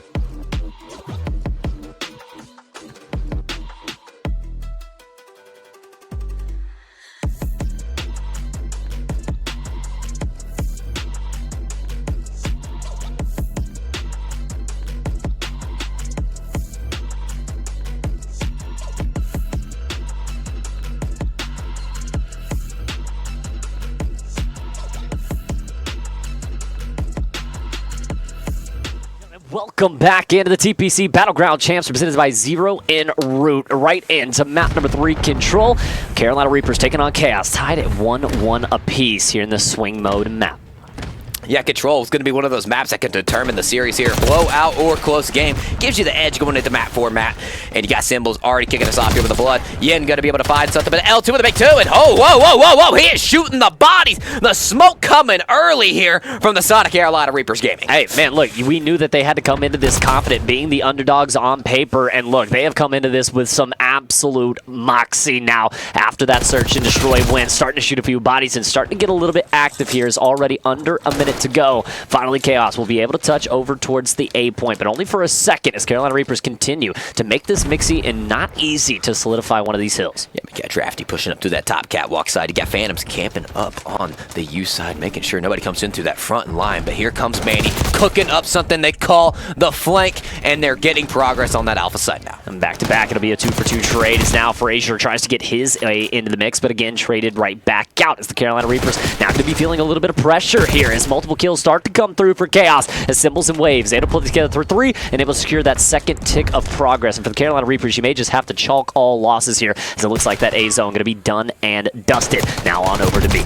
Yeah, you got Frazier trying to find the gunfight win, but that's going to be the man himself, Mr. Timmy Phantoms, getting it done, but Drafty up top of the big 2. That's 3 dead in the feed now, looking for the final one off spawn, and there goes 4. And the positioning right now from Carolina Reapers looks amazing. Yeah, I mean, you give up that A site, and so many times we'll see teams just not want to let that go. Carolina Reapers decides to cut their losses, focus on the positioning, and you see how much it's paid off. Frazier walking around in the spawns. You kind of have a double trap right now set, but you let almost all of them out through mid here, but you're still going to have the pinch as all 4 players able to surround them throughout the map. And no one top art, but here comes Frazier hitting the flank. Number 5 still going to be on that pool side as well. The tick starts to begin. You're camping, you're playing your life inside the vault. Yin going to get spotted out eventually. Number 3 playing for a pick somewhere, but it's not anything right now. It's all orange in the feed. And I mean, it's a 6 life advantage now. 16 playing 10, and now just under a minute to go for the side of Chaos to make their way on over towards B. And right now, continuing to lose out on lives because they cannot get Cannon out of this top trophy position. One, not able to find the second. Almost called game inside of the round, but look over towards the B point. Chaos able to get a little bit of damage. Yeah, Frazier going to get taken out by Waves now. Again, going to be on the point. No, he's actually going to be playing middle map. Going to get dropped out. Number 2 now pushing up through mid. And look at the life advantage. 14-5. Sure, you got the A zone, but at what cost, Matt? I mean, the cost right now seems like the round because no more spawns remaining for the side of Chaos. All down to 4 lives as the Reapers now just have to deal with one more push. But look at this hit. You have Symbols starting to hit through towards the backside. You have multiple players starting to fake their way through. Vault, the mythical. Oh! Lights it up for 3, and the Carolina Reapers dominating inside of round 1 with a cherry on top. Boom, boom, boom. A big 3-piece to call round. Drafty, 12-4. They line up for him. And my God, Carolina Reapers Gaming, I know the comms are absolutely immaculate right now. I know these boys are passionate, and that's why they're firing on all fucking cylinders. And I mean, you look at Mythical, 12-4, ending it out on a 5 streak. The Carolina Reapers have absolutely come to play. And right now, remember, for Chaos, this series, their tournament hopes on the line here. That loss to Shinso Gaming earlier makes this a do-or-die match. And right now, it seems like they are struggling. They are struggling. You would think they would come out pissed off, but sometimes when you come out pissed off and you think too much about the game, you overthink, and that's exactly what they're doing. Carolina Reapers now on the point. That's 2 dead. You have some of this map control, and they get the player on open side. Matt, we might see an A cap already. 3 dead in the feed, and all of a sudden, the second tick of progress being worked on. You have multiple players all around this site, and for Chaos, you're trying to find a way on in, but you're trying to find a way on in without completely giving up your control that you have with the map. 1, 2, Mythical continuing to fry,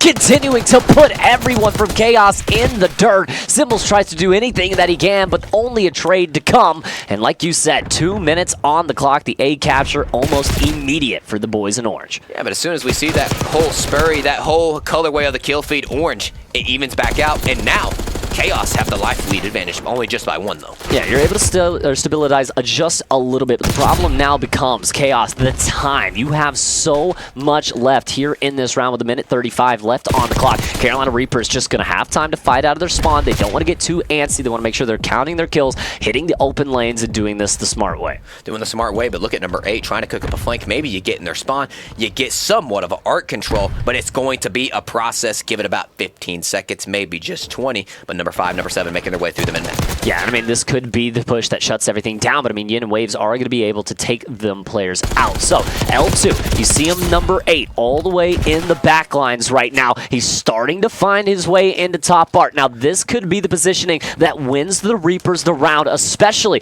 if no one from Chaos is able to pick this up, but Phantoms could make the play that saves them, and L2 not going to hear the door behind him and gives it up. So now, Carolina Reapers, everything you had going might be shut down, but now it's Cannon perfectly replacing the position, and now, oh no, oh, I thought he was about to take Timmy Phantoms from behind. That was about to be nasty. The couch in front of the mural on the wall get painted in something else other than red. Pause, but anyway, Yin hitting up to the backside here, able to find that top bar control. Now you have to stop the push here from Fraser and L2. They've already got the A-zone cap, 30 seconds left, 6 life, lead advantage for Chaos, and they're looking to tie this one up 1-1. And I mean, look, it's a bit not break situation from the side of Chaos, but you have allowed some players now here from the Reapers onto the site, so the time going to be stopped for now. And again, if we think about this going towards maybe around 5 or maybe that deeper rounds, it's going to be the Carolina Reapers that have a big tick advantage here heading over towards the other side. They're getting shut down. They may not get this side, but again, a big success for if you're the Carolina Reapers here inside of round number 1. Yin starting to heat up, and we saw it even on the Hasi end of control. He was playing amazing, not getting the result he wanted in the last series, but making it a different type of series. 17 and 8, my apologies, on the 8 spree as well. Yin getting it done with the AR and might earn the Hellstorm missile. That's a huge kill out of Myth. Yeah, not able to earn the Hellstorm, and it is going to be the Carolina Reapers that are not able to earn the B site. So if you're Chaos, you tie things up at 1 apiece, but you're not able to get the missile. You're not really able to seem like you're still in control of the map. I mean, we're looking right now at Jace. I mean, 4 and 15. You've got a couple of players that are on the side of Chaos that have been struggling, not only throughout this map, but the last one in particular as well, as the search and destroy and control has slowed this team down. You kind of figure if they're in their heads a little bit, Matt, you know, you lose that series, you win the first map of the last one, and the question is, I'm still thinking about it. The question is, are they still thinking about it? And that could be a result why they could be potentially upset here.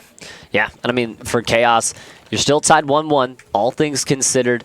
This is just a best of 3 now. You go into this next round on the offensive side. And while we saw them have a lot of success over towards A, the success towards B was just not there whatsoever.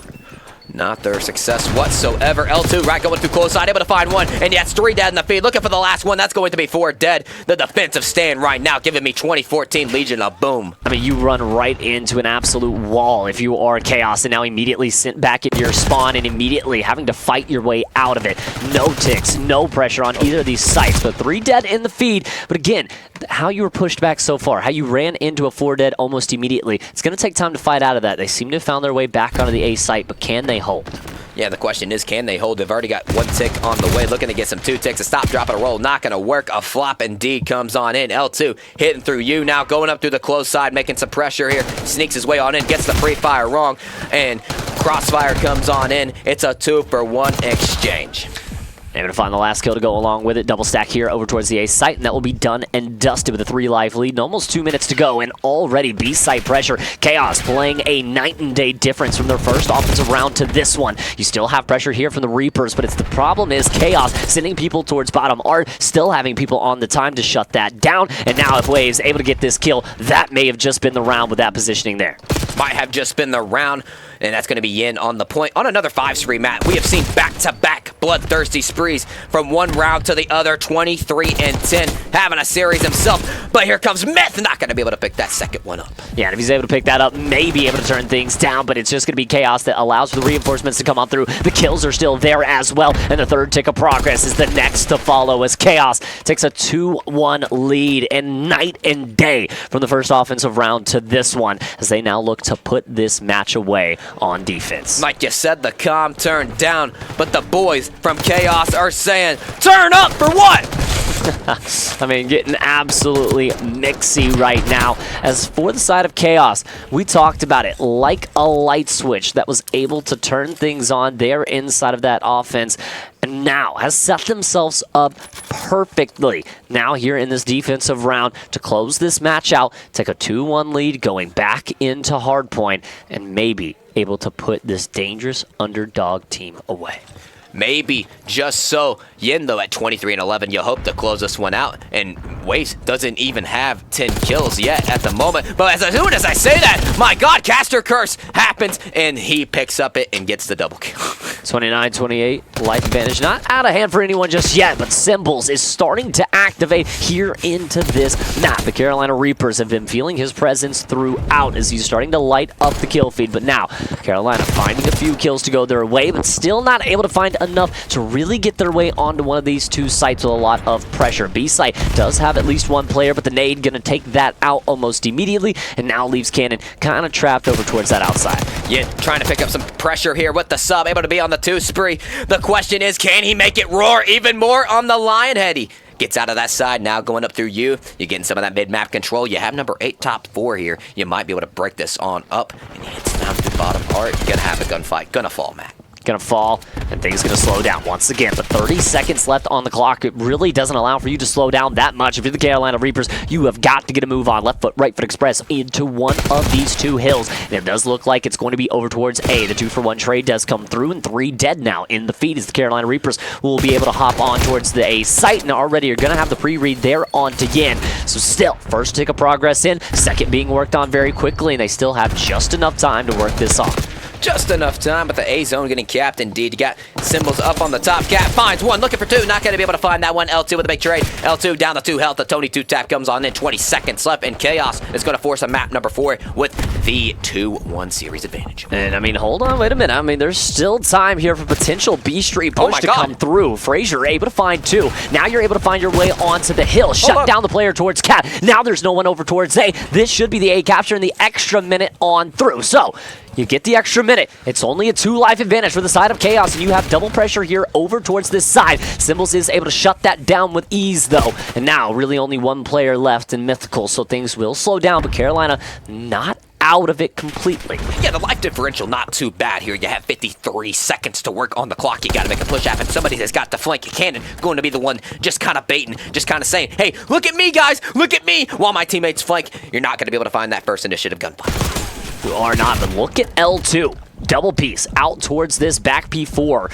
Maybe is he able to hit a flank? Is he able to shut down a few reinforcements? At least that one there, even up the life's advantage slightly with 30 seconds left on the clock. The problem being his positioning is going to spawn them close, and now he's not going to have any positioning at all as he gets taken out. 12 playing 6. The Reapers, just nothing they can do. Not enough lives, not enough map space. Yeah, Cannon able to find one, though. You got to get the running shoes on. 5 lives left, 5 to 10, but Cannon finds a big 2 with the feed. Yin looking for this player on the line side. Going to be a tough gunfight. L2 looking for the win. Able to find it. No respawns left. Over the B zone, starting to get capped. Yeah, but that's just going to be too many kills. Symbols 2 in the feed, all down to Cannon, and it will be Chaos that takes the 2-1 map lead, heading into our next hardpoint map of Hacienda.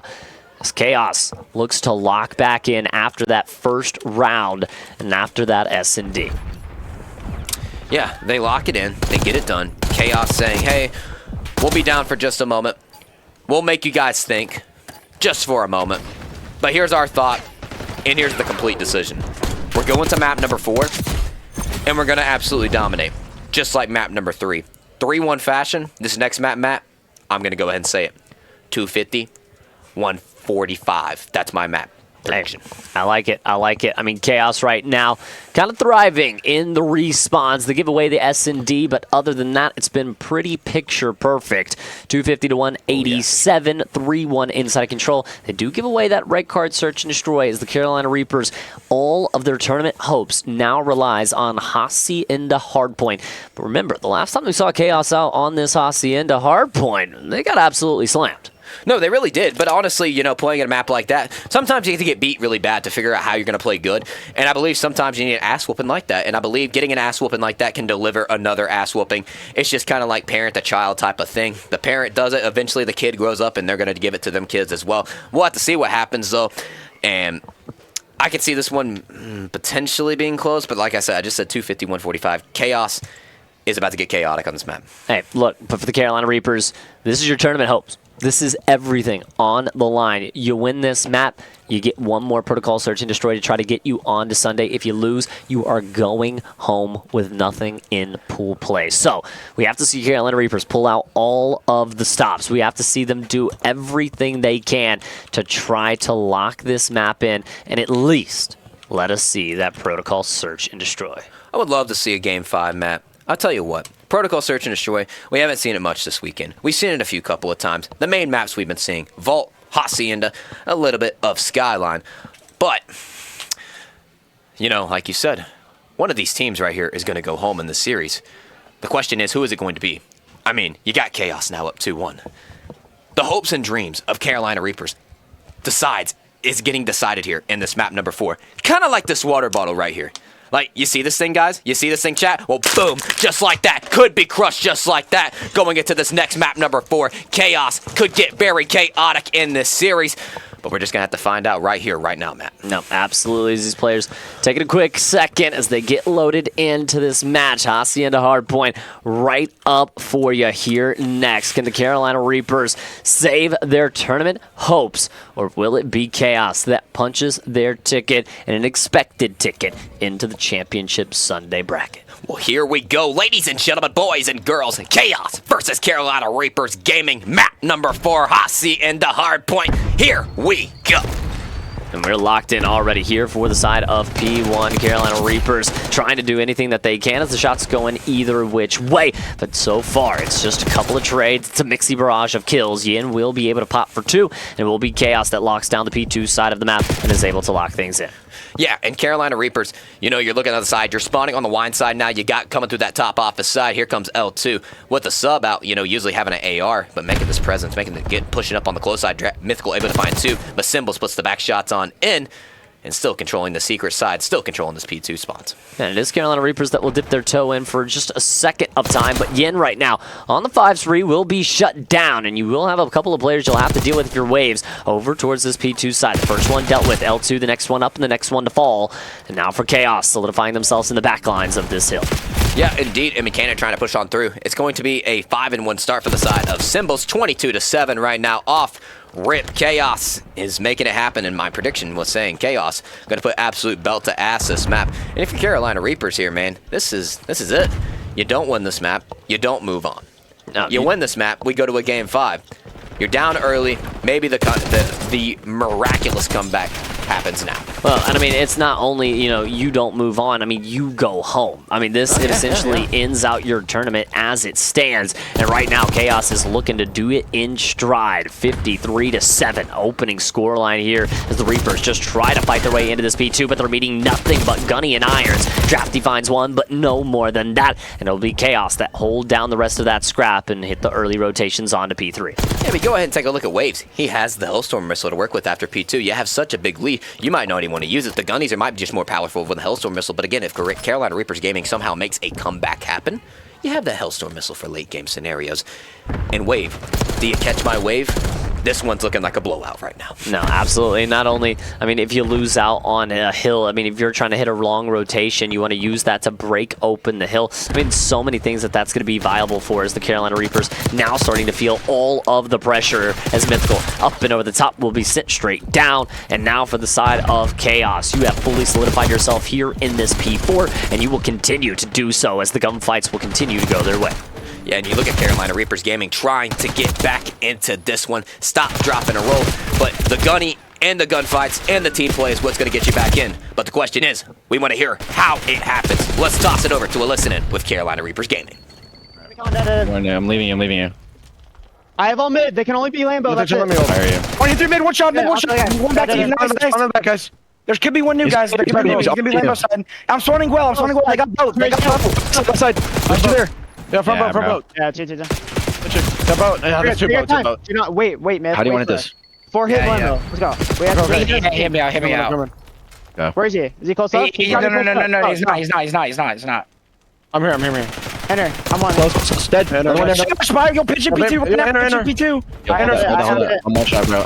Nah. Crazy. One shot. Good. Yo, reset here. We're good. We're good. No, we just need one break. Play the team. Play the team. Someone take her out. Someone take her out. I am. I'm playing up. I am. Letting up. Fire. Another one fire. Waves. One shot. Oh, how was he back up there? Side fire. All the way Leave him. fire. Two that side time. Go. Nice, Go. You're dead. Nice. That side time again. Nice. Hit him once. Low. Dead. Nice. Nice. Awful. Nice. Good fucking shot. I'm hitting. Temple's dead. Nice. There can be bottom fire. The passionate comps come on in. They're having to find themselves in a comeback scenario. It was once just like 20 points, Matt, but now a blowout is happening indeed. No, indeed. And I mean, it seems like Chaos has kind of realized the gunning advantage and is just absolutely taking it to these guys right now. I mean, you can hear the Carolina Reapers very frantic, very kind of all over the place inside of the comms. Yes, passionate, but right now seeming a bit lost on the map. Is this P1 now getting turned into a money hill from Symbols, at least for the moment, as Chaos looks to try to go back up over the 100-point lead. Carolina Reapers try to do anything they can to dip their toes in for just a couple of seconds to maybe cut into it. You know, L2, one of your best players, usually one of your best slayers, 5 and 13, once at 2 and 11. Let's hope to see if he picks it up here on the second set of rotations, and that might help your team get back into the game as you're literally down by basically 70 points right now. No, and I mean, Chaos getting the scrap time here. Phantoms, is he going to be able to check his corners? The answer is no. Cannon, though, doesn't necessarily find the timing that he wanted. Phantoms runs right back by him. He will be able to find one. Will be able to find the second. And hold on, wait a minute. 3 dead in the feed. Carolina Reaper starting to lock down things over towards P2. Jace Waves, though, still lurks in the back lines, and I don't think that they've accounted for him. Yeah, but Waves has not got the angle on him right now. They haven't gotten him yet, but sure, you're not pushed up, you're not getting any kills. Sure, you have the spawns for just a moment, but you're not doing anything. You pick up one, finally don't finish it. Indeed, gonna go ahead and throw that car bomb down. Should be able to trade him on out. And here comes the spawns. Yeah, but still, it's the Carolina Reapers doing a good job at holding from the front and from the back as the pinch does develop now. Chaos does make their way on into the hill. 30 seconds still left to work with, and a big 30 seconds of scrap time, potentially to go to the ways of the boys in purple. Carolina Reapers trying to make their way through the front of the hill, but Tantrums too little too late right now, as it's just going to be a mixy barrage of kills that allows for Chaos to continue to hold down. Yeah, L2 gonna find one. L2 looking for 2. However, gonna get traded out by Yin, looking for the 3rd. Not gonna be able to find that. It's just back in 4 trades at the moment. And Chaos now taking the time. Oh, JK. Carolina Reapers back on in, and they're looking to get the P3 rotation. Yeah, you're trying to get the P3 rotation, but the problem is Chaos already locked, cocked, and ready to rock over towards this P4 side. And now already gonna start locking down some of this initial time. Cannon gonna go down. The 2-for-1 trade comes through, and the Carolina Reapers surely on the back foot now, down about 80. Yeah, you get these backside spawns, so you have a pinch coming on in. Fraser trying to find this one, gets the Tony 2-tap right on the skull.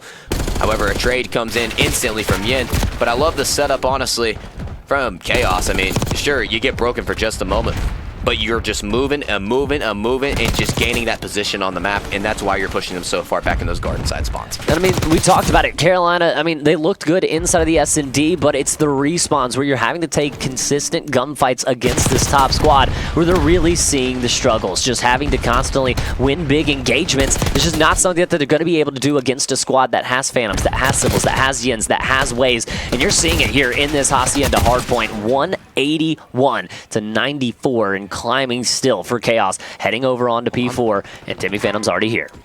Yeah, but Cannon taking the Michael Phelps route, taking a little dipping his toes in the water here, hitting the flank, and this could be a momentum booster, but you need it fast because you're almost down by 100+ points, and you fall right back in the water. That's not what you're looking for, Matt. No, I mean, now you're going to make yourself absolutely useless until you're able to work your way back on through, but the Carolina Reapers, as a team, going to do a good job at least holding down this hill. The ledge slide coming from Frazier, able to find 2. He's traded out. L2 finds his, and now the 3-for-1 trade is Phantoms, the last one up, and the last one to fall as the Carolina Reapers find some stability here inside of this P4. Yeah, L2. Carolina Reapers Gaming. Gonna have to get some time here, but here comes the Hellstorm missile. That thing is heat-seeking coming down. Wanting smoke. Not gonna be able to find anything, though, and the scrap time should go to Carolina Reapers unless Symbols has something else to say. Does not indeed. Here comes Cannon. Just kidding. Chaos back in control. I mean, Chaos not even going to let them have the scrap there. They bully it out for about 10, 15 seconds just to prove to the Carolina Reapers that it doesn't matter when you're holding the hard point. We can break at ease. 1-for-1 trade now going to happen towards the top side as the Reapers at least going to hold on to time for now. But that's immediately contested and immediately dealt with. 2-10 and climbing. They can win it here.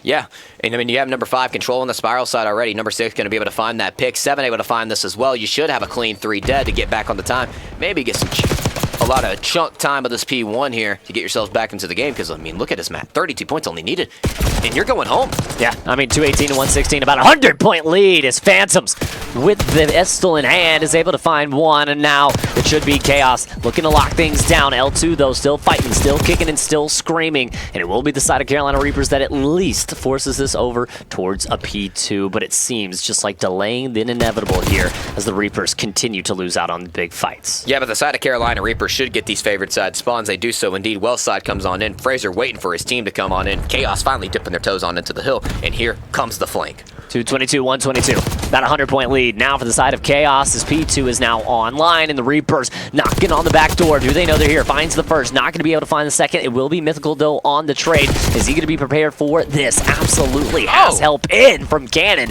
who's able to find two. And hold on, wait a minute. The Carolina Reapers in for P2 time with the map control. Hold on, wait a minute. Phantom's hitting through the rock, trying to find the shots. Not going to be able to land on in. And now you have Symbols making his way on through. Going to get traded out. And here comes Waves pushing on through the back. The pinch should come on in, and it can be over just right here, Matt. No, it could be over any second, but Chaos has to get in now. The kills do come through, but the congestion should be enough to at least force this on over towards a P4, and that'll be exactly what happens. You'll just be a couple seconds shy, even with this full rest of time. And Carolina Reapers doing just enough, hill by hill, to at least extend this map, but that is all they can do, as right now, getting trounced in the scoreline. Yeah, and number 2, going to be the closest one to the rotation now. You have Waves moving his way on up through the map. Number 7 playing a little bit of a corner here, trying to see if he catches anybody going through well side, but Symbols opening up in the office should be able to get this plat control any second, anytime. One break, that's all you need to send the Carolina Reapers home. Just 5 seconds, and that might have been the kill to open things up. Waves, Symbols, Yin, light it up for 3. Fraser, the last one standing, the last one to hold off this Chaos squad. He's not able to do it. 250, 158, Chaos able to win back-to-back maps to end out the series. And while dropping an S&D, the respawn a little bit too much for the Reapers to handle, as Chaos will do what they want and move on to Championship Sunday. Championship Sunday, you do indeed. Chaos, it once looked scary for just a moment, but you crushed the hopes and the dreams of Carolina Reapers Gaming. And now, you get your get back.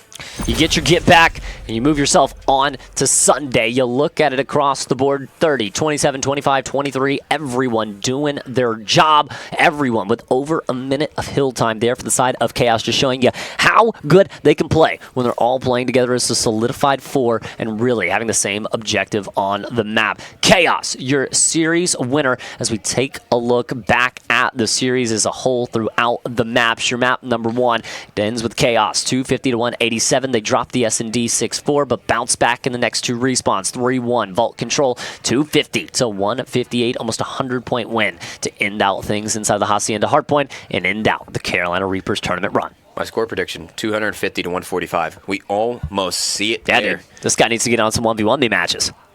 I tell you that. Get him in, dude. I mean, trust this guy's staking abilities. I tell you that.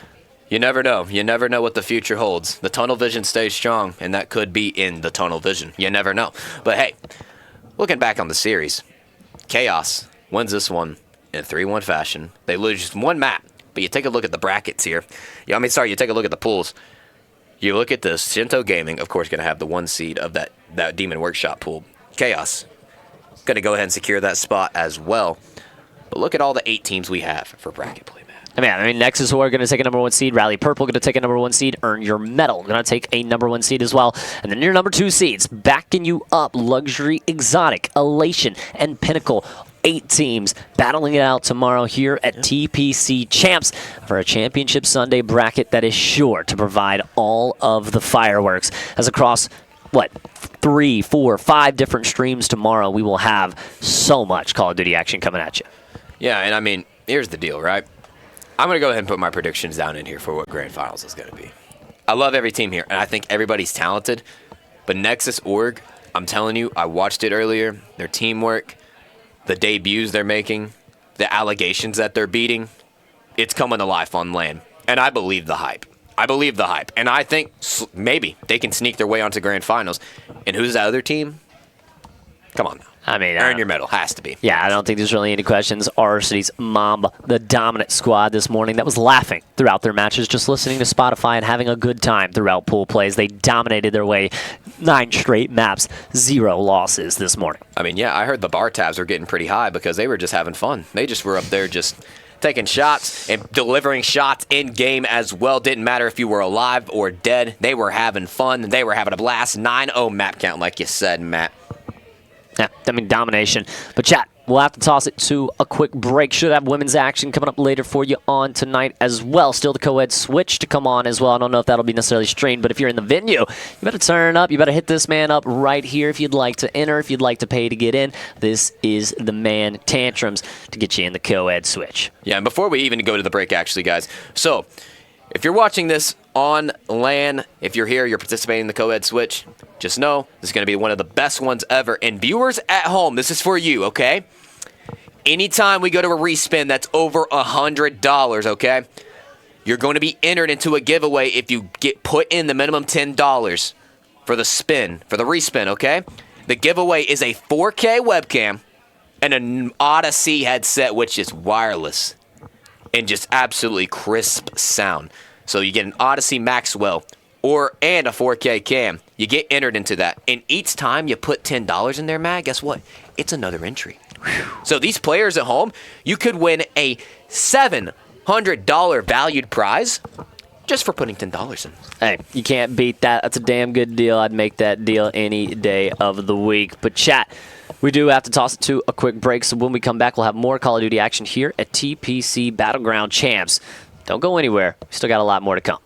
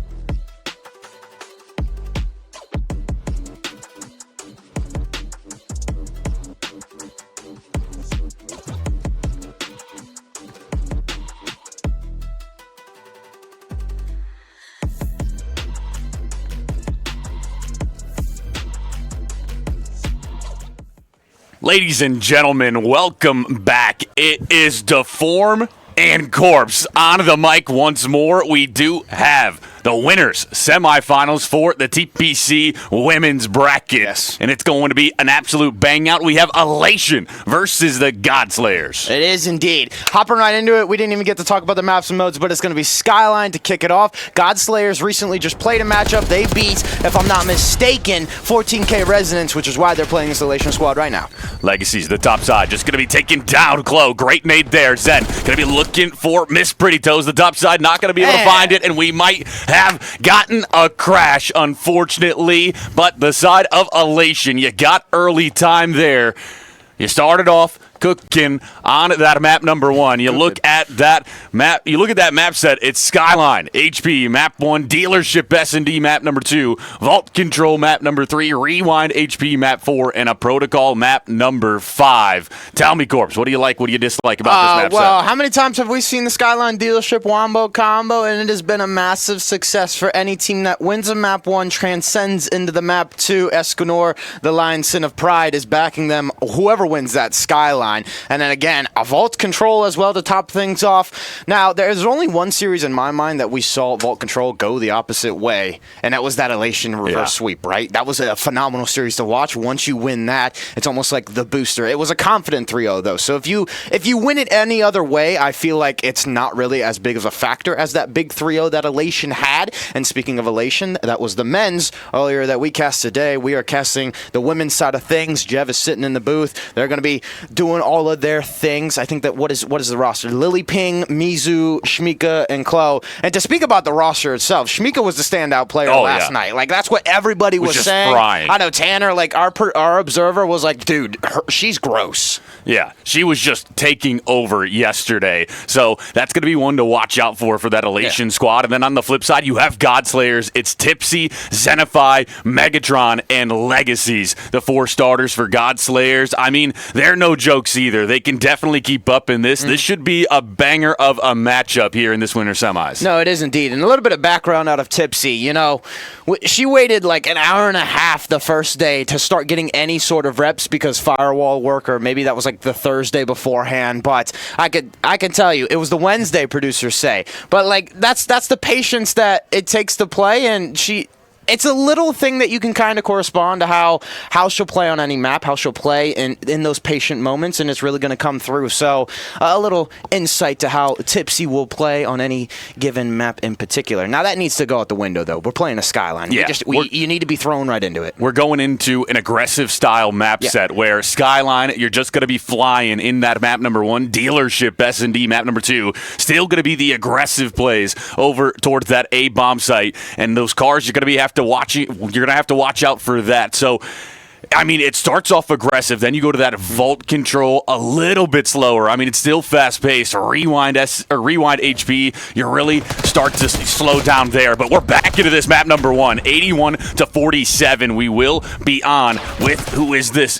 I don't know. I believe, the one that we are on with. So this is going to be Mizu, actually 19-2 right now. EKIA for Mizu. Absolutely frying to start this map 1. Yeah, phenomenal work. It looks like for the first 4 hills, Elation are on top. And another big thing about Skyline is that team that always has that lead will always maintain it. It's such a hard map. Once you go down early, that 50, 60-point deficit, it's such a big hill to claw off of because, again, every hill is 50-50. Every hill is basically split. You're only getting 20 seconds other than that P4 hill, the money hill that we have always loved and talked about. 60-point advantage, almost 70 now for the side of Elation. You collect that last 10 seconds of scrap time. Now can you get over towards the P1 time? Just going to be sitting here for now. Mizu going to be over towards the grass side, starting to push up. The Hellstorm going to be called in. What will you find? The Terror going to be rained down from the skies above. Nobody going to be over towards the P1 time quite yet. Now you will go over towards that Kitch Steps. You're able to find one. The time is yours. Elation continue their lead. Finds a second with the Hellstorm. That's actually going to be huge. huge. And again, that just held up the players out of the side of Godslayers. They weren't able to hop on in the time at all. So again, a P1 going the way of Elation. You really love to see that on those P1s. Such a scrappy hills. I talked about it in the Rally Purple matchup, like 9:30 to 10:30, 10 o'clock this morning. It was just like they do a phenomenal job at playing for it. Kind of similar to a Rocker. They prioritize that in the second half of BO6 season, and it will come through because a lot of teams just know Skyline as the bang out map. They know it as a, we'll just split those 50-50s. No, if you can prioritize a P1, get a good chunk of time, you're going to play that 50-yard line, get that late flip. Close, starting to push up towards the White Steps side. Nothing going to be spotted now. You will find one. That's going to be Legacy's falling. Megatron is able to find a response. Tipsy and Smika find kills as well. That's going to be Tipsy falling. Glow, a great job there to secure this P2 rotation for Elation. And 120-point advantage. Looking across that 200-point threshold here on that P2. I mean, this phenomenal work. Yoru is just going to clean up house on the bottom side of this piano, roam around the front side of this P2, and she's just finding kill after kill. And this is what you want to see out as a roaming sub, right? Just playing their life perfectly, playing the timing, saying, hey, I'm going to catch a person here, I'm going to catch a person there, and then the ARs are cleaning up everything on the back half. And Mizu is locked in right now. You saw that SMG in hand, just frying everybody on the map. Will be Clo on top of the time. 29 seconds left to gain. Well, you've crossed the 200-point threshold, and 100-point club might be in the cards here on map 1. It might be indeed. As now, a 210 to 51, and scrap time's still going to boost that lead just a little bit more. It's going to come down to this P3, maybe a P4 if we see it. But by the way the Elation is shooting, it's not looking like that. It's lights out for these ladies. Godslayers, can you find something to try to grab some momentum back to go into that map number 2? Because this one looks like it's going to be done and dusted. You will be on top of the P3 time. That's going to be Mizu. Able to find the initial kill onto Megatron. Now will be the trade-in. Close, able to find that one. So you're pushing towards that mid-view. You will break into the time. That's going to be 20 seconds needed. That's going to be the break-in. Smika able to find one. Can you break in? You will. Great job there by Godslayers to stay alive. They do indeed, and I think they actually got a flip as well, so they have spawns for P4. Now, with this such big of a lead, you can take as much time as you want to hit every sort of route, every sort of timing, every sort of rotation. And Miss Pretty Toes isn't able to find much there, but that paved the way for Smika. Again, the aggressive sub, the one sub that was talked about all from last night, dancing on the hill, finds another, and then again, Trey's rolling through. Elation on top. Hop back onto the time. 14 seconds left to gain. You can still win it here. That's going to be a dope base from Clo. Disgusting work. Make it a triple. Now the pistol out. You won't find the fourth, but the help is here. Miss Pretty Toes able to find that one, and that is map 1 over already. A 250 to 61 scoreline.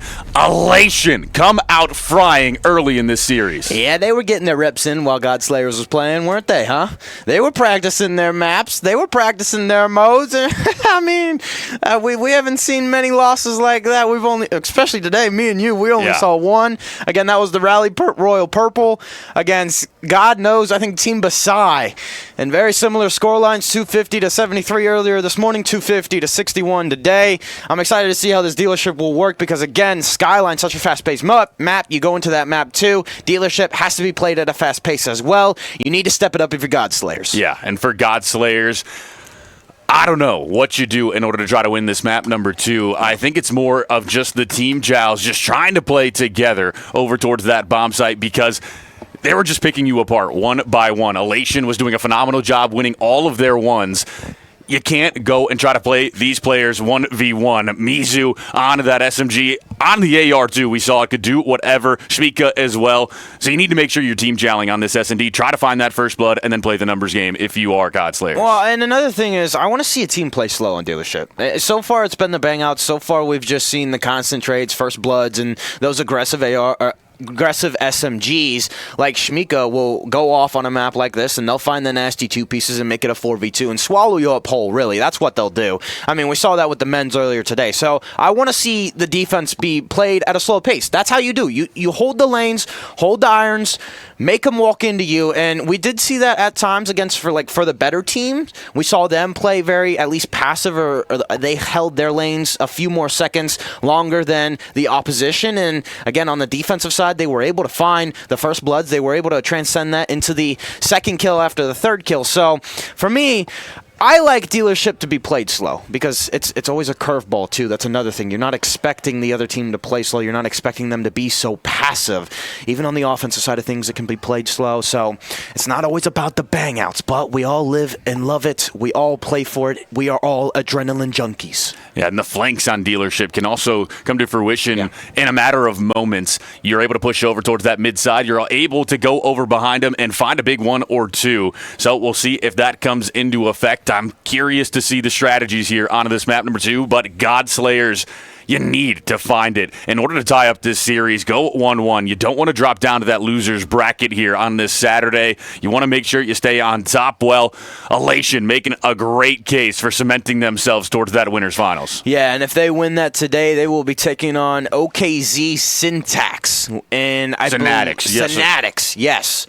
Always a dyslexic man myself, so letters and numbers aren't fun whenever I misread them. But no, that team, the Synatic squad, took down Omit Queens 3-0, so they're in the loser side of things, and I believe the winner of this is in winners finals, if I'm not mistaken. So they're going to be already into that like championship Sunday because a loss there, obviously double elim, they have a chance of losers and then bouncing back into grands. So you got yourself kind of secured into at least a top 3 spot, but nobody's aiming for top 3, right? Nobody wants that. You don't come to LAN and just say, let's get top 3. No, we want to win this. That OKZ Synatics is the one to watch out for. They have been just insane every time we've been able to watch them on the TPC circuit, but that's not who's playing right now. It will be Elation versus Godslayers, map 2, kicking off. The first blood's going to go the way of Elation. Yeah, and I mean, you talk about bang outs. They tried to meet them at B, and it was a 2-2 split for the side of Godslayers. I don't like it because, again, nobody's there for at least the response.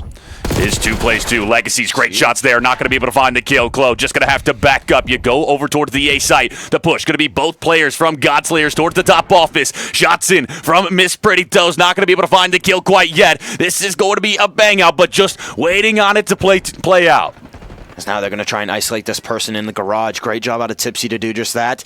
They tag him up, and what do you do if you're Clo? Well, Clo is able to find one on Legacies. Do you reposition? A little bit so. The information is going to come through. You're expecting the team chow at least. They're a little bit close. Clo gets the tags. Clo going on the hunt. Tipsy running away.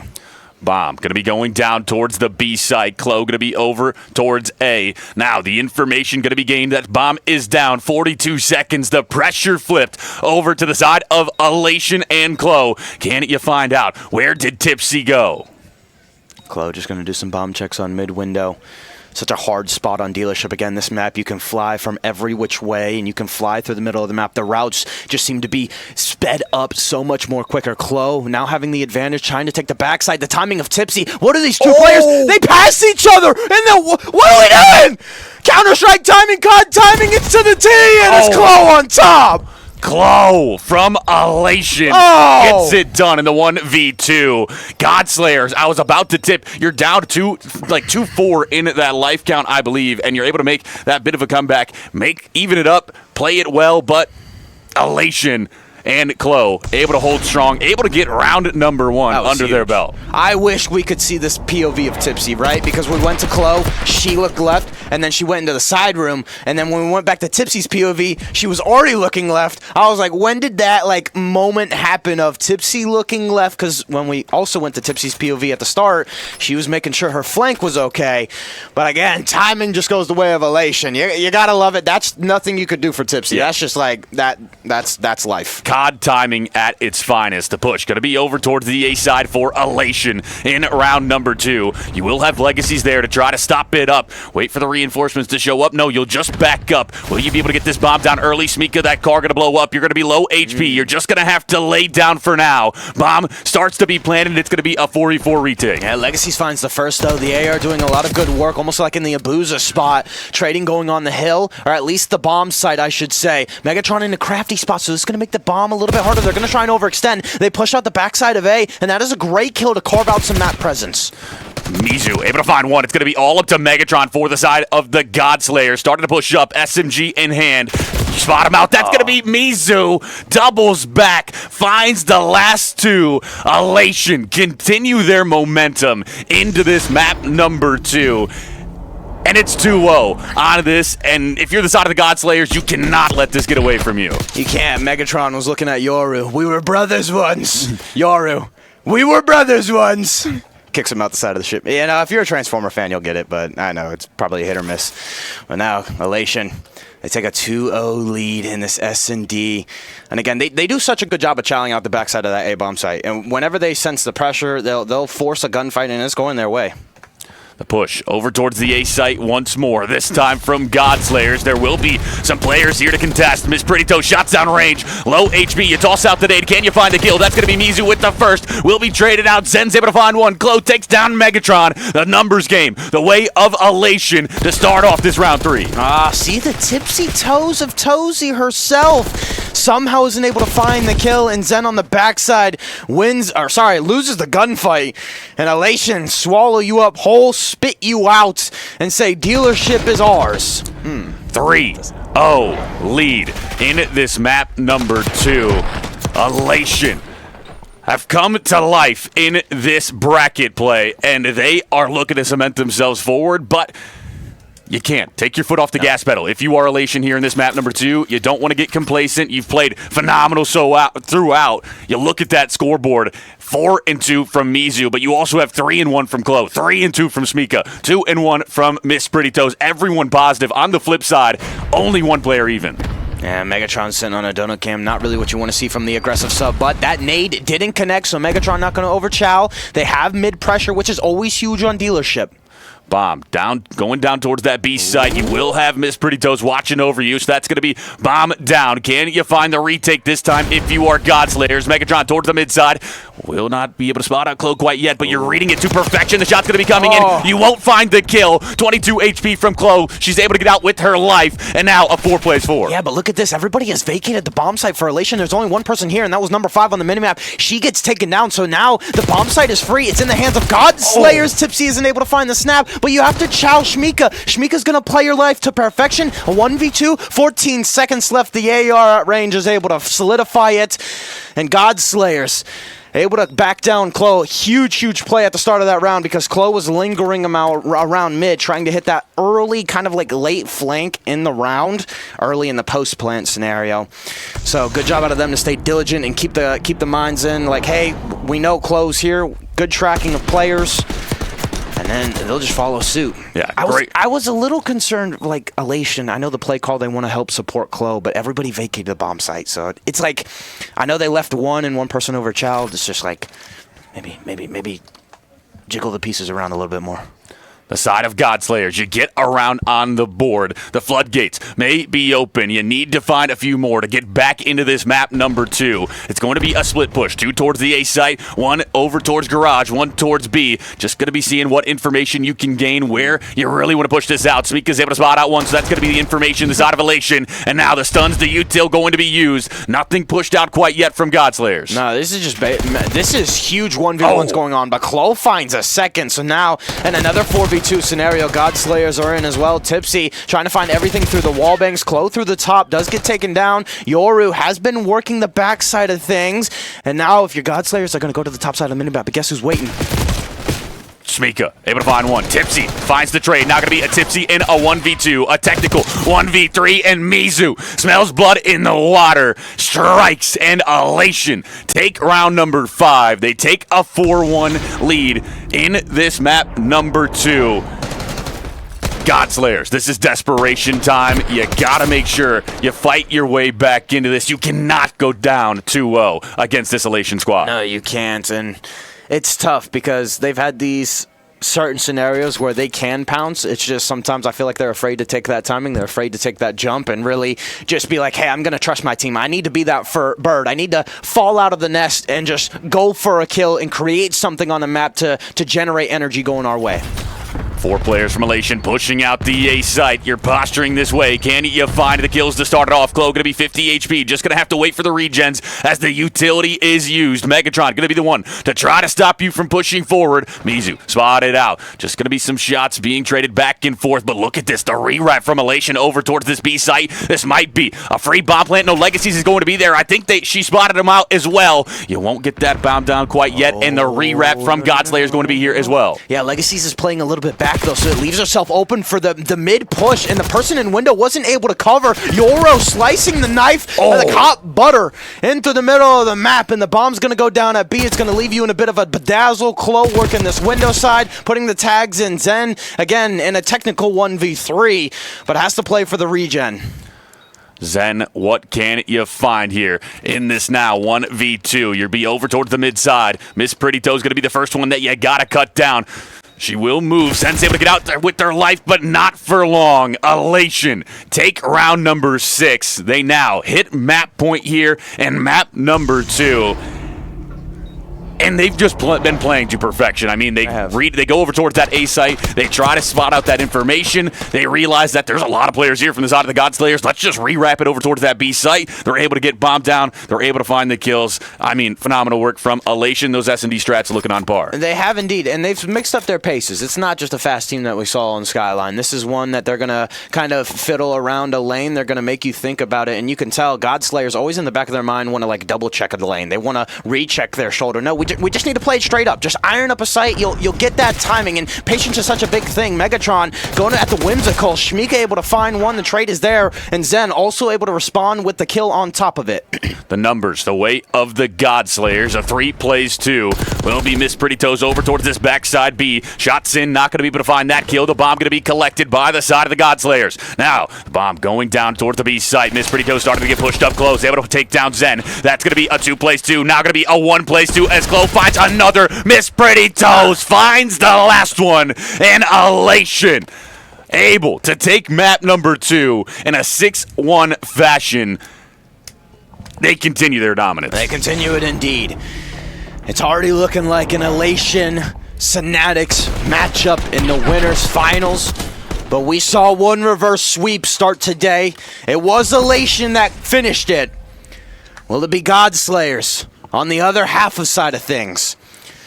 8 and 5 from Shmika, 8 and 4 from Klo, 7 and 5 from Mizu. Miss Pretty Toes a 3 and 2, but frying nonetheless. Like you're able to get it done in a dominant fashion. You look at it, 100-point club. A 6-1 in this map number 2. It would have to be like a Rocker Cold War Major 5 type of comeback here. It would have to flip on a dime if you're the side of the Godslayers. You need to put something together in this map number 3 to try to make this reverse sweep happen. You talked about how Elation was the ones that were able to do it earlier in the day for that men's side of the bracket. Well, now in women's, will that karma flip around and the reverse sweep happen for the Godslayers against an Elation roster? Was that the ASIM Fire Standy roster in the Rocker Cold War? It was Major Maniac, Standy, Attach, and... Attach? ASIM? I'm pretty sure, right? No, not for Cold War. For the reverse sweep. But back to this. 2-0, the side of Elation.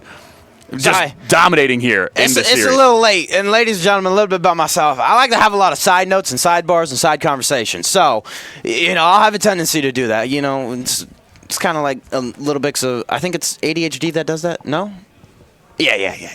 I'm getting a shake of the head. But I doesn't really want to say anything. But no, it's like, the fuzzy rabbit, as my dad likes to say. But no, like you said, we're hopping into a vault control. This should be fun. We saw one team turn it around here today. It's going to be hard, though, because like you said, Elation, they've just been on top of everything, right? Yeah. They've been firing on all cylinders, and when their worst players doing it, they're still going positive. So for the side of Godslayers, who are you looking to? Who do you need to step up? Probably your leader, if I'm not mistaken. That is going to be Tipsy. But also, the one that had the most success, I think I saw, was Legacies as well on that search. And I think Megatron's been a bit slow here for the side of the Godslayers in the early portions of this series. If she can really pick it up for this Godslayers roster, they might be able to find some bounce back here. But it's not just her. The whole squad has kind of been put in the blender in that map number 1 and 2. You need to play the team game. You need to make sure you're able to contain these subs from the side of Elation. Mizu and Shmika on those SMGs have just been ripping through your roster. Yeah, another person is Zen as well. Kind of had a nice couple 2 pieces every now and then. So, again, hopping into this control side of things, it looks like Elation want to hit B Street off rip. Tipsy finds the first in the feed. This is going to be huge. Legacy getting great timing with that pistol as well. The team has rallied to her. They have shut the initial push down. Miss Pretty Toes just going to be towards that outer side. Will be taken down. A great start for the side of the Godslayers. Might be exactly the momentum you need to start to find your way back into this. Smika just going to be lying in wait over towards that mid-door side. Legacy's great shots, but Miss Pretty Toes just rips her right off of that. And now that's going to be the B site. A double stack going on. You got a double stack on A as well. Elation starting to surge. And this is huge again because of the updated spawns. We've been in the updated spawns for 2 months. Godslayer's now just saying, hey, we might have to go for A. We don't really want to make that trek to B. We don't want A to go down and then have that push at B fall as well. So you at least save something at A. That's going to be 1 tick down. B is going to roll through. Not much, rebuttal here. So extra minute extension. 24 plays 22, the life count. The side of Elation has the numbers, and now that's going to be Mizu able to find one. Tipsy finds the response, but Mizu finds another. 2 down in the feed. Zen going to be 9 HP, just going to have to wait for her to regen. Miss Pretty Toes is able to take her down, and now you got the stack onto the A zone. 2 segments secured, looking like round 1. Going to be slipping away from the side of the Godslayers. And it is indeed Yoru in this position on a 6 spree. Yoru!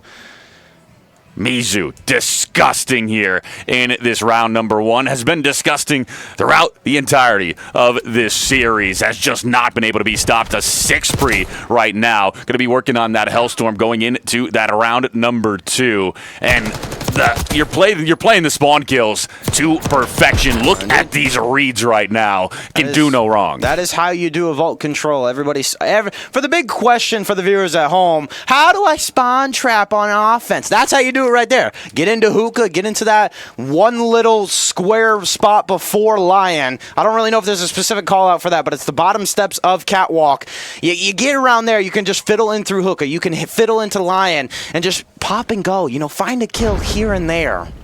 Will be the side of the Godslayers on the offense. 3 players over towards that B site. That's going to be Miss Pretty Toes for 2. Zen able to take down Chloe. Mizu responds on a Legacy, and that's going to be Smiko with the final kill. Back to the spawn you will go if you are the side of the Godslayers, and now you'll try your hand at the A site. They try and hit B just like Elation didn't work out, so now you're going to have to carve out something onto A. Zen is here to alleviate some pressure, but it's not enough. Your team is spawning in ammo. Elation is already in your face. Chloe had, I think, a couple kills right there, but it does get shut down.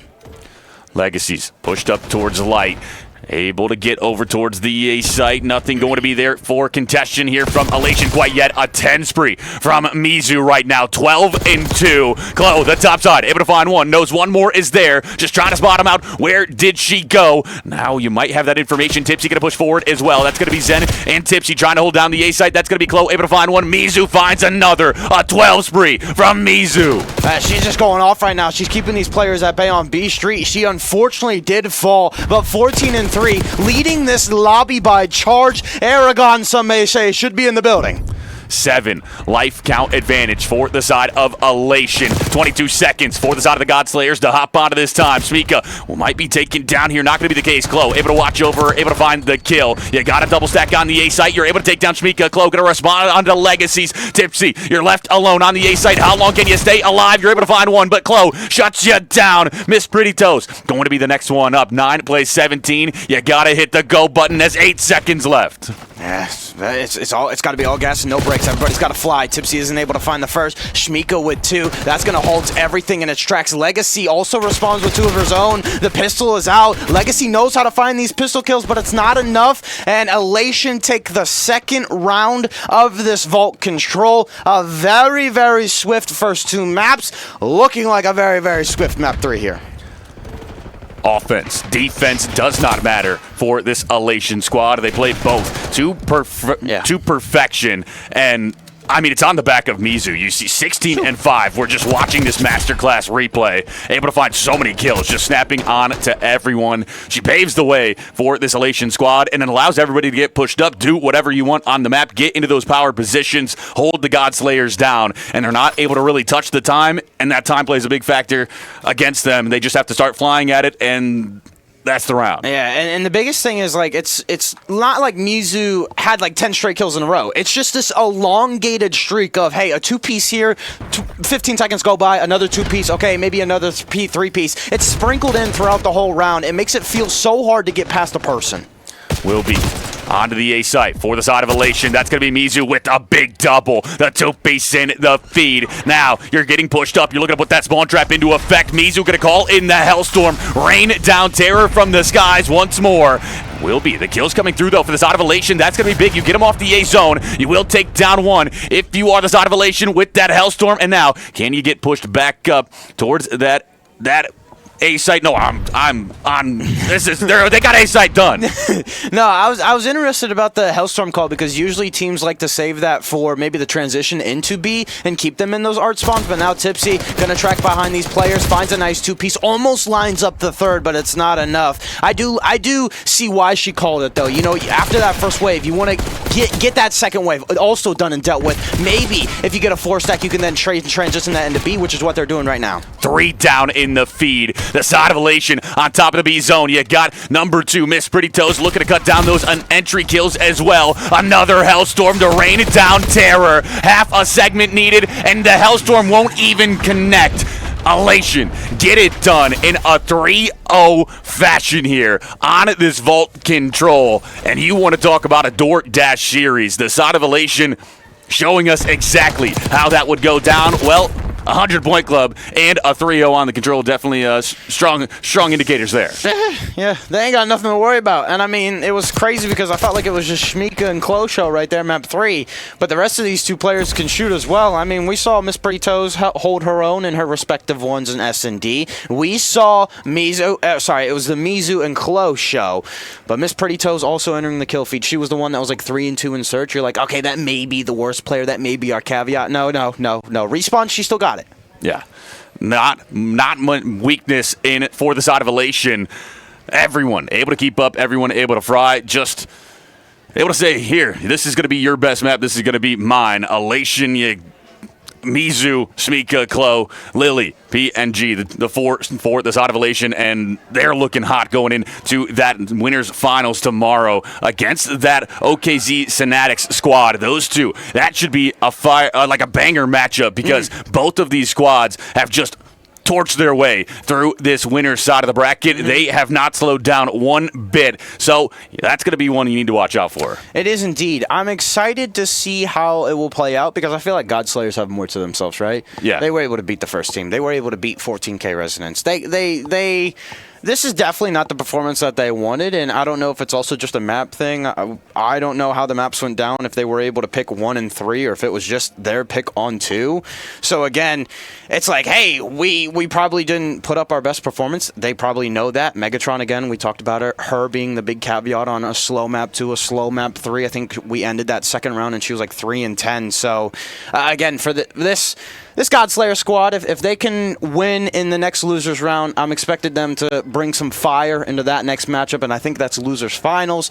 And for me, whatever team makes it to losers finals, carving their way out from the loser side is going to have a lot of energy and it's going to have a lot of retaliation, and that's a big motivator for a lot of teams. Yeah, and the side of the Godslayers, I mean, it's late. It's been a long day. Yeah. Maybe you just were slow for this one, and then it just kind of got the momentum against you, and the side of Elation were able to get it done. But tomorrow, you're not out of it yet. You drop down to that losers bracket. You'll have to play, I think it's Omit Queens. No, I think you're one past that, so you'll have to see who gets there to play you, but you still have life here on that championship Sunday. You still have a way to get back to that losers finals, to that winners finals, to find your way. You just got to put up a better showing tomorrow. You cannot allow a 100-point club, a 3-0, a 6-1, a DoorDash type of series. You're gonna have to watch some VOD and show up better tomorrow. Yeah, you are indeed.